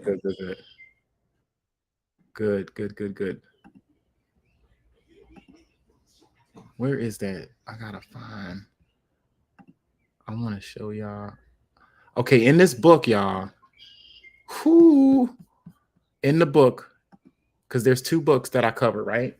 The first book was Slave Revolts. No, the first book, I apologize, was If We Must Die. And the second book was Slave Revolts. I suggest you guys get those books. It got really good information on slave revolts. It just touched base on what Sutton talked about and what I talked about as well. But in the book, If We Must Die, the shipboard insurrections in the era of the Atlantic slave trade. This book is really cool because it got some shit in it. I want to just kind of show y'all real quick. What we got here? What we got here? All right. And then I'm gonna be done because I don't do much. Can y'all see that?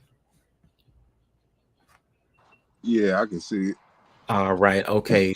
Cool. Now, in this book is titled "If We Must Die: The Shipboard Insurrections in the Era of the Atlantic Slave Trade," or whatever. It has an appendix in the back of this thing, right? It has a chronology of shipboard slave revolts from 1509 to 1865.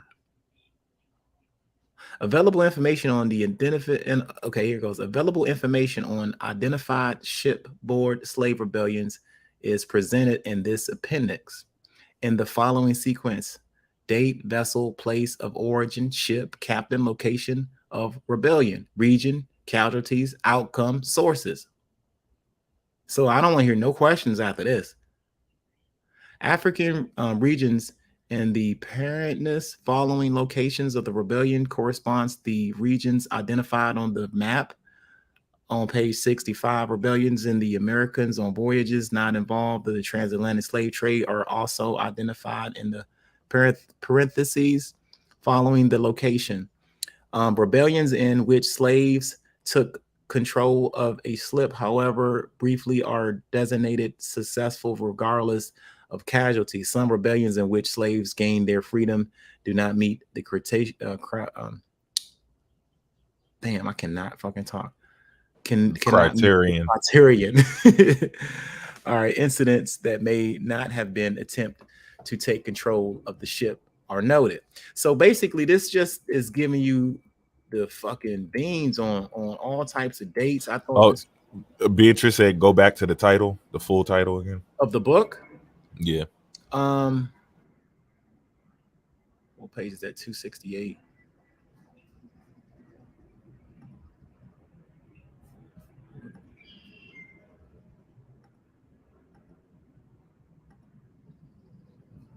If we must die. If we must die. It's right here. Can y'all see that right here? Yeah, and I think she wanted the author. Oh shit! If we must die, Eric Robert Taylor. Eric ERIC Robert ROBERT Taylor TAYLOR. Good book. Now these back pages right here. Shit, did I move? Did I miss my spot? Well, where was I at? Damn, I fucked up, y'all. There we go. So yeah, in the appendix, really good information, y'all. We got dates right here. So let's see, like right here, 1509 in Portugal, right? Talks about, these are dates. 1532 talks about the captain between Sao Tome or Sao Tomon. I can never pronounce that, but that's about, I think, Portuguese right here. 1641 Van der Bogat. These are all incidences of revolts right here in July 1683 West Indies. We need some movies on this. They playing. I'm telling you, yo, they got making all these same movies. Yeah. This one was from WIDA, because WIDA, we talked about WIDA, remember? We talked about the WIDA right here in December of 1687. The Bite of Benin, 8 crewmen killed. You know, so we've been doing our thing, y'all. We've been fucking shit up. People just don't want to give us credit. In Senegambia, 1687, Captain Jabison, some crewmen was killed. So yeah, this is a good jewel on incidences and shit like that. And that's it, y'all. I'm gonna stop sharing. But I thought that was cool. I really thought that was cool. But yeah, family. If you guys have not hit the like button, go ahead and hit the like button. If you learned something new today, go ahead and support us with the Cash App. We appreciate that. If you have not subscribed to any one of these brothers and sisters already, go ahead and do that. Go ahead and do that. And if you have already supported us, we appreciate that. Oh yeah, sorry. The second book is Slave Revolts. Slave Revolts by I gotta spell his name in the chat. I'm gonna put it in the chat. Slave. There was a lot of revolts, man. Like shit me and Sue be talking about, man. That shit happened. It really went down. People just don't read or the lack of one to tell the truth. They're just lazy.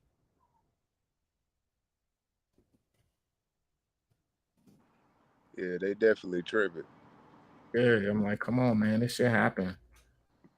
And they just tripping about the way it happened. I'm gonna put that in the chat for you. Bernice is coming up. So we was kicking butt and taking notes all day. I mean, we was fucking shit up. I mean, we talked about last week about the arrows, the poison dipped arrows when they came to West Africa. You know, we talked about us taking bowls and beating their damn heads in. That's in one of those books too. Okay. Well, we took the bowl, well, they don't feed us. How y'all get? Well, I mean, we used anything we could as weapons. We talked about that today. So our resistance is just crazy. That's why we resist certain shit to this day. We just gotta resist the spirit. This ain't our shit. This ain't our norm. We just buck at it. Kicking their butt way in the water. That way in the water. And I ain't really flex. I could have went on and on and on, but we be trying to narrow these joints down here lately. Because we put a whole lot of work out. Our shits be 10, 12 hours long. And all of these brothers got families. We all do. So we try to narrow that shit down as much as we can. But y'all need to get these books we be talking about. Straight up. Please do that. Because y'all can read along with us in some of these. And you know, kind of follow up. So shout out to everybody in the chat. Shout out to everybody that has hit the like button and hanging out with us on a Saturday, man. Y'all could be doing some other shit, but y'all with us. All right, Susan, I got you. I'm gonna share your screen in 5, 4, 3, 2, and you up.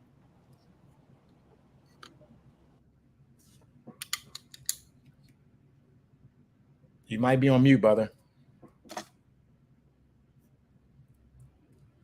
Get off of you on mute. I don't know if you know.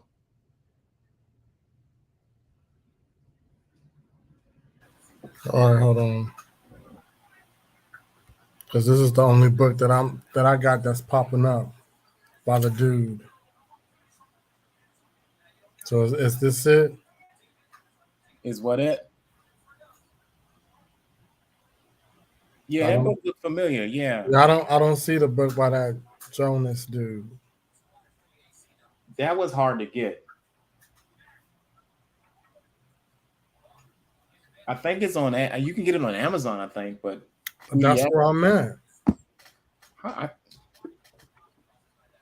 I'll send you a link to it then if you can't get that motherfucker. Let me see. All right, I got it. Okay, bet. Yeah, one of them, man, I missed it, but we grabbed the bowl and we beat the shit out of one of them in the fucking head with the damn bowl. Fuck your food, fuck your bowl. Crack your side your goddamn head with it. Oh man, I love a good slave revolt.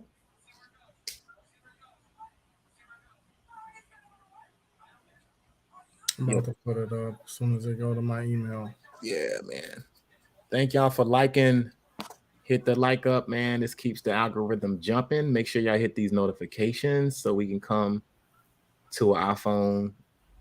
There you go. That's the book. That's the book, y'all. If y'all want to see what it looks like on the cover, that's the book.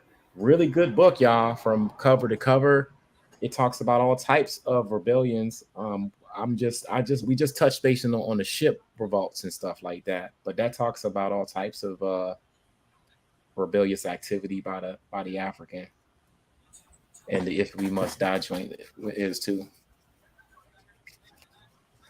And then you got to get Liverpool privateers too now. That book is a beast.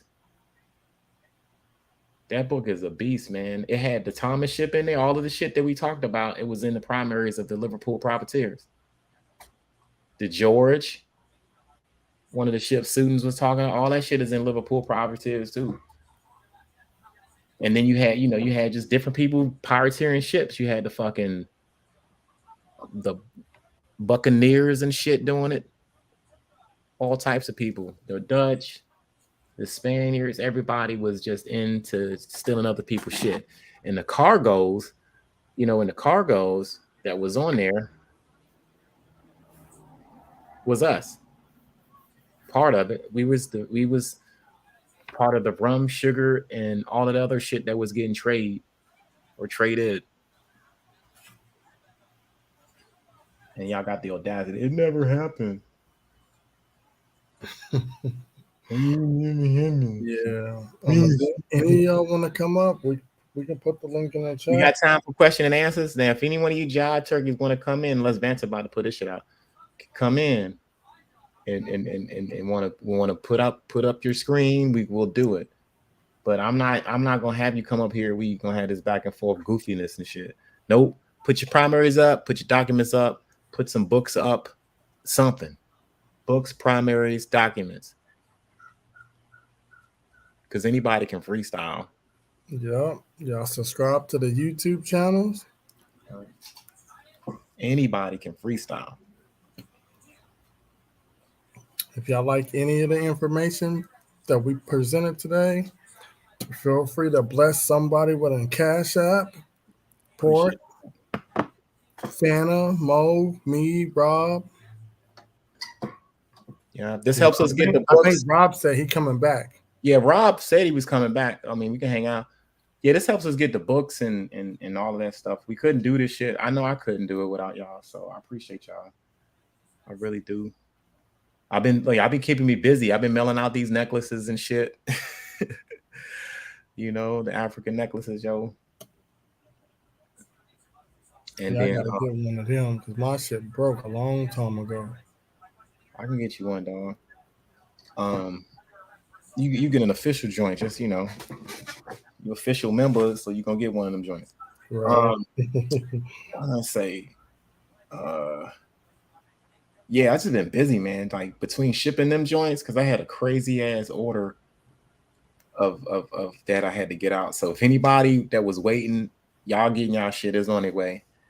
And it should be getting there at least this week. So I'm good. I got all my orders out. And shout out to Mo. Mo's got his book out. He's waiting for everybody to get that dropped at everybody's spot. And I think he's gonna come back and do another interview with that. So yeah, we making it happen. Some courses. I'm thinking about doing like a course where we can probably break down the course and for the family. Like if you got a course you want to like see. I don't know what you guys want or what's the demand. I'd rather have a see what you guys want to talk about, and maybe I can make a course out of it, and I'll put that up. I gotta switch to my laptop. Oh shit, Vance is about to start pushing. Well, yeah, if any one of you jive ass turkeys on the outside looking in, you got a problem with anything right. you said today. They go on theories, we go on facts. Yeah, facts, man. Facts over feelings. We don't care. And that's how we roll. We might bullshit on TikTok every now and then, but on Saturdays, we were dead ass serious. And that's why we never show up.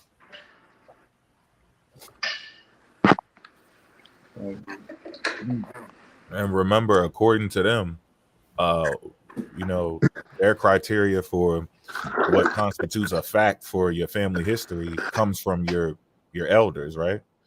Our elders already told us, and as you go back, the elders, you know, it's not really that diverse. We're all going to eventually like lead back to the same 100-200 elders at some point, right? And you go back to that point, they knew they were from Africa. So it don't matter what your grandmother recently said. Her great grandmother said that they came from Africa, and they still had their African ways. Yeah, that's why they were preserved here. That has kept their African mind intact, yo. Because it's been hard after 2020. It is easy to lose your African mind out here, y'all. Do we see Josh's? I only go to our lives for real, unless somebody like requests. They ask me to show up or whatever, then I'll do it. But other than that, I don't have the time for that. Right? Even when I record they shit, I turn it down. Like I'm not even listening to it. I go back and review it like before we do one of these to amp me up and give me some topics that they, you know, some talking points. I don't even listen to the recording as it's happening because I can't. Like it hurts my damn head. We're drained. They everywhere. Within 2 minutes, we done talked about everything except for how the hell was your black ass here. And the funny part about what we've done so far, this is our 7th week of putting information out, man, you know, on this level. And I have yet to hear anything. Like they don't know how to put together a comprehensive like if that's y'all, and I would have been put something out. Mm-hmm. You know what I'm saying? Especially as a group. But that's the problem. Like when you have all of these pseudo belief systems and everybody wants to be the fucking chief and all this other dumb shit, you're gonna have this miseducation, and people don't get it. It's funny. It really is funny. 7 weeks down, y'all, and we're at the point where all we have to do is queue up the old video because they're still talking about the same shit, and we're literally moving forward with this shit. It's crazy. So yeah, I can't entertain y'all on TikTok like that, man. Like I go on there, you know, he, but y'all come over here, you know, if y'all want that action. Come over here, come to Death Row, come to the Adjustment Syndicate. Get adjusted.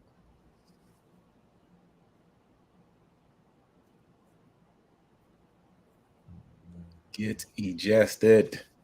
Adjusted. The early life of Malcolm X, before he became Malcolm X, he was dabbling in prostitution.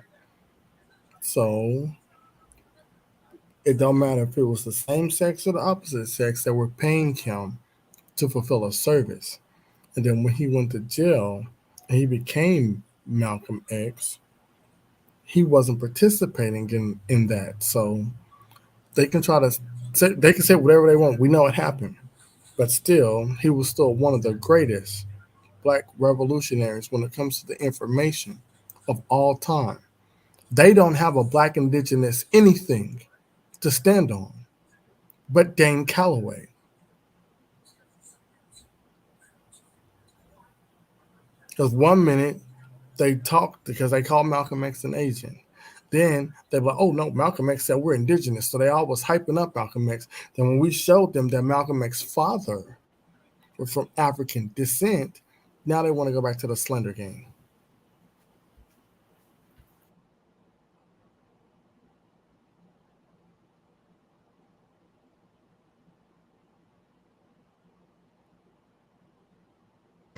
Yeah, like it's hard to keep up with some of that BS. I'm like, Mo, some of that shit, I don't even, because it's so bizarre.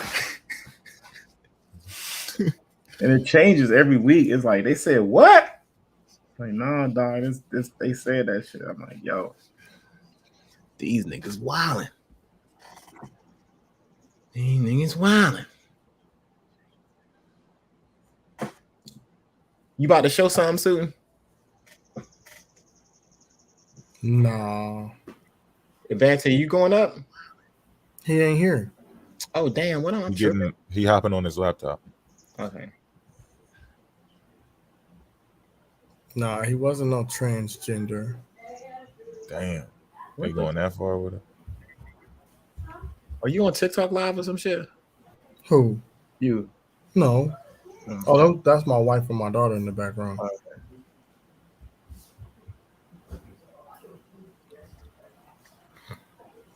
Peace. Look, this is what it is. They can try to slander all the black revolutionaries they want. We can't slander their leader because they don't have one. They don't got nobody to slander. They don't got no organization, no group. They claim they don't watch Dan Calloway. Effort. Then when we start talking about Dan Calloway, they get upset and in their feelings. They claim Naturalist of Yahweh ain't their leader, but when I go on TikTok and I put him on the screen, then they all come over there and they act like they want smoke. They don't want the smoke. I know none of them want the smoke. These are indigenous to the TikTok. These are indigenous to the TikTok people we talking about. That's the only thing they indigenous to. The only Indians on TikTok. That's it. And look, people asked them before. They be in the comments, hey, y'all gonna respond? Yeah, they always the first three that we did. Mm-hmm. They were asking them in their comment sections, y'all gonna respond? Even our people was over there, y'all gonna respond? And they was hyping themselves up. Yeah, we're gonna get them. We're gonna dust the Pan Africans. We're gonna shoot down all the information. They don't want to smoke. And then what happened? Nobody debunked anything. They didn't present shit because I'm pretty sure this is what they did. They probably were watching our lives on one of their YouTubes, or they were watching it in a group chat somewhere, and they was like, oh shit, we can't debunk none of this information at all. You know how, listen, do you know how hard it is to get in a debate with somebody and you got to refute one person's information? Mm-hmm. Now you got a plethora of people on a platform, and we done did over 60 hours. And let's just say I was one of them, and I was like, I'm about to debunk Mo Facts. I would have to pull up Mo Facts' information, say it to my people, and then go to my screen and find the counter argument to go against his information. That's how you refute somebody's information. You can't just talk about a refutation. You have to refute it with information. You got to refute a source with a source. You can't just say, oh, well, all the information Mo Facts presented, that was by the European, so therefore I win because I debunked him because he used European sources. That's not how refutation works, buddy. I'm sorry. In order for you to refute information, you got to bring information that comes to refute his information. That's why I be telling y'all, these people ain't never been in a debate before in their life. They don't know the structure of the debate. They don't know the structure of a refutation. They don't understand a primary. Look, me and Port asked them, do y'all know what a primary is? They just sat there. They didn't know what a primary was, y'all. We don't do all that European stuff. Yeah. I'm like, they don't know. That's why I'm done with them. That's why I broke it down 1,000,000 times about how that shit works. A primary is not what the European created. It's something as humans that we've come to the conclusion of when someone else tells someone else, tells someone else, tells someone else. Well, nah, nigga, let me go to the first. You said the chief said what? He said what? Because 6 people are telling me shit and you passing a message from him, Johnny, Billy, Eric, all of it. What did the chief say? Let me go directly to the chief. This has been going on before the European used the word primary. Before the English language, people always wanted to keep a record, a source on a tablet, clay tablet, sheepskin. We always had sources. We go revert to the source. We see, hey, you told this person you was going to give them this and you didn't. So here's the punishment. This is happening in BC times with our people amongst Africans. I don't fuck with them jive turkeys. So we created primary source. We just didn't say primary source, but we the first record keeper. So that means we knew what a primary source was and why we needed it. If you don't know what a primary is, man, you shouldn't even be talking about history and all that shit. Don't talk to me. I'm done with these fools, man. I'm gonna continue teaching, and we're gonna rise above these job ass turkeys, yo. Right. Fuck them. Fancy, you trying to share your joint? Oh, hold on. Oh, that's me. This is what I was missing. Earlier. So let me see where we at. John Curtis. The newlywed Washingtons arrived at Mount Vernon in April 1759. And they're coming from the Grove. Where's that place? Let me see. They're coming from.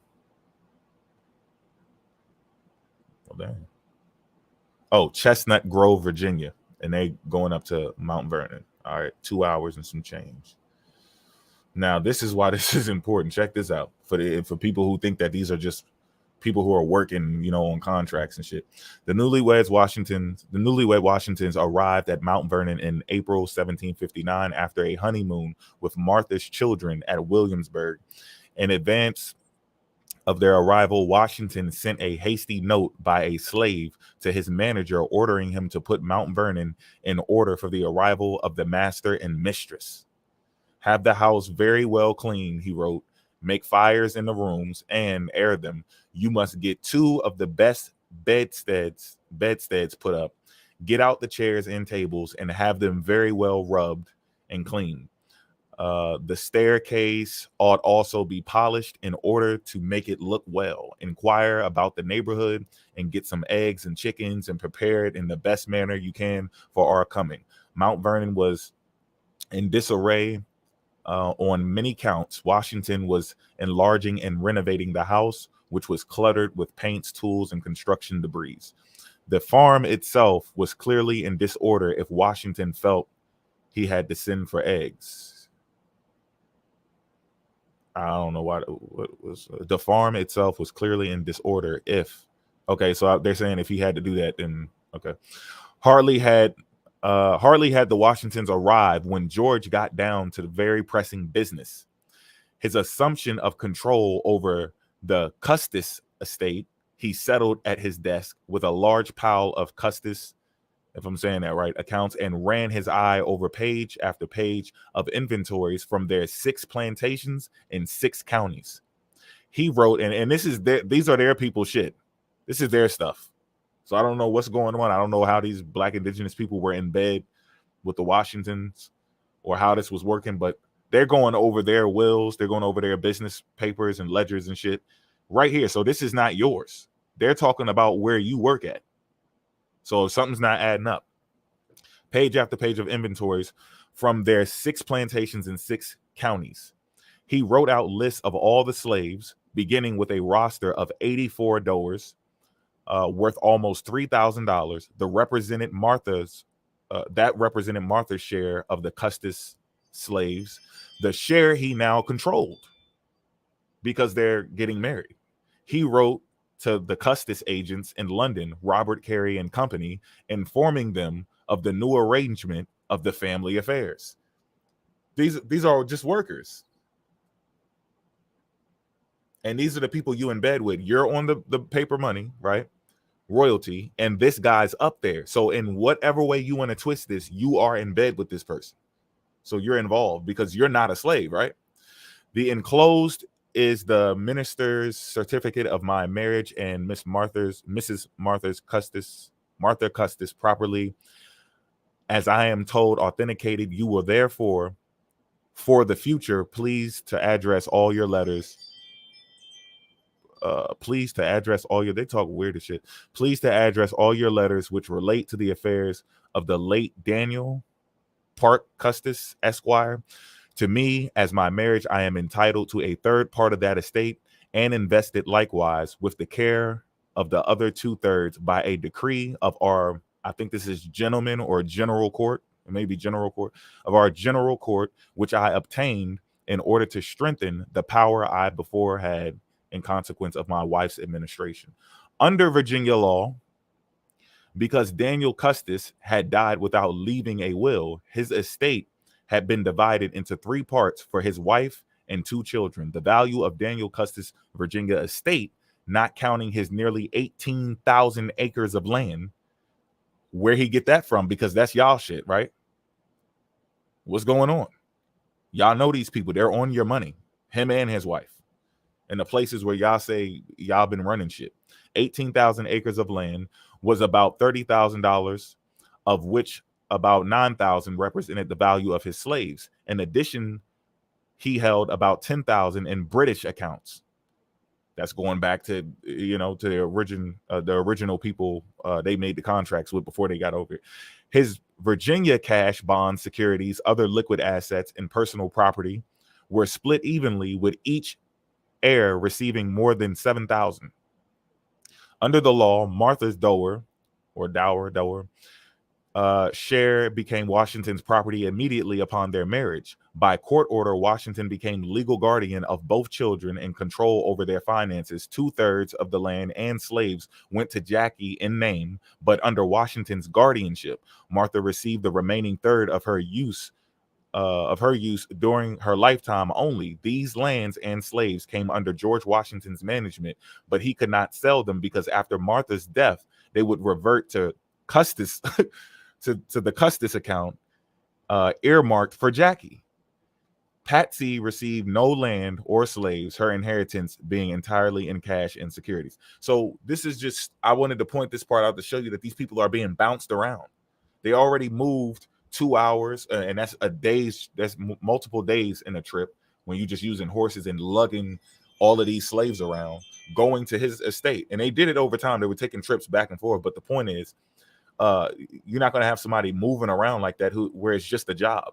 And these wouldn't be teenagers, children that they're trading and separating them from their families and stuff. This is what Washington's family was involved in, and this is what his wife's family was involved in, and they got married. So all of them that are in the same boat. Some agreed more than others. Some wanted to do the dirty shit this way. Some wanted to do the dirty shit that way.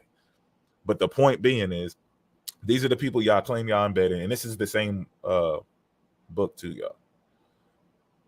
The Imperfect God, an Imperfect God, George Washington, his slaves, and the creation of America. But if these are the people y'all in bed with, these are the people that's on y'all money, then you have to hold this story. How did they get the land? Why are they treating the people differently from what y'all said the treatment was? And where are your records to counter these records that they found? So y'all talking yourself into too much shit. But yeah, that's all, y'all. Big pusher. Show. Big pusher. I got my little thing in the background. I'm just gonna read the little Nigerian study. Shout out to the Nigerians. You already know what time it is with the Benin. All right, so many Nigerians. Why is Nigeria overrepresented as the ancestral genetic homeland of legacy African North Americans? So this study was done January 7, 2021. All right, so let's get to the summary. The genetics of African North Americans are complex amalgamations of various West and Central African peoples, with modest gene flow from specific European and Amerindian peoples. A comprehensive understanding of African North American biohistory is a prerequisite for accurate interpretations of ancestral genetics of this population. Too often, genetic interpretations falter with ahistorical reconstructions.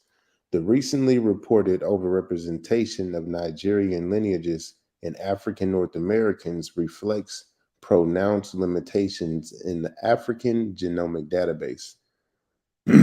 Artificiality of the colonial maps of Africa, the contributions of multiple African empires and kingdoms into the transatlantic trade, and enslaved Africans, and the overrepresentation of Yoruba peoples in existing limited representation of West Africans in public genomic databases. This matters arising paper is in response to Micheletti, published in the American Journal of Human Genetics. See also the response by Micheletti, 2020, published in this issue.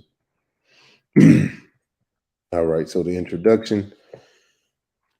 In a recent paper in the American Journal of Human Genetics entitled Genetic Consequences of the Transatlantic Slave Trade in the Americas, Micheletti and colleagues detailed the overrepresentation of genetic lineages designated as Nigerian in the ancestry of legacy African North Americans. Legacy African North Americans are US born African North Americans with the heritage of approximately 16 generations of exposure to a history of enslavement and institutional racism in the United States. So people got to go back 16 generations basically to basically say, that they're not dealing with this. This socio-residential pattern has influenced their genetic ancestry as well as their epigenome. However, even after 401 years of residence in North America, this population remains primarily genetically African with modest gene flow from non-Africans. Modest. The overrepresentation of Nigerian lineages identified with Micheletti reflects the confluence of many factors, beginning with the inadequacies of the existing African reference genomic database, as well as weaknesses in comprehensively accounting for the geospatial history of modern Nigeria and that of the contemporary legacy African Americans. To fully understand the current ancestral presentations of African North American genomes in general and legacy African Americans in particular, researchers must interrogate salient historical factors into their robust genetic and evolutionary interpretations of these complex populations. This paper reviews relevant historical and epidemiological factors that have shaped aspects of African North American populations, particularly those events that have seemingly amplified the genetic signals of their Nigerian ancestry. Results in discussion. The artificiality of the colonial map in Africa. The borders of modern Nigeria are a post-colonial construction encompassing lands traditionally occupied by highly diverse ethnic groups with distinct languages. Traditions and cultures. Many of these groups formed highly organized empires that influence areas beyond the current borders of modern Nigeria. In the southeast of modern Nigeria, there are 45 to 50 independent Igbo states or kingdoms during the period of the transatlantic trade and enslaved Africans. The northern part of modern Nigeria includes parts of the Hausa and Fulani Empire. The southwest part of modern Nigeria includes parts of the Oya and the Yoruba Empire. Before colonization by the British in the late 19th century, the region now known as modern Nigeria was war-ravaged with kings competing for the resources offered by the European powers and African prisoners of war feeding the transatlantic trade and enslaved Africans. The region saw a succession of fluctuating ascendancies of expansive empires, such as those of the Oya Benin, Kanim, Bornu, and the Sakota, whose descendants are now all part of modern Nigeria. In the middle regions of modern Nigeria, there has historically been intermingling of diverse ethnic groups. Modern Nigeria currently includes more than 200 distinct ethnic groups. Greater Nigeria includes even more because many of these groups also spill over across colonial borders. Table 1 lists the relevant empires and kingdoms of Nigeria that were present during the period of the transatlantic trade in enslaved Africans. So here it is right here. You can see the Tuareg, the Hausa, the Songhai, the Mole or the Mo or the Nupe, the Ibu, Idu, the Benda. So basically, this is what it looked like during colonialism and they're just saying a lot of these different ethnic groups spill over the modern day borders in which they conduct some of these studies. Figure 1. Ethnic groups of modern Nigeria with subgroups noted, many extending into surrounding countries. Map courtesy of Quad Grid. Hold on, I got a text real quick. There's a code. Oh. I got a code. Sorry, I got a code. All right, listen of historic empires and kingdoms now or adjacent to modern Nigeria who participated in the transatlantic trade and enslaved Africans as either victims, perpetrators, or both. So you got the empire or kingdom, time frame, location, ethnic groups, and activities related to the transatlantic slave trade. Kingdom of Nari from 1043 to 1911 CE, southeastern Nigeria.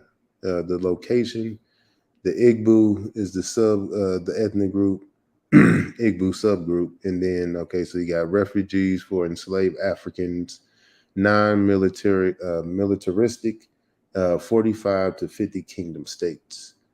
The Oya Empire from 1300 to 1836, Western Nigeria, the Yoruba people's powerful cavalry and active traders dominated Fan Kingdom of Dahomey, actively engaged in enslavement. Kingdom of Alada, hold on, real quick.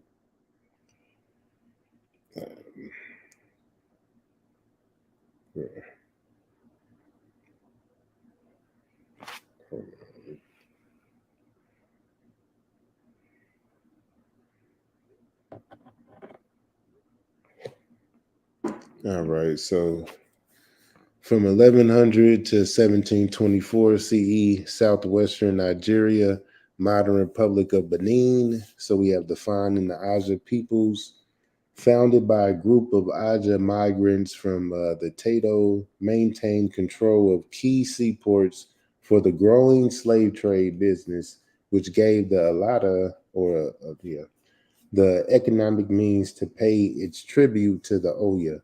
Between 1640 and 1690, about 125,000 enslaved Africans were sold from the Alada, peaking at about 55,000 during the 1680s alone. Whoa. Kingdom of the Awamu. What is that? The Akumbu? 1600 to the 1900 CE, modern Ghana. A subset of the Akan peoples, migrants from the Bunu or the Bono state. The Akan founders settled in the Taifo Heman. The Akwumu expansion started between 1629 and 1710, all the way to the Ouida. Whoa, something popping up. To the Ouida in present-day southern Benin. No, what that was. That Ouida again? Yeah, the Ouida. Yeah. Ouida. Kingdom of Ouida, 1580 to 1728. Southern Modern Republic of Benin, found in the Aja peoples. Major slave trading area. Enslaved Africans were housed prior to transport to the Americas and forced to make reverse circumambulation around the tree of forgetfulness to lose their memories of Africa. Oh Lord. Kingdom of Dahomey, 1600 to 1904 CE, southwestern Nigeria, southern modern Republic of Benin, Fan and Aja peoples, major center in the Atlantic slave trade until 1852. In 1724, the Kingdom of Dahomey invaded the Kingdom of Alada. In 3 days, the King of Dahomey's troops slaughtered thousands of Alada's warriors and citizens. More than 8,000 of the Alada's populations were taken as prisoners and sold into slavery in the Americas. Man. Benin Empire, 1240 to 1897 CE, Central Nigeria, the Edo peoples, first West African empire to significantly interact with Europeans on Atlantic coast, Bight of Mani. The Kabul Empire, 1536 to 1867, northeastern border with Nigeria, the Mandinka peoples, former province of the Mali Empire, ties to the Senegambia. So they didn't really, yeah. Afro Confederacy. I mean, Aro, my bad. 1690 to 1902. Hey, slow down real quick. What Now, it do? that Aro Confederacy, if I'm not mistaken, were the Confederacy that they was doing some of those fucking slave raids. I think these were Igbo, some type of Igbo division in Nigeria. Igbo subgroup. And those were the ones was fucking doing those aggressive slave raids. They had a north and a southern part, and depending on where you was at, you were taking advantage of his raids and stuff. But the Arrow Confederation, I think, was established by those European settlers. So they, you know what I'm saying, they used them to do these fucked up ass raids on us. And that's when you get the King Hafan from Ouida and all of that dumb shit. But yeah, go ahead, bro. Yeah. Tragic. Yeah, aggregate of the Igbo related peoples. The Bonoman state, or the Bonoman state, 1000 to 1800 CE, southern modern Ghana, the Akan associated groups, gold and Kula nut traders with the Saharan traders, the Ashanti Empire, 1701 to 1957, Ashanti region of southern modern Ghana, the Ashanti peoples, known as fierce warriors, gold traders, contact with the coast in the important slave and gun trade. Yeah, we know Ashanti already apologized. So did some of the tribes from Ghana. One of the tribes, I forget which one. Kang or the Watara Empire, 1712 to 1896. Northeastern Cote, what is that? Ivor, I believe, in the Burkina Faso. The Diala immigrants from Mali Empire. Islamic State ruled by the Kulabali, or the the Kulabali dynasty. I know I'm probably messing it up. The Bamana, or the Segal Empire, 1712 to 1896, the Segal area of modern Mali. The Bambara peoples, established after the fall of Mali Empire in the Keita, or the Keita dynasty, conquered by the Tukular, or whatever. The Sakota Caliphate. Hey, hold on, man. This is some good shit, boy. You got some nice shit. Start right there. Now, we talked about how the Islamicized African would conduct raids too. But you see right there where you're at, right, the Fulani in the houses says Islamic State, right? Start right there. Yeah, right there. And then to the right of that, Islamic State founded during the jihad. The jihad. Remember what we talked about? We learned what a jihad was of the Fulani War in 1804 by the Sheikh Osman Dam, destroyed by the British Army. Slavery was a large part of the economy, right? And significant trade over the Sub-Saharan routes. So whenever Islam infected the interior of Africa, a lot of these African groups just submitted to the culture, and along with the culture came the jihads, and that's where you get the houses and stuff from as well, because a lot of it was based upon Islamic influence and stuff like that. The Fulani and Hausa of Nigeria. And you see the word jihad. We talked about jihad in the last couple of slides. But go ahead, man. This is good. Hold on. What resource is this? Where you get this from? Oh, this is a study, and it's talking. Man, It's trying to figure out. You always got some shit up your sleeve. Yo, send that to me when you can. But go ahead, brother. All right. Yeah, go ahead. I didn't mean to stop you, man. My bad. Oh, it's all I got good. excited and shit when I see something. Right on. The Sakota, Caliphate, 1804 to 1903. Northeast area of modern Nigeria. Like we were saying, the Fulani and the House of People, Islamic State founded during the jihad of the Fulani War in 1804 by the Sheikh Usman Dan Fodio. Destroyed by the British Army, slavery was a large part of the economy's significant trade over the trans-Saharan routes. Yep. Trans-Saharan slave trade, we all know. Connecting the old world trades to the new world. What is that? The Wasulu Empire, 1878 to 1898 CE. What is that? The Benton Dugu, Southwest Modern Guinea. The Mandinka People's Islamic State, another one, destroyed by the French army. So we got another Islamic State with the Mandinka people in Southwest Guinea. Hausa and Fulani, they got a long history with one another. 1300s to 1800s, northeast area of modern Nigeria. Hausa and Fulani peoples, once again, Islamic State. And look, and dig this. You notice now. You look at who was doing most of the raids.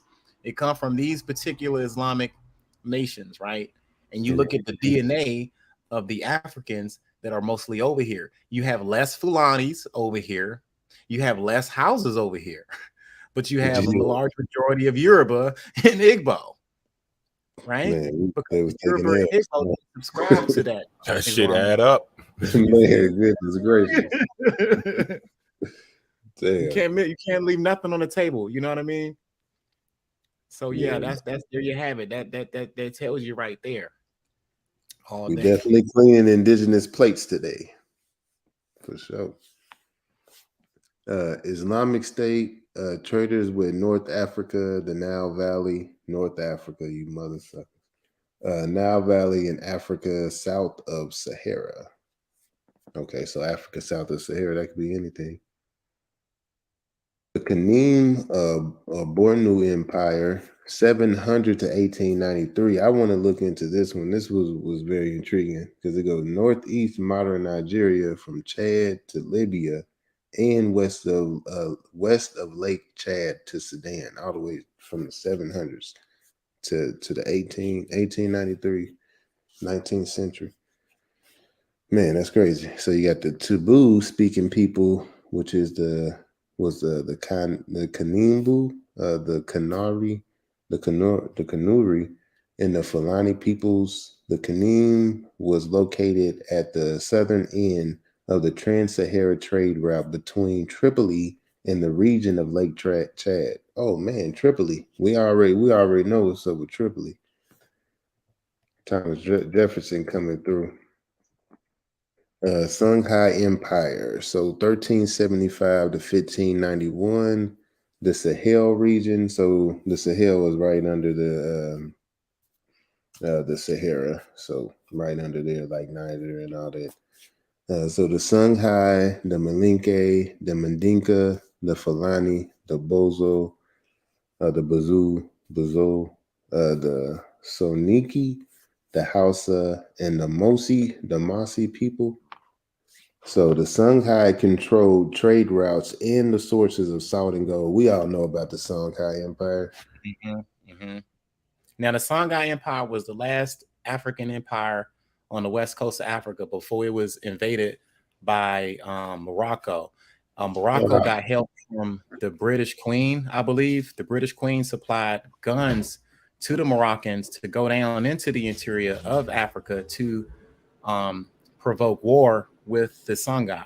And up until then, the Songhai dominance was pretty good in Africa prior to the gun entering into the African interior. It took a lot of guns to come in there to break up the Songhai empires. Now, at the same time, Songhai was an Islamic state, and they had their form of slavery too, and they enslaved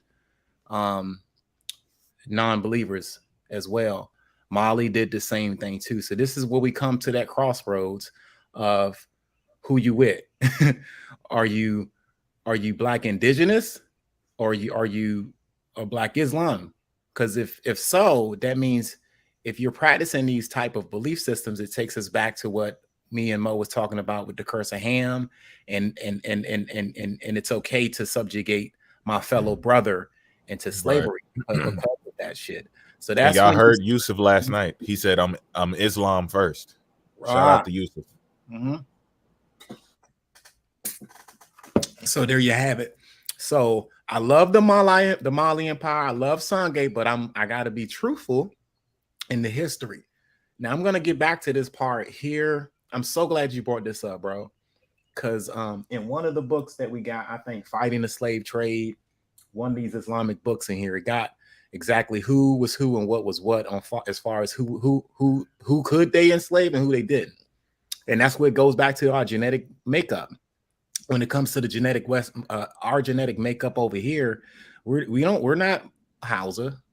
We don't got some, we don't got any of those in us, because more than likely it was those guys that might have been doing the slave raids. I'm gonna keep it real. I can guarantee that shit. We got smoke. Everybody gonna get it. Yo, everybody get it over here, yo. Fuck it. Good find, man. I appreciate seeing that.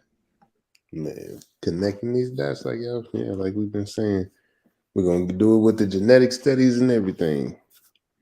So just proving to people like it don't matter, if you're getting your new information from new articles, because most of the time they got the old sources. They historians. They not just like, oh, I'm just listening to videos and stuff and just making up, because they got the sources in there, but they just playing games.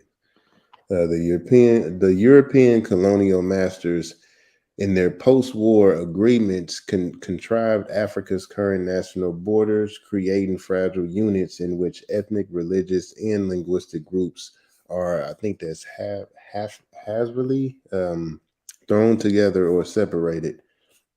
Without any recourse to those groups, peculiarities and priorities and aspirations.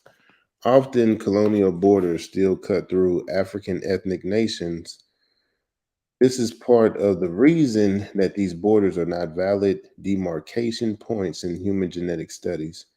There was never any logical reason for the current ethnic constellations of modern Nigeria to be grouped together, except that it suited the priorities of Britain.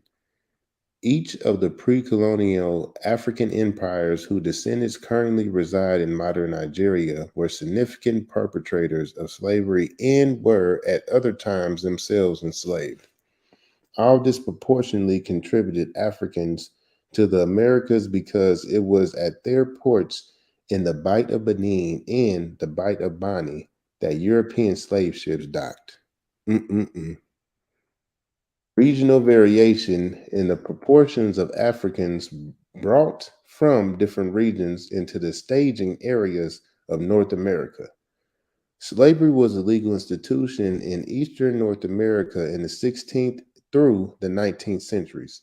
A large proportion, 38% of enslaved Africans brought into Chesapeake Bay were from the Bight of Bani. The demographic distinction contrasts with the smaller proportions of Nigerian-derived Africans brought to either the Carolina coast or the Mississippi Delta regions. Contrast the varying proportions of Africans from the diverse catchment regions transported to these three disembarkation sites in North America. This immigration bias by itself, however, does not fully account for the current overrepresentation of Nigeria as the ancestral genetic homeland of so many African North Americans. To explain that, we must look at what happened in the United States. So this is getting into, let me see, where's my Zoom? All I want to do is where's the Zoom? Zoom, you boom boom. Anyway. Yo, that shit was the shit, yo. That was my shit. Oh shoot. All I want to do is on the zoom, and you boom boom. Yeah, there we go. Check, baby, 1, 2. There you go. Right, you got me right. It's kind of, dang, it's still kind of small. I was trying to see the percentages. Mississippi Delta is the red lines. Carolina coast is the green. So you got North Carolina, South Carolina, Georgia. Mississippi Delta is Alabama, Mississippi, Louisiana. What is that? Arkansas. All right. So we got Chesapeake Bay, Virginia, Maryland, Delaware, New Jersey, country boundaries. All right. So that's just the gray. So that ain't really nothing. So yeah, yep. Too bad we can't see the percentages, but this is all Africans. Let me zoom back out. The bad boy got too big. I wonder if I can just click on it. Nah, that's not letting me do that. That sucks. Oh yeah. You gotta download it. Oh well. Portions of Africans leaving from Pacific African ports for disembarkment at 3 North American sites during the transatlantic trade in enslaved Africans. Domestic slave trade introduces distortions into the African ancestries of African North Americans.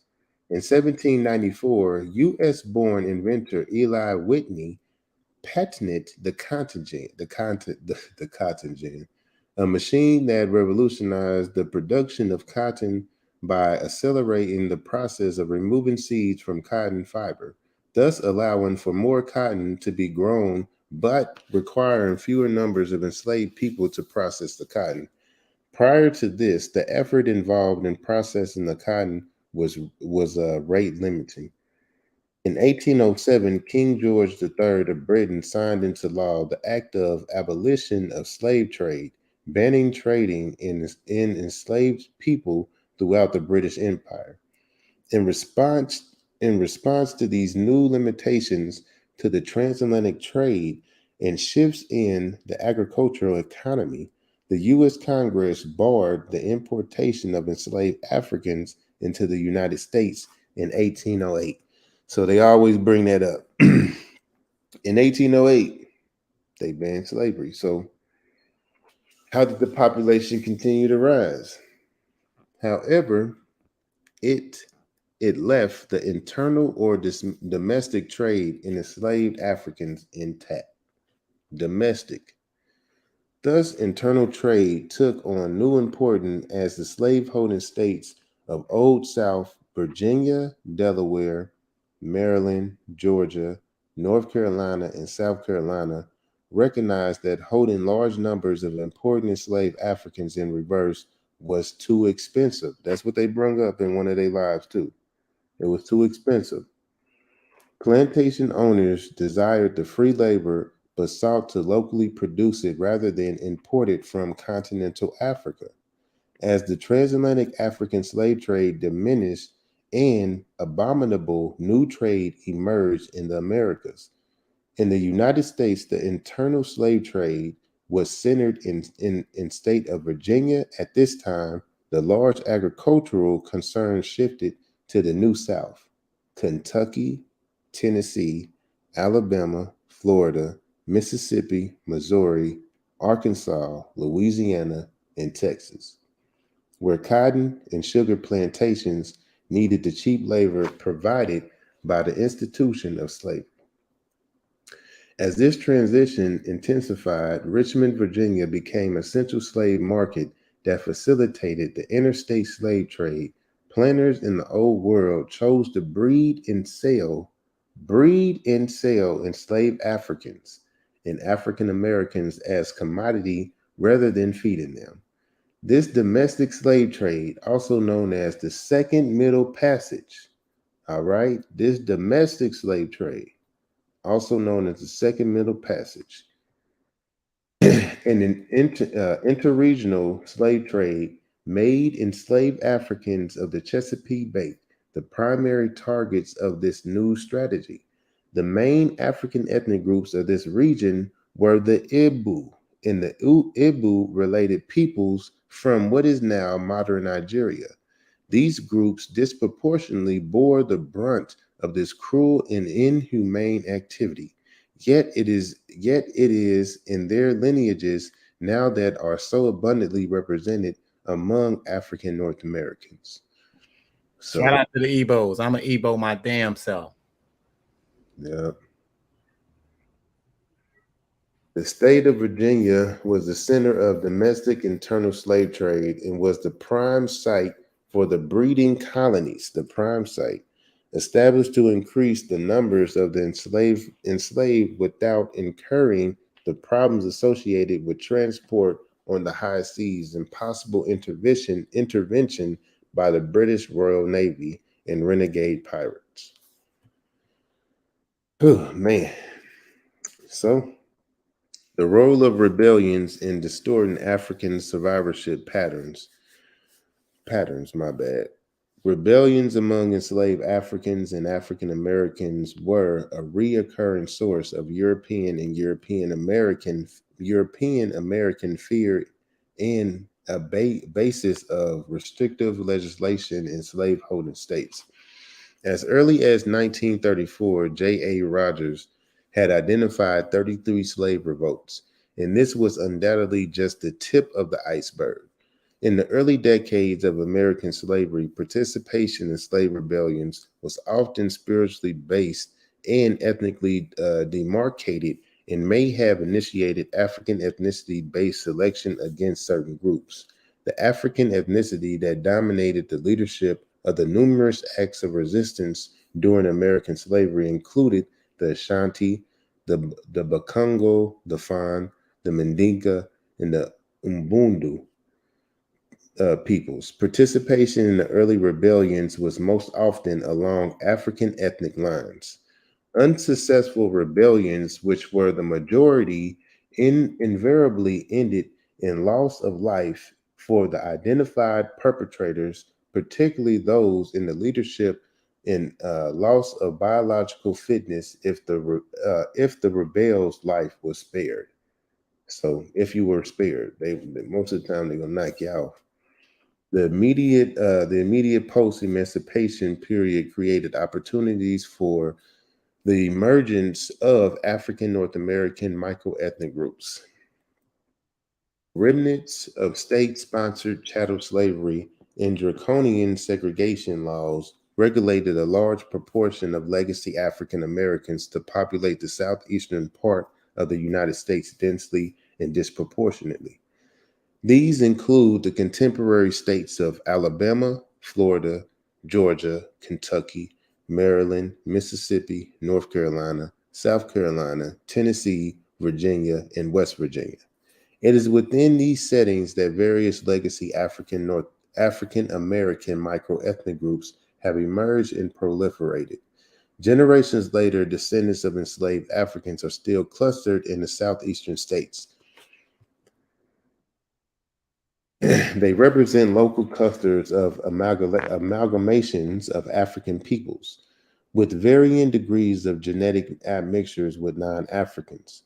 Although the bulk of genetic admixture studies of African North Americans has focused on the extent of continental admixture, it is the intra-African admixture that comprises the most significant admixture events in this population.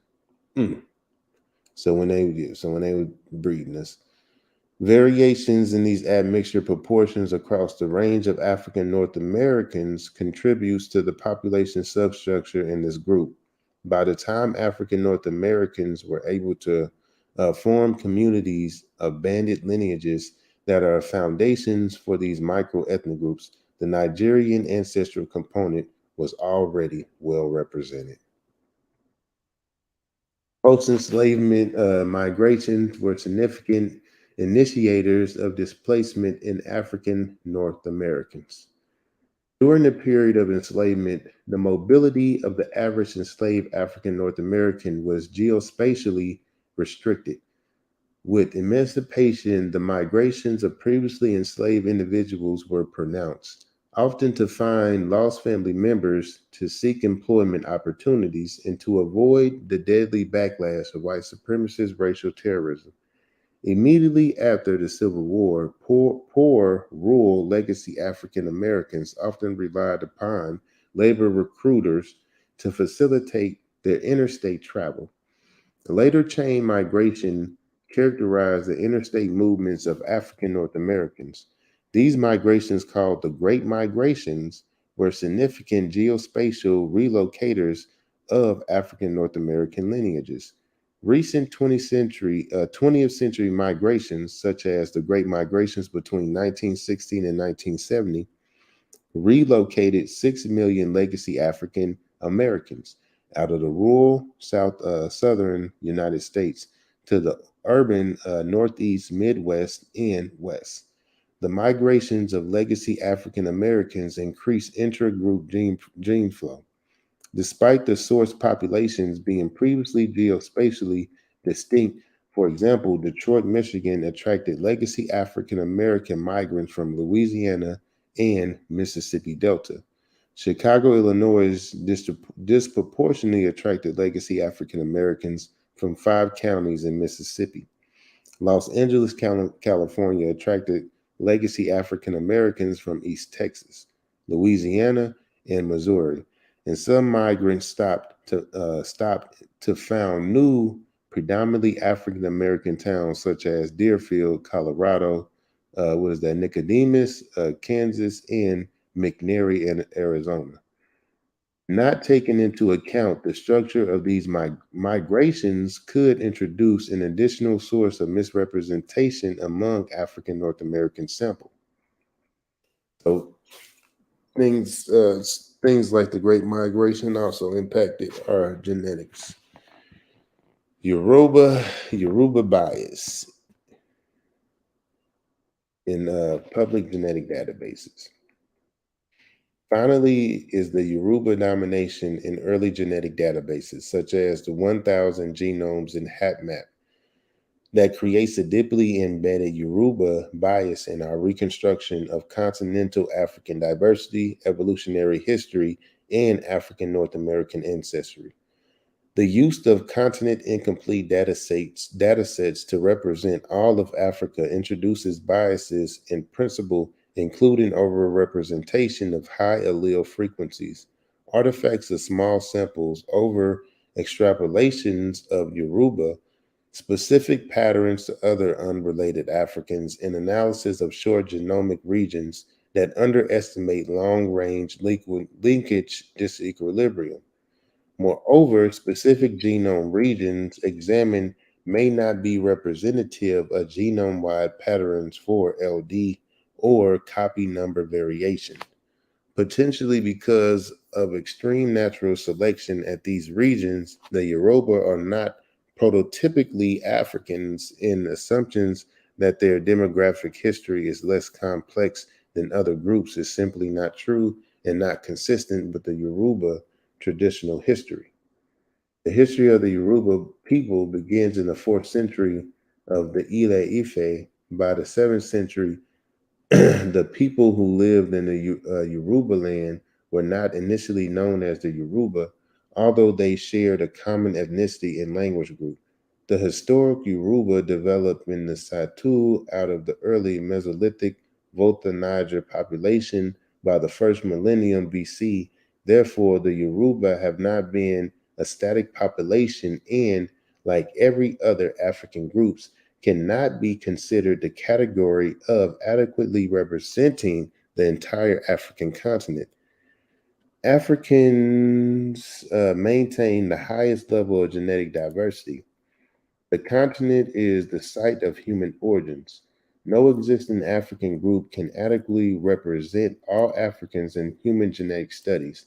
The fact that the current public database are inadequately comprehensive regarding African genomic variation remains that each time the Yoruba is substituted for African. This caveat must be noted for researchers. Scientific thought must go into each aspect of our genetic studies in Africa, beginning with the collection of representative samples. Africa must be sampled with non-reductionist paradigms guiding the research. So yeah, they're saying that they might have been overrepresented because simply they move around a lot. I'm not thinking that's not the only reason, but yeah, I think the main reason they was bringing them up is that people in Africa migrate, so now one people can like represent Africa,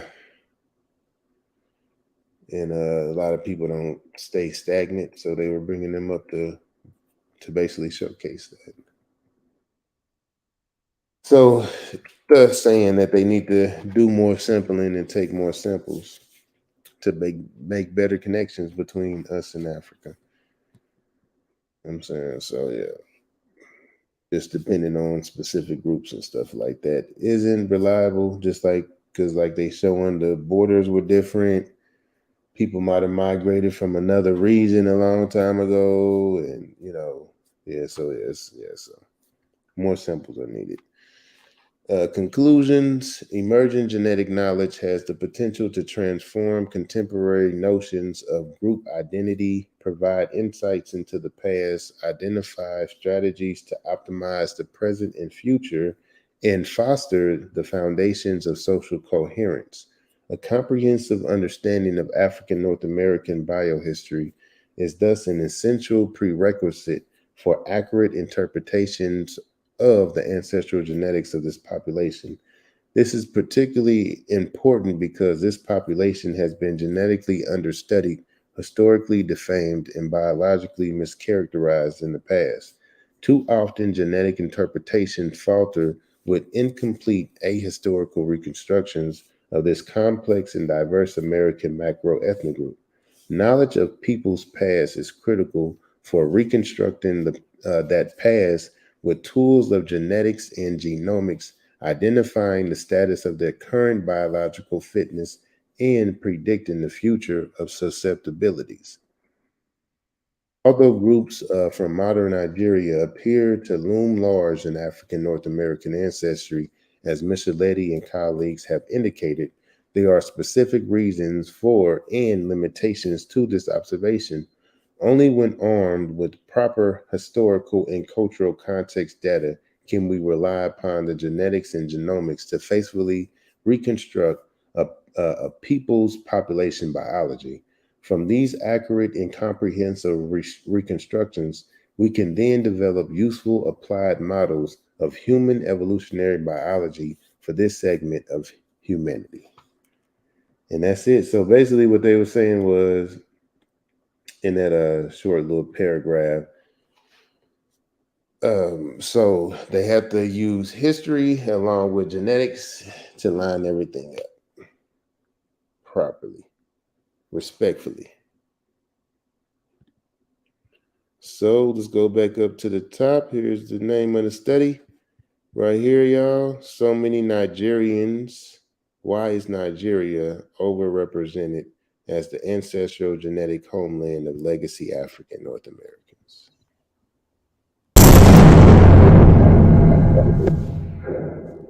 Yes, sir. Shout out to all Nigerians that are in the diaspora, yo. That was a good presentation. I like that one, yo. Facts. Yeah, that was a good one. Appreciate it. And then the chat, I'm gonna get to the point. We're gonna separate the good from the bad. I want to make sure I do it the right way because I ain't trying to throw nobody under the bus that shouldn't be thrown under the bus. But we got to point that out. That's where religion separates the good from the bad, right there. If you could just get on the other side of Islam and the other side of Christianity, you ain't gonna have a problem with us talking about whoever that was involved in it, whether they was African, Mhm. you know what I'm saying? So the truth is like rain, and it doesn't give a damn who it falls on. Yeah, that's what's up. Yeah, but I gotta look that up because there's specific groups that went and did raids on other groups within there, you know. So Yeah, that needs to be that's pointed out. We ain't above that. We are not above that.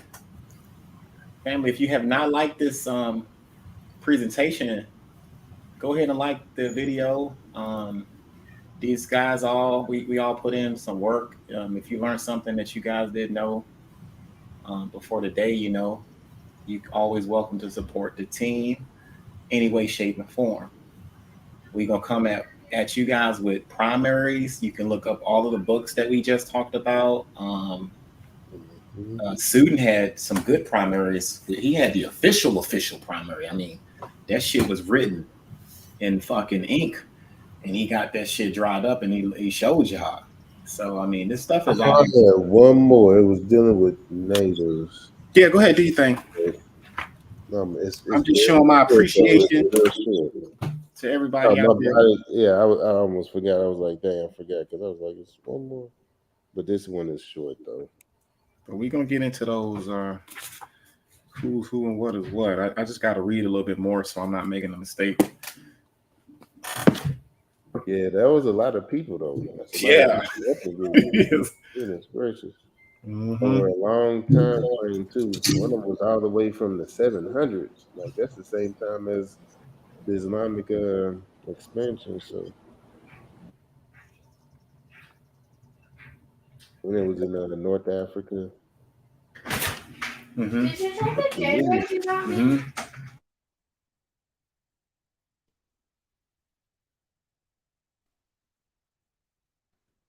Kaneem Bornu Empire. I gotta check them out. The who? The Kaneem Bornu Empire. It would last from 700 to 1894 or something like that. I forgot what it was. In West Africa? Tubu, North Africa. They said from the west of Lake Chad. Go ahead. What the fuck is wrong with my damn computer? Reserve. I bet my computer acting shite. It's tweaking. Geeking and tweaking.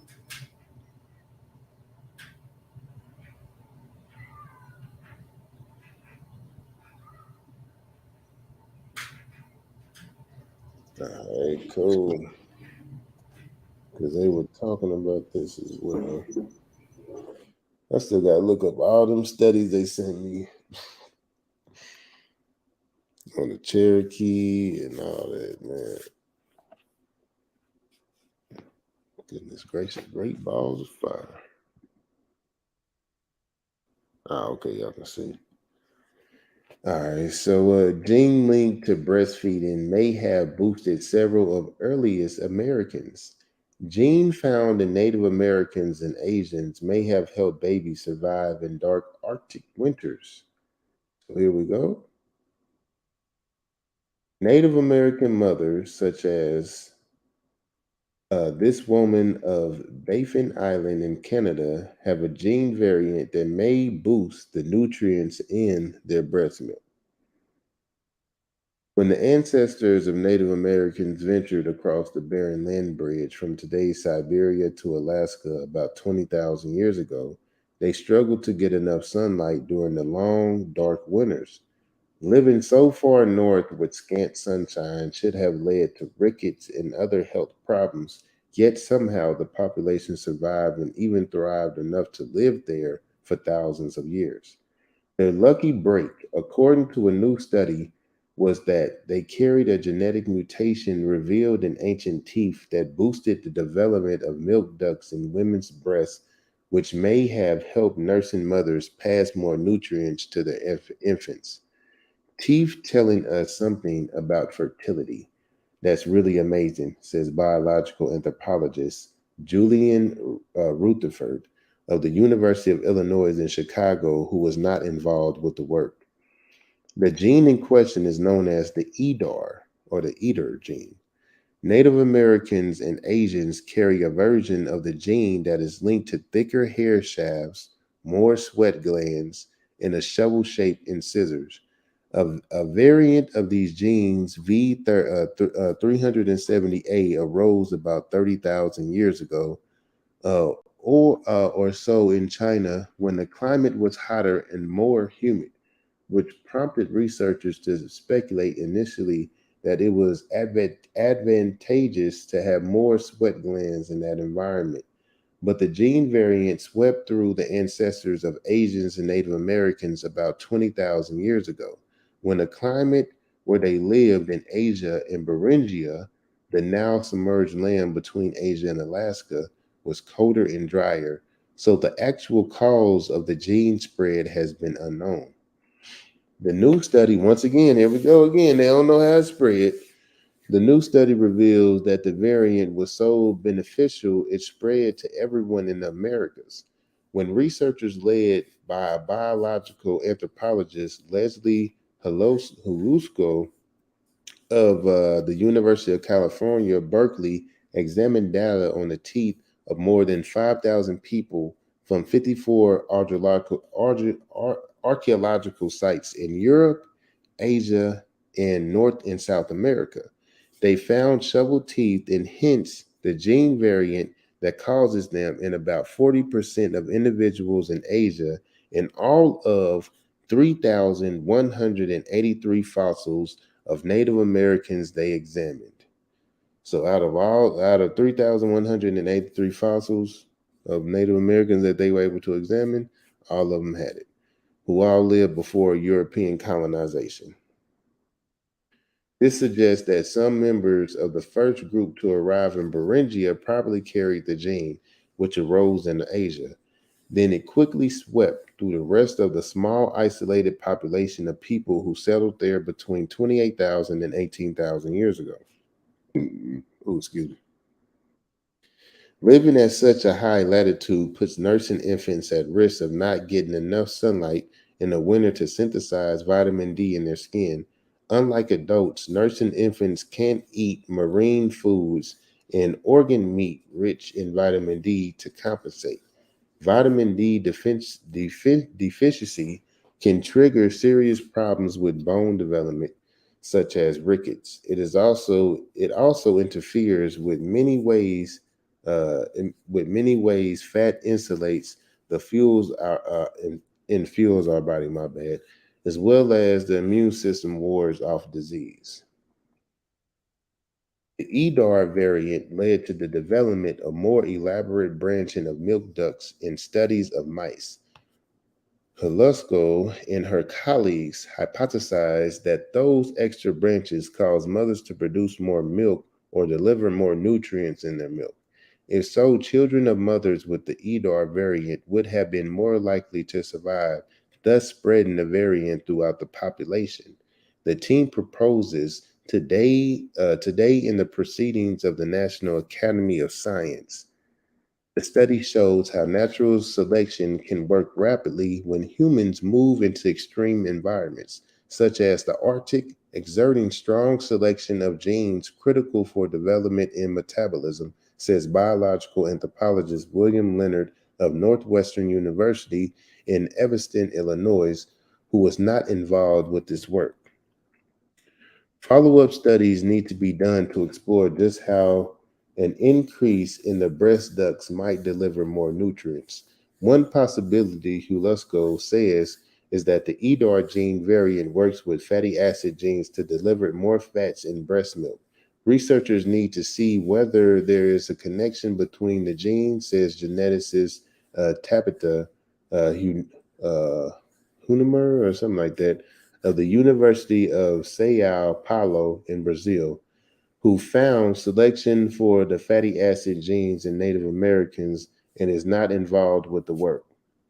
Hlusko is now collaborating with others to explore how the EDAR gene variant affects breast development and density. This is not just a Native American story, Halusko says. Everyone with shovel-shaped incisors has this gene that may compensate for vitamin D deficiency. So yeah, someone was saying that was only found in natives, but I guess it's actually found with anyone who had to basically to substitute for not being able to get sunlight. So yep. That boy steady pushing. But yeah, it is connected to Asians, Americans, and Europeans. Hey, Vanta, have you ever ran into that study with the metabolism or the metabolizing of alcohol with the Native Americans and the Asians? Oh, that's a good one right there. Right, yeah. like the same people right from where they left at have the same issues with metabolizing alcohol. That can't be a coincidence. Like they can't metabolize alcohol like others can because of genetically, right? Is that right? Yep. Right. Yep. And the same breakdown, but that was a while ago. So I'm saying right now they probably connected way more dots with that. Because they discovered that a minute ago. Yeah, I can look into that for sure. But yep, drop another bomb on them. Be dropping them bombs. Yeah, I gotta let me find the bomb real quick. Facts.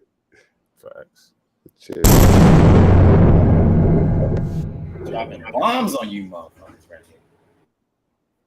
here. Yep, that's it. That's it for me, y'all. I'm used to the bodies now. The smell ain't really a problem. Just leave them there. They good now. They all bloody. Just now we used to it. Get them dirty. Man, this is volume 7, y'all. This is crazy. I can't believe it. Man. Yeah, I know they were sitting there waiting, like, man, all right, they're gonna be done now. All right, they probably just gonna do one more. We always got some shit up our sleeve, man. It's amazing. But nah, man, I think y'all did good work, man. Sutton came in here with a whole bucket of receipts. You followed up, and I tried to follow up off of that, and then we got banned genetically. You can't stop that. Yeah, that's why they do not show up. And if Rob around, I think he got tied up because he would have been here, and he excused himself earlier. He said he gonna try to make it to the presentation, but it's all good. I think we got enough information out for the people. And Rob, if you're here though, let us know, man. I'll put you in there. But I think Rob got caught up and stuff. The game, coach. You heard this shit be off the chain, y'all. Peace to the chat. Peace to the motherfucking chat, y'all. What it do? Do y'all agree with who? It made me appreciate in African spiritual looking at my. But yeah, family, if you have not hit the like button, go ahead and hit that like button. If you have not followed any one of these brothers on the panel, I suggest you go ahead and do that. Appreciate all of y'all for y'all support. Pseudo Sunday. I think I might have time for that. I want to be on a schedule with that at least, so I might open it up. I don't know what time, but we can do that. I'm transitioning, trying to move from a different location, so I'm gonna be a little busy and stuff during the week. So if y'all don't hear me or if I don't reply back, it's probably because I'm in the middle of some shit. Okay, that's understandable. Moving. Yeah, man. Gotta get my situation straight, and once I'm settled, I'm good to go. And I actually want to go to Africa, man. I'm like, once I get my shit settled, I might go to Africa during Christmas. I don't know. I'm really thinking about that shit. Something about Africa is calling my name, yo. Like, I went to Kemet, and that was cool and everything, and I missed my opportunity to go to Kenya. But after having that conversation last night, with the Africans and shit, and just talking to them and stuff, I just feel like, man, I gotta go over there, man. I don't know. We gotta link up with people, get our hands on some records, and get that. And look, and now you know what to get close up on. All the shit they talking. When you go back, you gonna like, no, I'm about to zoom in on this and get a pic. Yeah. What's that shit y'all was talking about? Yeah. You know exactly what to look for. Yeah, that word. Well, I forgot what you said, but we got to remember that word. But I heard it, and if I hear it again, I'm like, hold on, I caught that shit. But Akana. I ain't talk about that, but I ain't gonna ever forget that shit. Akana, yeah, I've been looking out for Akana. Yeah, but I want to go, man. Like, I feel like, man, like that's. I was just saying, for the people who talking all the shit about Egypt being in America, like, it's gonna be shit that you could take a picture of that they over here lying about, that you probably didn't recognize the first time. You just over there in the awe and just capturing the greatness. Right now, you can go into some of the primaries. Those are primary sources. You can go pick them shits up and bring them back and shut the whole thing down. That's what I'm thinking about it, man. You know, it's gonna be a toss up between South Africa and maybe Ghana, shit, maybe Nigeria, man. I feel like I gotta go back because, of course, that's where we from and shit. Africa's big as shit, man. Like, I want to go to South Africa. I want to party out there. I want to do some research out there. And the same thing with West Africa. I just want to connect with my brothers and sisters over there. Cause fuck all this shit. Fuck this on TikTok and everybody talking shit to each other. I want to prove to these motherfuckers that we can go over there, they can come over here, and it be all good. Yeah, we got to start doing that anyway, because like they said it's going on over there too. The identity shit is not just exclusive to us in America. Right? They got that problem over there in their country. So we got to grow up, man. Like, I'm on my mature shit. I'm catching flights, not feelings. You know what I mean? Fuck that. Because there's plenty of brothers and sisters over there will have us over there open arms. You know what I mean? Like, they fuck what you hear in the media, man. Like, there's love that goes both ways. And matter of fact, I was at work the other day, and I had a patient come through, and she was a female patient, and her, you know how, like, you see a last name and you like, yo, that's an African name right there. Yeah. You know what I mean? And I'm like, yo, is that an African name? She was like, yeah, you know, my husband African. I was like, that's what's up. She was like, I was like, what part of Africa are you from? He's like, he's from Ghana. And she was just talking about all time. Like, she was like, yo, here go my husband number. If you want to go over there, we can get you linked up and all of that. I'm like, hell yeah, that's the type of connections we need to be establishing right now. So that we get over there, we have a point of contact, and all types of stuff. So I think I'm seriously going to try to look into it. If everything is go to plan, I might try to be over there during the Christmas holiday, whether it's South Africa or West Africa. I just haven't decided yet, but I mean, it's on my mind. It's something I want to do and bring back that footage for everybody to see. Right. Yeah. Debunk some of this bullshit. No bullshit. Get rid of the stereotypes and all of these little dumbass barriers that we say we got. African Americans can't come back home because they don't want us over there. Yada yada. Like, nah, I'm gonna prove them motherfuckers wrong. I'm gonna go over there. I'm gonna party with y'all and all types of shit. Yeah, and with my people that's over there, I gotta go over there first. I'm gonna go over there first by myself, and then I'm gonna come back and let y'all know. Yeah. You know what I'm saying? I'm gonna go dolo first, check it out, see what the scenery is, and understand, you know, what the fuck is going on. And then I'm gonna come back and shit. We can start touring. That's what I'm saying. Like, I'm so ready for that. Like, I mean, we can take this abroad and go to different locations and teach what we saying. That's kind of what I really want to do personally. When we go and we just set up trips and we just out there teaching on location. Yeah, and then you got to think about, like, if your people from 500, 600, 700 years ago had the ability or the availability, accessibility that we have today. Transportation, knowledge, connection with each other wirelessly. Like, man, they be turning in the grave, flipping upside down. They probably are anyway. Like, because we so lost in this colonization, like we're not even thinking about it. This sounds like a trip. It's like a trip, like you going on vacation or some shit, but that's not even what it's about. That's usually when people like decide to move around. It's like some vacation shit, but we should have already been doing it. Like, yo, wait, hold up. Y'all can just fly the fuck over there in some hours, not months, not weeks. Right. Like we should be That's over there, like, y'all. yo, we should be ashamed that we ain't, get over there yet. And look, and see, but we so pressed to go. I mean, this is a part of our culture here.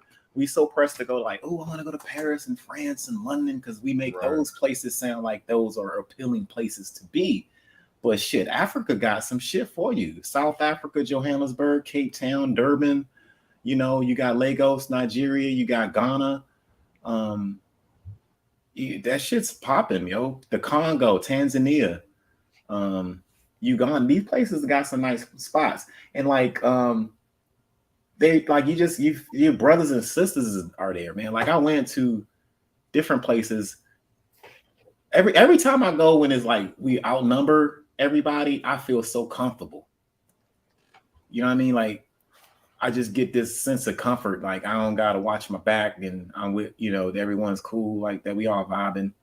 I don't feel out of place or getting stared at and shit awkwardly because we all look the same and stuff. And especially if they speak the same language. Like you go to South Africa, they all gonna be speaking the same, they're gonna be speaking the same to you. So it ain't like you're gonna be out of touch with most South Africans and you can have a conversation. You take your ass to motherfucking with a passport, bros be going like the minute you might get your ass drugged and robbed and get fucking napped some damn way. Because you don't know the language. And that's they don't. That's one thing we don't do. Like, if y'all haven't noticed, we don't romanticize the shit. We caught that early on, just having little small conversations and shit before we even got to the point where we knew we could do this shit as a team. We can hear certain things and how people talk, and we get it, the greatness and how it got exaggerated and shit. But we don't need to make it seem like everything is perfect and everybody's living in mansions and these people weren't involved in the slave trade and all of them fought back and we're the winners and the controllers of the universe. That shit is weak. Yeah, that's some weak shit anyway. Like that's going to lead you to a place where you sitting there debunking your damn self, running in circles, and ain't got nothing to really truly pass to your children or anybody that you want to spread knowledge with. You're just over there making up shit. You and your boys sitting there clapping hands like, yeah, man, I hit him with a 2-piece and he flew back a mile. So I hit him before he even hit the ground, and I picked him up, snapped his back, threw him to the hospital, told him to stitch him up, beat his ass again. Like, we're not doing that. We grown. We talking about our people's history, and we supposed to do that shit using method, checking people's sources. It ain't and all of that, y'all got to prove you African. We don't actually have to do that shit. That really doesn't have to happen. It's beyond documented. European people tried this for a split second with the slave trade ain't really happened. It was exaggerated. They did that first before your black ass. And it did not work. The evidence behind it is staggering. And because they weren't all together on the same team and they weren't in agreement all the time and people got jealous and families broke up and people stole people's slaves and shit, they're all snitching on each other. All of this wasn't documented because they wanted to keep a record for us. It was documented because they were doing business. They were doing dirty business. People started telling on one another. People snitching. They got court cases, so they got to produce their evidence. People are trying to stop other people from getting rich like they did off of the slave trade, so it behooved them to stop you from doing it. And then you see what I'm saying? It all ends up being a story to build a case against the oppressor. It's not something they did for us. This is something that they could not predict. They would not know. You think these people know that we're sitting here right now, like, yeah, in the future, the black people are going to be sitting there on these devices, and they had no clue none of this shit was coming. No archives, no microfilm, no manuscript, no methodology, none of it. They didn't know about any of this shit. We caught their ass, and we did it through us wanting to know, like you seen with the lady earlier. She wanted to know what happened in her history. Same thing happened with us. We wanted to know what happened. We were just trying to figure out what our past was like, and we ran into a whole bunch of other shit.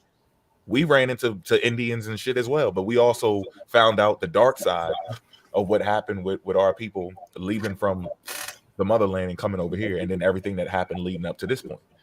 So if you don't really care about the information in the first place, you most likely gonna get caught up under one of these cults because you're busy trying to build your self-esteem and you're trying to be a superhero and some magical being that don't exist. Be a fucking human. Deal with what the hell is reality. This is reality. You took a L. You took a loss. It's about what you're gonna do after that. If you don't agree with what your ancestors, fine. Do something different. You survived. Someone got away. Whatever. We can't say nothing they did. We can't say all of the stuff they did was a failure. The people who didn't fight, you would read their story and like, what do you sucking up? No, master was so good to me. But they made it. That was the point of the people who didn't do what you would. Am I still here? No, you good, Barkin. Oh, okay. Oh, that was your feedback. I was wondering. I thought that was. Yeah, I'm trying to mute my. Oh yeah, you good. But yeah, so everybody fights in their own way. That's what I'm trying to say. Everybody fights in their own way, but we're still here talking right now. So the fighters got us here. The cowards got us here. The people who got cold feet got us here. The people who betrayed us got us here. And then it's what we do from this point. So y'all got to be very, very careful out there and don't be afraid to own whatever history you got. Because once your ego gets involved and you start becoming ashamed of shit and you might start remixing and spinning the story wrong, and then you're going to help ruin your own history. So somebody's already trying to, take your shit out of the schools. We got people in cults and stuff switching up, what actually happened in history. You already suffering from religious beliefs that people are trying to deconstruct from. And then now you have your own history that you got to preserve. So looking at all of these mistakes that people are making, now, like whatever the fuck I find in my history, whatever it is, it needs to be that. And I need to document it and just pass it on down. All that emotional shit is irrelevant because we're going to end up losing our history because we don't like what the fuck happened. Big facts. Big facts. We are the custodians of this shit, y'all, and we're going to honor it and bring you guys the real hip hop. It's the real hip hop. Yeah, man, I'm with that. Totally with it. I don't think Rob gonna show up. I think he got caught up out there, yo, in those streets. He has some business shit, I believe. Peace. If y'all got any questions, y'all can throw them. Yeah, any questions about what we talked about or anything that you want us to cover in the future? Feel free to put that in there any time period throughout African history. We can probably tackle it. I know we've been mainly on the enslavement. That needed to be done, and we're gonna continue to do it. There was once upon a time where I thought we didn't have to say anything about the slave trade because I thought everybody knew about it, right? I thought everybody was conscious enough to understand the reality of what went down. But I was sadly mistaken when I opened up this fucking app. So I felt like it's a duty to re-educate our people on the slave Holocaust. Trust what we say. We don't like talking about slavery all the fucking time, yo. Like that's not like we don't like talking about it. We know it's a dark chapter in African history, right? And we wouldn't have brought it up, but now we see young people, young folks saying it never happened, questioning where the slave ships at. So we got to go and dust the record off and set the record straight. You know what I'm saying? Because right now y'all getting played with this dumb shit like we're not Africans and this, that, and that. So that's why you see it. Because nobody wants to talk about that trauma all the time, right? But I feel like it's important though, because if we don't know about the trauma, we don't know about everything. Like we got to talk about it, and we got to get over that shit and be able to sit down in a mature setting and go over this shit like we do. Like we got to do that. So at first I used to be like, man, I ain't like when I started talking about history, the last thing I wanted to talk about was the slave trade, right? How that shit went down. I want to go into it. I was like, I've been trying to run away from it for a long time. You can look at my posts. I wasn't on this shit at first, going back. And then all of a sudden, the situation came where people started dissing the trade, and I'm like, well, I got to go back in it. I cannot let these Africans down during this part of our history by not mentioning it.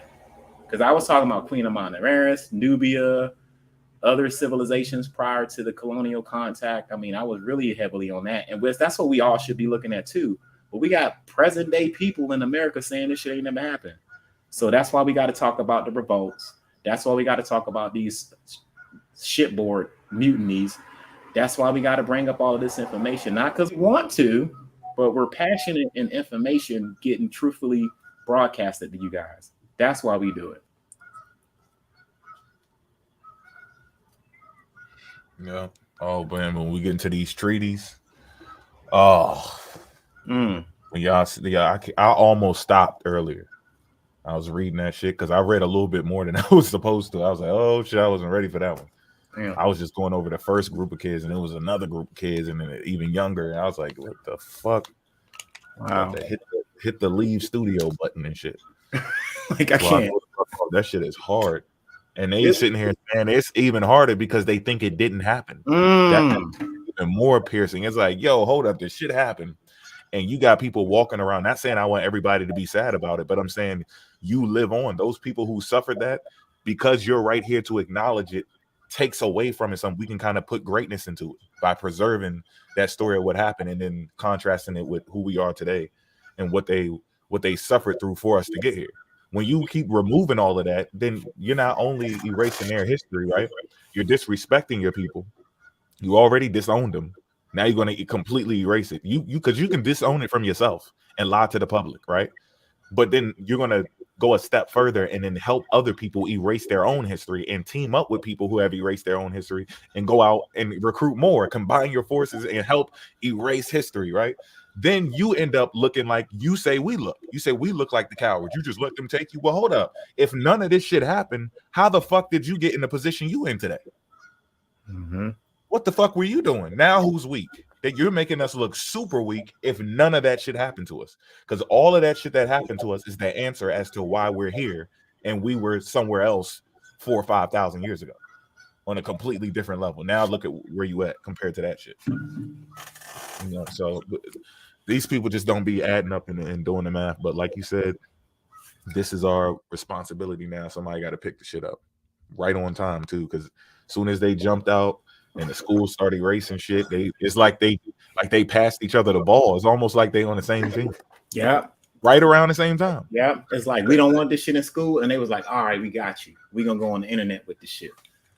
And you know, you add that up with them taking it out of school, and then you got our brothers and sisters denying it.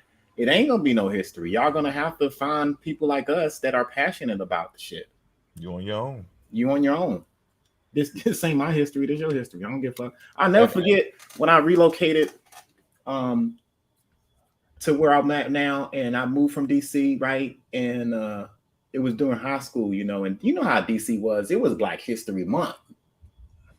You know, and it was like a pro-African era of time. I don't know. It was something about that era, man. You had a Million Man March. The motherfucking Malcolm X movie came out. You had motherfuckers walking around with African medallions, and you know, we was on some Black peace power shit. And it lingered too, not just with the holidays. It lingered. It lingered. Throwing the damn get-togethers for nothing. Like it was just the whole community shut the whole shit down. Like everybody doing it. Everybody coming through this Black history again. Yeah, I mean, you knew it. You felt that shit. You was proud to be, you know what I mean, a Black person. It wasn't no question though. I ain't Black and all that other dumb shit. And then when I relocated, and then I got to an area where they didn't give a fuck about Black history. This when I was in school, I'm like, oh shit! I'll never forget. I'm in high school. I'm like, yo, y'all don't got no Black history courses and shit. And they looked at me and they was like, what is that? And I felt like, what? I'm in school now asking for history courses. And they're looking at me like, what history, nigga? You ain't got one. And that was the biggest slap in my face that like everywhere you go, you ain't gonna learn this shit. That was my first lesson that I was in high school hearing this shit. Right? So that was my responsibility to find my own African history at that time.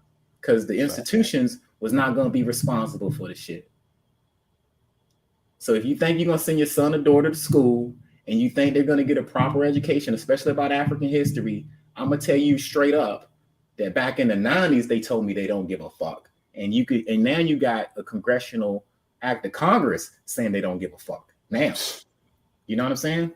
So y'all are on your own, like Mo said. And it's only gonna take dedicated brothers that you see here that are really passionate enough to go in there and do it and provide this out. If you don't give a fuck, nobody else will. That's how it goes. So thank y'all for supporting. Share these videos and stuff like that and pass the information out, because no one gives a shit no more. Not your school, not your state, not your county. They don't give a fuck about your history. They don't give a fuck about whoever was on them slave shit. Who cares? It's over, right? Mm-hmm. No one gives a fuck. We the only ones that really care. So if if you're passionate enough about it, you're fine with it. We was trying to tell them some shit, in a polite manner. It was like, nah, that shit ain't happened. Last night, that shit ain't happened. I don't get into that shit. What? Mm-hmm. That's our history. We could you could disagree with it, but we at least need to talk about it. You need to go over it, because you just saying the shit don't exist and that you don't get into that. Yeah, I don't get in that. You just hang all of that shit up. I don't get into that. That is this. What the fuck are you talking about? I only get what got lost and don't understand what's going on because you don't know your damn history. That's his story. That's not my story. I'm like, come on, man, with the dumbass shit. Right. We can understand that slick talk. Oh, you talking about his story? Like, come on, bro. This ain't 2006. Shit, nigga. That shit ain't gonna work. They hitting us with the old Moorish tag. Right. Like, we heard that shit all. That's his story, right? We already been through that, and we went to and saw that it was our story. That's his story. I'm gonna make my shit up as I go. Right. He tried. So that's the dumb shit. But y'all know they whitewashed stuff. Attempted. Mm-hmm. They attempted to whitewash all of these things. We got to be careful with what we're saying, man, because this is what happens when anybody can just spread knowledge to people like quickly. You can't even see, before you even get to your child's phone, somebody already in their ear. Yeah, you were always in America.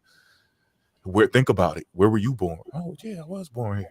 You don't know no Africans? I don't know no Africans. Yeah. Your kid gone. That's their mind gone. Got they playing games. And don't know how this shit works. That's that 125th Street. Trying to catch a woman this week. You gonna get pimped out here, yo. They pimping y'all, yo. I'm telling you. Smackings. Yeah. You pimp smack. And your mind, you're gonna lose your mind. This app will make you, that TikTok app will make you lose your mind. For sure. Well, shit, y'all. Do we got anything else? I mean, are we done? This feel like it's early. We never did get this on this early. This is wait, there's more. Oh shit. I was like, yo, this ain't bad though. I think we're doing good by cutting it. I think we got the potency that we need. We cut it a little bit. We're trying to get a good time where we can put all this in here. We want to break it and cut it. We hate to give y'all all day, even though we don't give a fuck.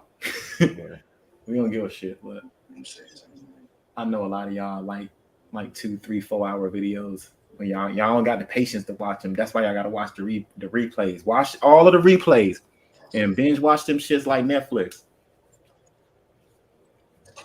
Get that knowledge.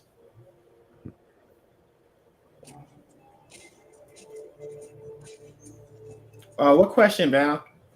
It's important reading the comments. What question? I'm sorry, I didn't catch that.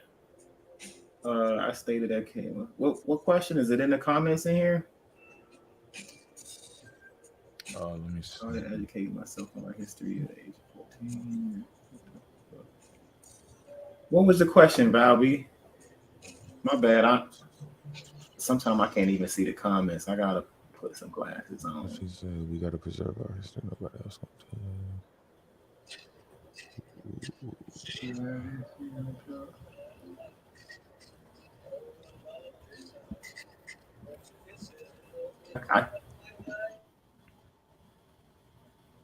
Is it possible to organize a group trip to Africa? Yeah, it's very possible to do that. Yeah, that's what we was talking about earlier. Man. Yeah, I'm interested. I I got like I only got a certain amount of time per year where I can take a good amount of time, and usually it's around Christmas. But yeah, I'm down with organizing African trips and doing that, especially educational ones. We can go to Ghana. We can go to the Door No Keep Return. the Christmas tradition going. We shouldn't be doing shit on Christmas. Anyway. Yeah, exactly. You know what the fuck we was doing? You know what we was doing on Christmas, nigga. Right. The niggas are rising. We gonna rise in the plains now. I'm trying to go. I'm like, I'm down. Like I'm down. We can do that. Like in the future, that's kind of what I want to do. And we can even start locally too. We can meet up at the Met Museum in New York, and do a tour there to get some of, you know what I mean? There's a couple of spots we could do first here and see how that go first. And then later on down the line for the big shebang, we can do a trip to Africa. Totally down with that. And connect over there and see if we can do some tours and make it educational. We can have fun and then make it educational. While the money's still good. Right. This shit is fucking golden over there, bitch. While the money's still good, yeah. So get it in. And go over there and network and just talk. You know, I'm not gonna be fearful of what all like, because sometimes you can hear a lot of crazy shit, and until you go there and see for yourself, it's just hearsay. And I want to go. I'm not gonna be over vilified or let the vilification of Africa deter me from wanting to talk to my brothers and sisters over there. But yeah, as far as planning the trip, yeah, I think that is a good thing for us. I think everybody on the panel wouldn't mind, unless we, especially we got a good time frame where everybody can like save and be able to do it, but make it educational. That's how I felt when I went to Kemet. That was a long ass trip. That shit, Canada, motherfucking Paris, Greece, Rome, like damn near every fucking European country before you get over that bitch. And then you get to Cairo and get all, that was pretty cool getting in there. But that's Islamicized, so I had to deal with that shit too. But they was all right. I just was over there for the information and documentation and stuff like that. So I was cool, felt safe and stuff. But since then, I'm like, I've been calling me again. Like I want to go all over. I was gonna go to Kenya, but something happened where I couldn't go to Kenya. That's why I was trying to practice Kiswahili. But Kenya's nice. South Africa's nice. Tanzania is nice. Congo. There's a lot of places. So I think we'll be able to do it. Hang on, man. My brother trying to call me, y'all. Y'all go ahead and talk among yourself. Yeah, that's definitely something I'm definitely into. I already told my kids, like, we got to go over there for the next trip. We can't just be bouncing around in America going, oh, we're about to go to California and go, like, what the fuck are we doing? Like, we got to make this shit educational at some point. Because and now, especially with what's going on now, it's way too much bullshit going down. It's way too much. So we need to get their eyes on this shit in real life, and we're capable of doing it. We got people who took over ships and turned around. They sunk. They made bombs. They, escaped when the squadrons was chasing them down. They sabotaged the ship. They teamed up together, used the women to get the guns and all this. You see all this shit we going through. They did that. All you got to do is stack up a little bit, hop on the flight, get a side hustle, whatever the fuck you need to do, hop and roll out.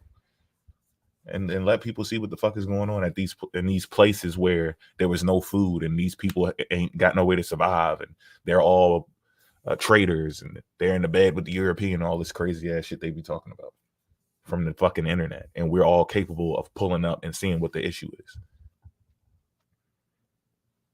These last 3 generations we supposed to be the most gangster hardcore people for black consciousness and black liberty and all that shit, and we over here just running our mouth. Let's move around and see what the fuck is up.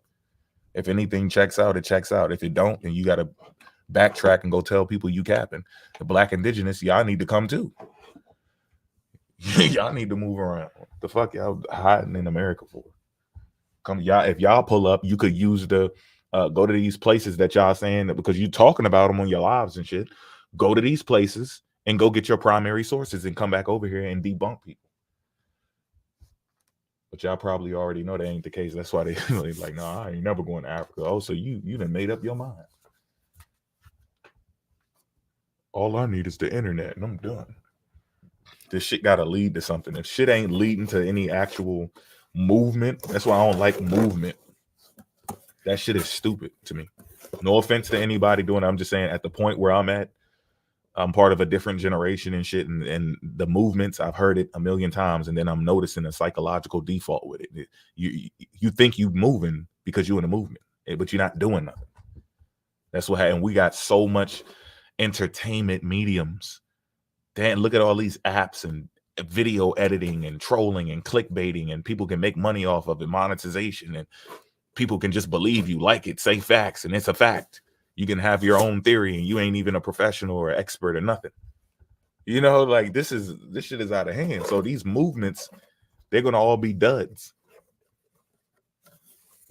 And now it's time to just move. You got to actually start doing shit. Be arguing at somebody about a goddamn genealogy and DNA test. Your ass better make sure that you got your kids shit straight, and they grandparents and everything, your grandparents or whatever, both on both sides, the father and the mother. You know, get your shit straight. That's the first thing that should pop up in your head. Boom. That's what happened in my house. Like, oh, hold up. We was doing our shit slowly, you know, here and there every few months, you check in, see what we can dig and find. But we went, after we seen this, we said, oh, hell no. Before you even get to my kids, we got to hurry up and get this shit documented. Now we need to go get a fucking file cabinet. So, hey, if you let them, don't use your mind if you want to. Don't claim your history if you want to. Don't claim that history. Don't claim your DNA. Don't claim none of it. Somebody gonna take it. They will take your history, and it ain't up for grabs. They will just snatch it from you while you sleep. They on TikTok taking your identity and you snoring and shit.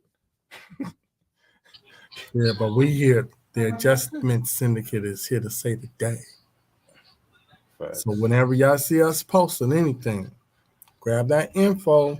If y'all got to do your genealogy in the hard way, do it the hard way to make sure it's accurate. Don't do some flyby overnight. Somebody said they can do your genealogy, and the next day they give it to you. No, because it's going to be inaccurate. So it's like, hell, it could be a lifetime event of getting your genealogy. All the people in your family, on your mom's side, your dad's side, all of that. But at least when you do have it, you got a collection to leave a legacy down to the people that's coming after you in your family. So they won't forget who they are and where they come from. So you won't see them on TikTok or another social. Some other app. They're going to have holograms. They're going to have holograms. They're going to be looking. He's just going to look at his wrist. It's going to be a dude standing there with feathers in his head, hovering over his wrist. You know that you were here in America. Facts. And now the natives are helping them. So I emailed. I'm trying to get in touch with Night Wolf. My bad, Night Wolf. I want to see what the fuck he's talking about. Because he's sitting down with Farrakhan talking about something. Yeah, you know, you guys were already. If you go into a mosque, the first 3 people you touch, you know, those could be Native Americans. Yeah, gonna be in the same because they were here before slavery. They were nigga, no sources, just sitting there freestyling with each other. The hell, how you come to that conclusion? Then I seen another video. I think one of y'all played that up here. That wasn't a black person saying that shit. That was a native. Yeah, you guys came here and you were always like, we were here together. No, and I seen them on lives. They're agreeing with them. No, but guys, they are right. With what information? If you cool, I'm not trying to say like don't be saying that, you know, if that's what you were taught, but show us the documentation. Show us one of them head chiefs, you know, that's really speak that, they talk that talk. And we know like, okay, yeah, this is some different shit. We gonna know, like, let's hear the story. If it's oral or y'all got it written down, let's see where that's at. Y'all can't be up here freestyling just because y'all part of the elite. DJ, cut the You beat. still freestyling. Yeah, we're gonna get this shit right. It might take a minute.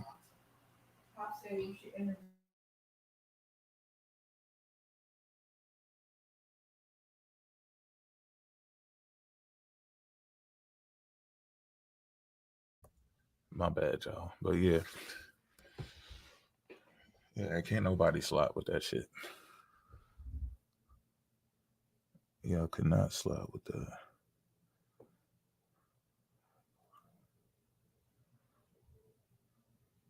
Right? I don't know how that shit is impossible. That's why they got to tell so many lies, because they got to cover up all of the evidence that is available. The lie is just, you know, smearing shit over. The truth is there. They just make up some bullshit. You got to use the truth to make a lie anyway.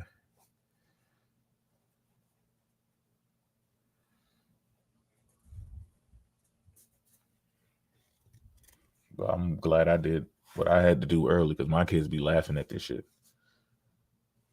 Are those adults? Yeah. That's what my kids ask me. Are those adults? Are you doing a class? Are those adults? These are grown ass people, man. Right? Thinking they debunked us and shit, and they don't have no information. They just talk. My kids be asking, well, what's wrong with them? What's wrong? What the fuck is wrong? Somebody give them some milk. They need that almond milk. Some breast milk. Yeah, they need that. They need that Edar milk.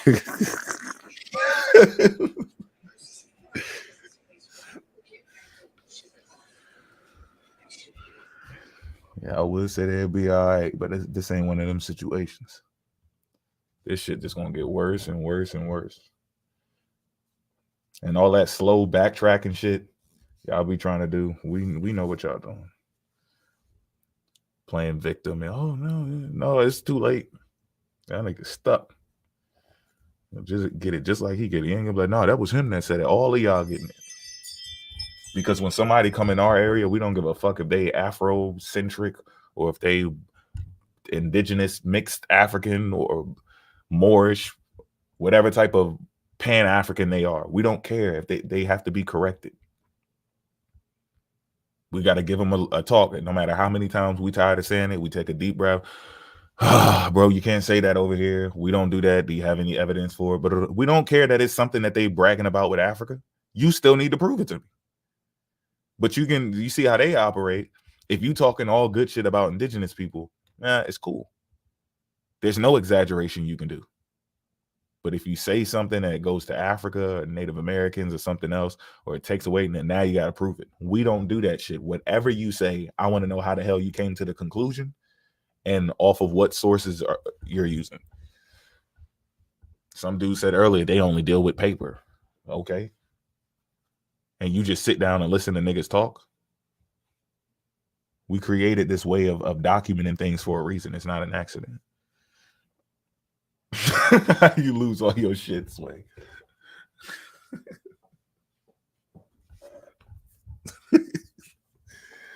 Lost everything. They took it from us.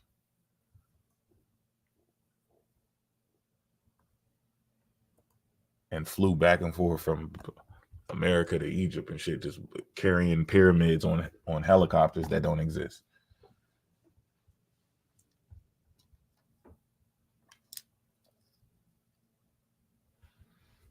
They took all of y'all from, since it happened in reverse, they took like 15 million of y'all from America and dropped y'all off in Africa, and y'all never came back. But y'all were traveling around the whole entire world.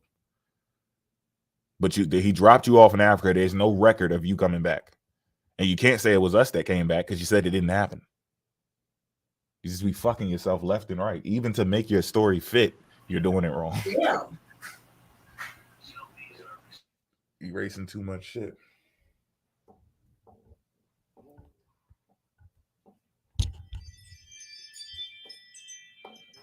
They're not ready, bro. They don't want to. They can't deal with this information on a scholastic level. They just, European. You got the information from you. Got your information from the European also. Our shit's been credited. You can't debunk the transatlantic slave trade just by saying it's not real and you got your information from a European. Because they idolize you. Listen, y'all, in Black indigenous community, They idolize the European because some of them say that they have European ancestry, and then they shame the African. So if you're going to use the white man's information and then you accept him as being part of your family tree, then hey, you already playing a bias. We don't accept the European into the family tree. We know he's there. Some of us know he's there. That don't mean we accept him. We don't. And the reason why we got to use his information because y'all using this information. You got to debate an artifact with an artifact. You got to debate a source with a source. You got to debate a date with a date. If you got to debate anthropology with anthropology, archaeology with archaeology, paleontology with paleontology. They can't do it. They have no leg to stand on. They just, oh, look, see, in 1638, this guy wrote a book talking about the native, and this is what he said. Read the rest of the damn book. Don't just stop at one paragraph on the page. Read the rest of the book, and it's going to debunk you. They're not ready. That's why they don't show up. We can dabble in whatever. If they want us to make them the Kool-Aid, we'll make them the Kool-Aid. It ain't gonna have no sugar in it. Let me make it for them, bro. Oh, It's cool air. There's some salt in that mug. Some they salty asses. No, some fucking salt. That's just that new Kool-Aid. It's called Invisalade. You can't see it. Oh shit.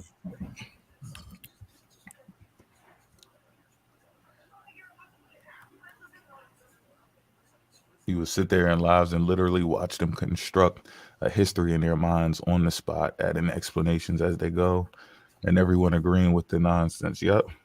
That shit do be funny.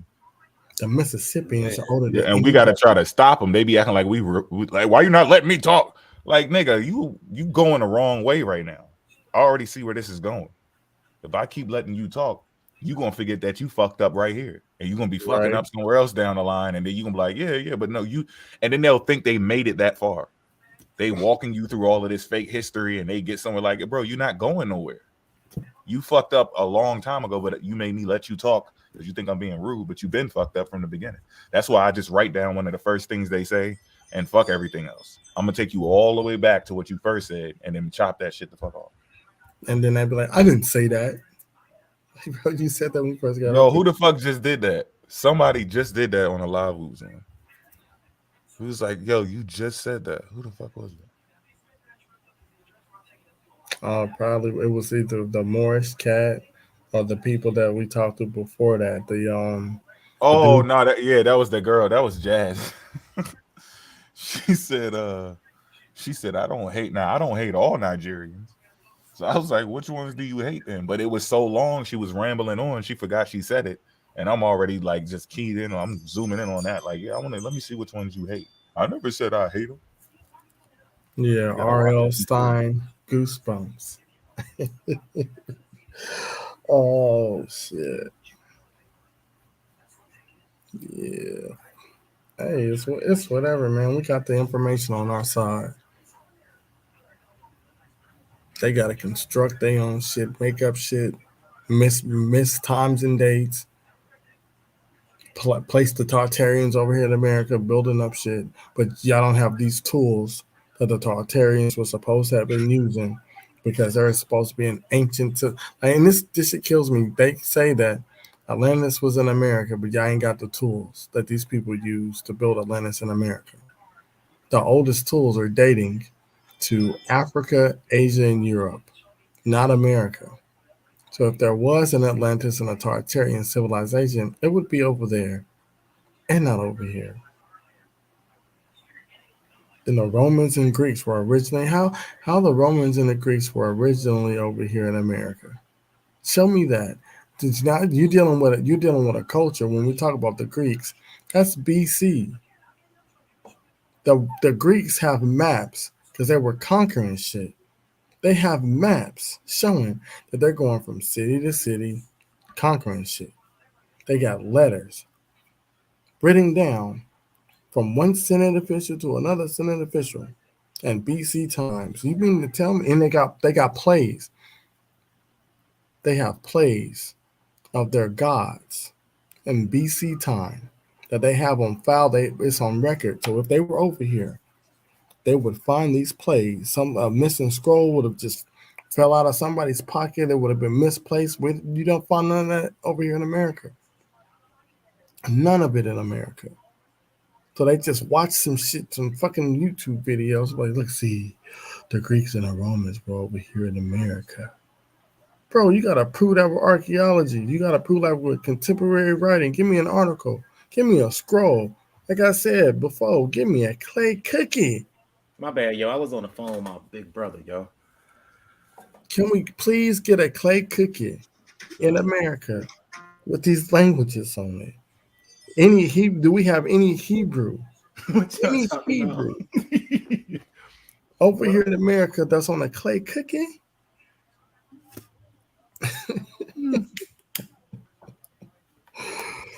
That thing the Greeks and Romans was over here. Okay, so show me the money. How they make this money over here in America when they didn't have a furnace. They weren't smelting iron. They weren't smelting brass like that over here in the Americas before the European came over here. So now you got to show me this before that they were smelting brass. Because this is what they used to do over there in Rome and in Greece, right? They would smelt the iron, then they would have this thing that they would have. They would get a hammer, right? No, they wouldn't get a hammer. They would actually hit the coin with the metal device, and that's how they imprinted the logo on the money. So when you grab any coin from Greece and Rome, no two coins is gonna look exactly alike because they hand did it. They would grab the iron coin out of the furnace and set it on its flat surface. Then they would grab this iron spike and then they just smash it. So none of them are going to be identical because they hand did everything. So now you got to show us that over here in America during BC time. Can y'all do it?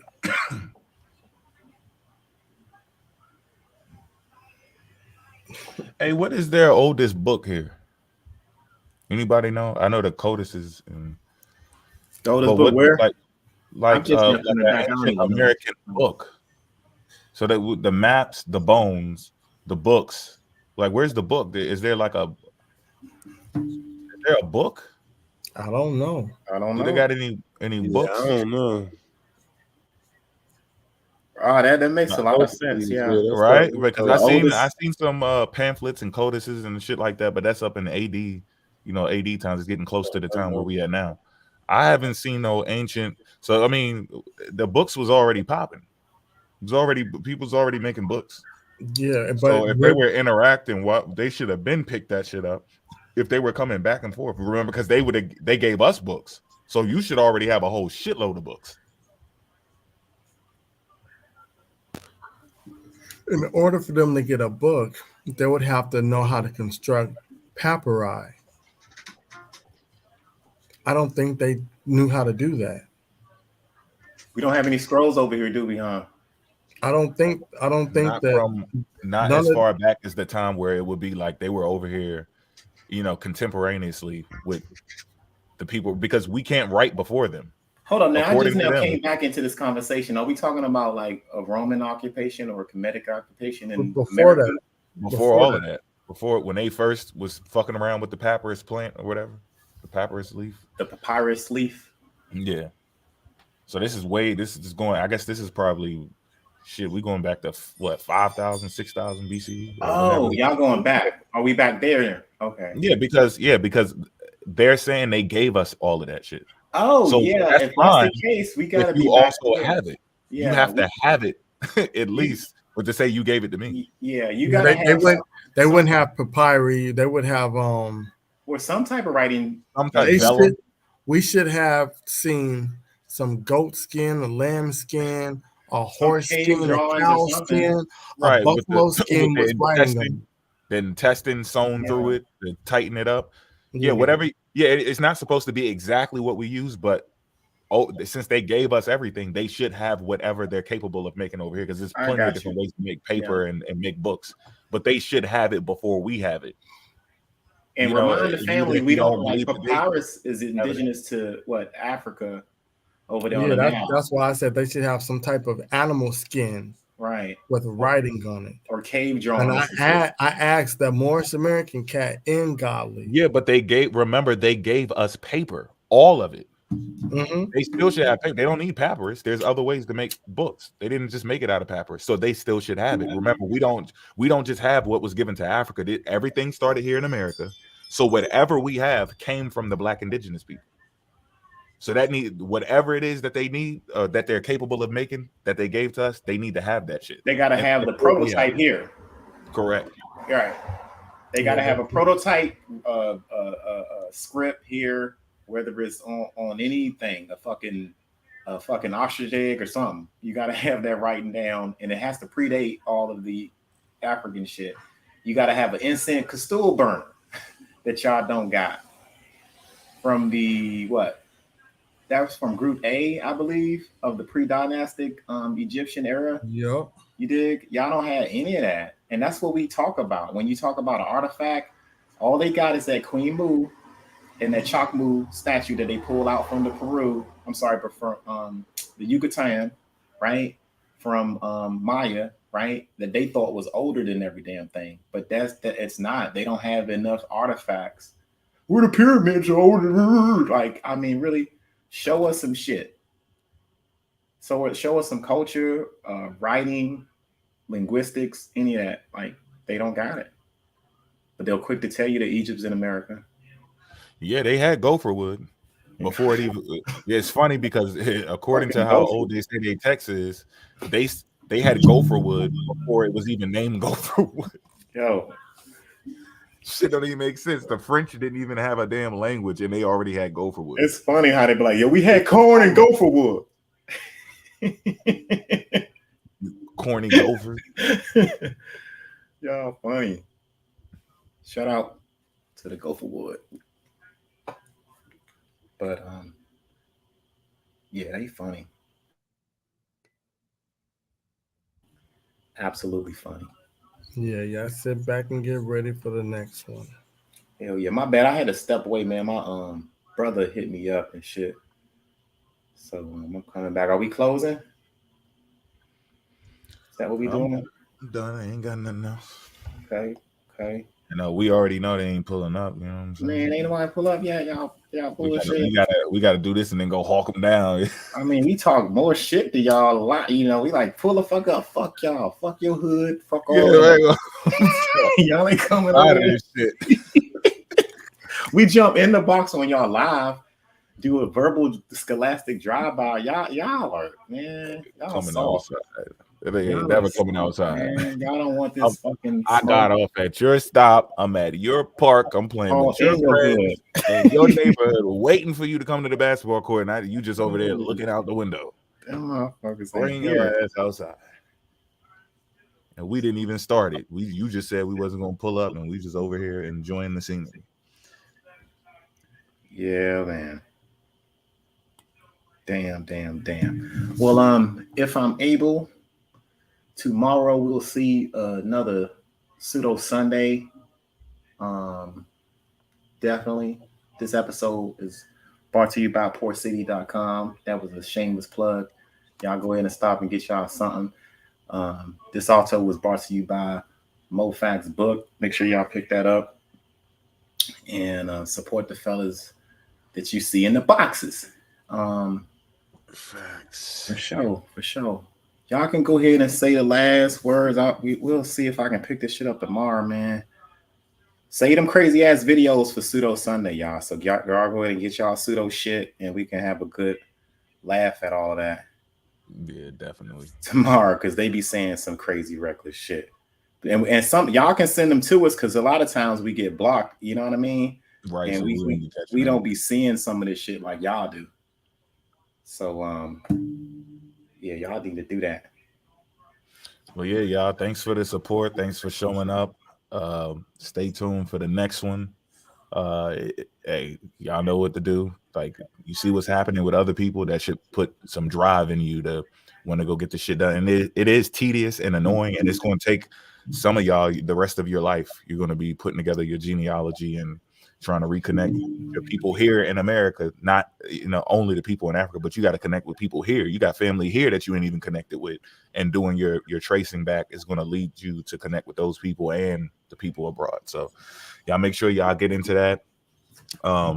Y'all stay tuned. I'm gonna make an announcement for when we're gonna do the Devil's Background chapter. I got 2 more people left that still need to get the book. I'm just trying to get the address from them, so I got to go hunt them down on TikTok and find them, because some people like missing in action right now. It's a couple of people we ain't seen in a while, but once I do that and everybody got their shit on the way, I'm gonna schedule it so that everybody can read along. And remember, everybody, for the finalized edited version, if you already have it, make sure you keep a note of it, receipt in your email or whatever that you got, screenshot it, because all of y'all going to get this other one that's coming out by the better editor for free.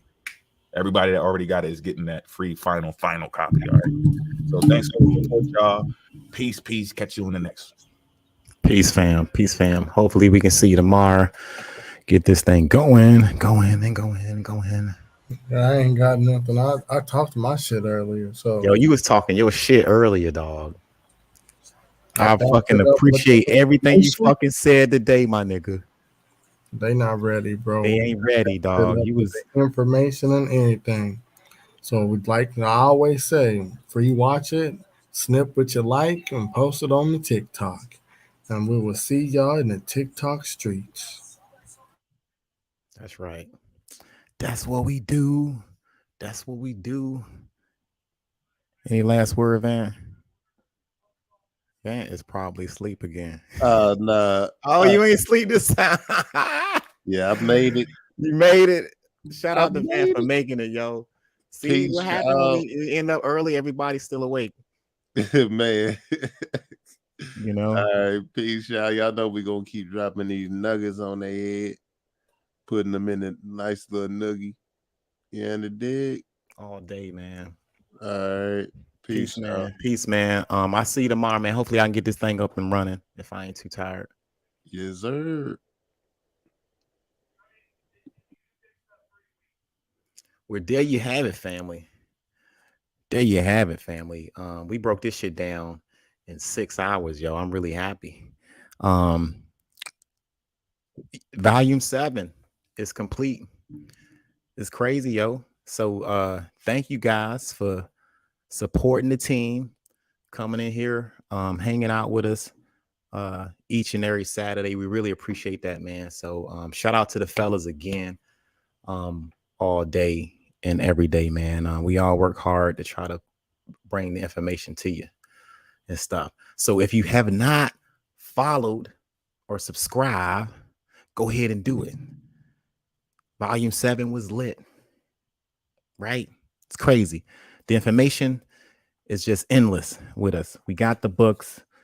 We all over this shit, okay? So keep hanging in with us, and we appreciate you guys. Shout out to everybody in the chat. We got Patrice in the chat. Shout out to you. I appreciate you too.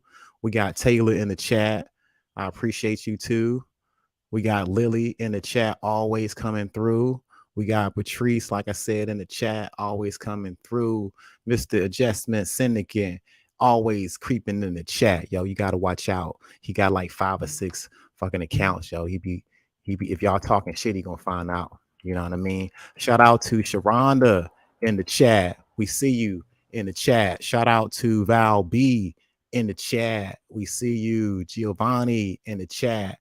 We see you guys. All you guys making this show what it is. Patrice in the chat. We see you. Thank you guys for all y'all support, for everything you do. everybody is welcome on this joint. Okay. If you haven't already, stop by portcityvibe.com store and get you something nice. Thank y'all for keeping me busy. I'm gonna start putting these joints out. Just like my next joint, we got the red right here. Check me out. Okay. I don't got them in yet. Y'all just now seeing them for the first time. And of course, we got these and the black ones. Okay. So stop in, get you something nice. Thank you for supporting the team. Folks like you help us get the books, help us write the information down that we write. It ain't easy having a microphone and having all this equipment to be able to go back and forth. Like I said, we sacrifice a lot of our time. So we definitely appreciate your guys' support.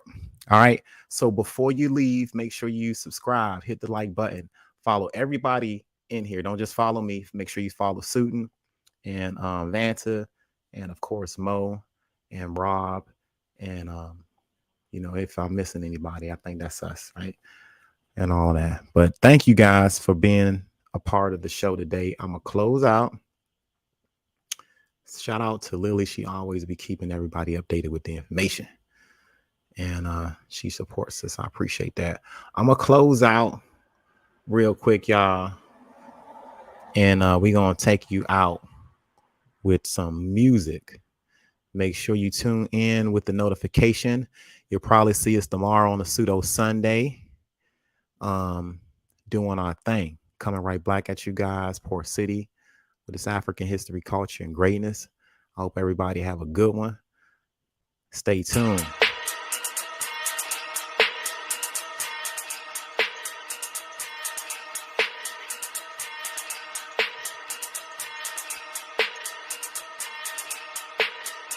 Let us roll.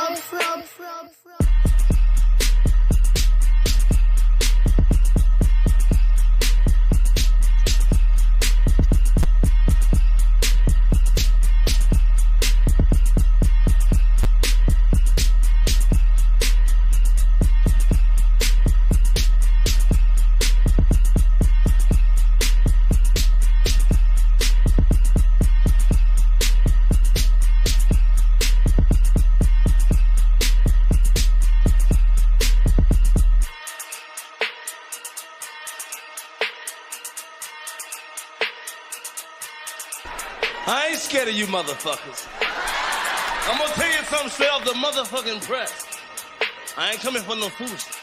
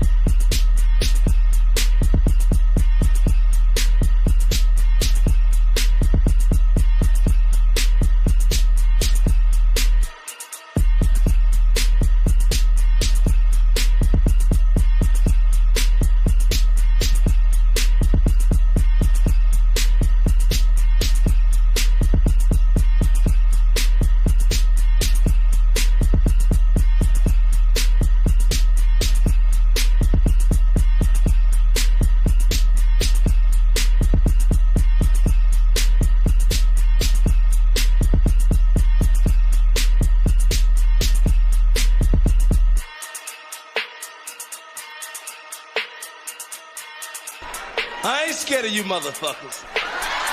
I'm gonna tell you something straight off the motherfucking press. I ain't coming for no foolishness.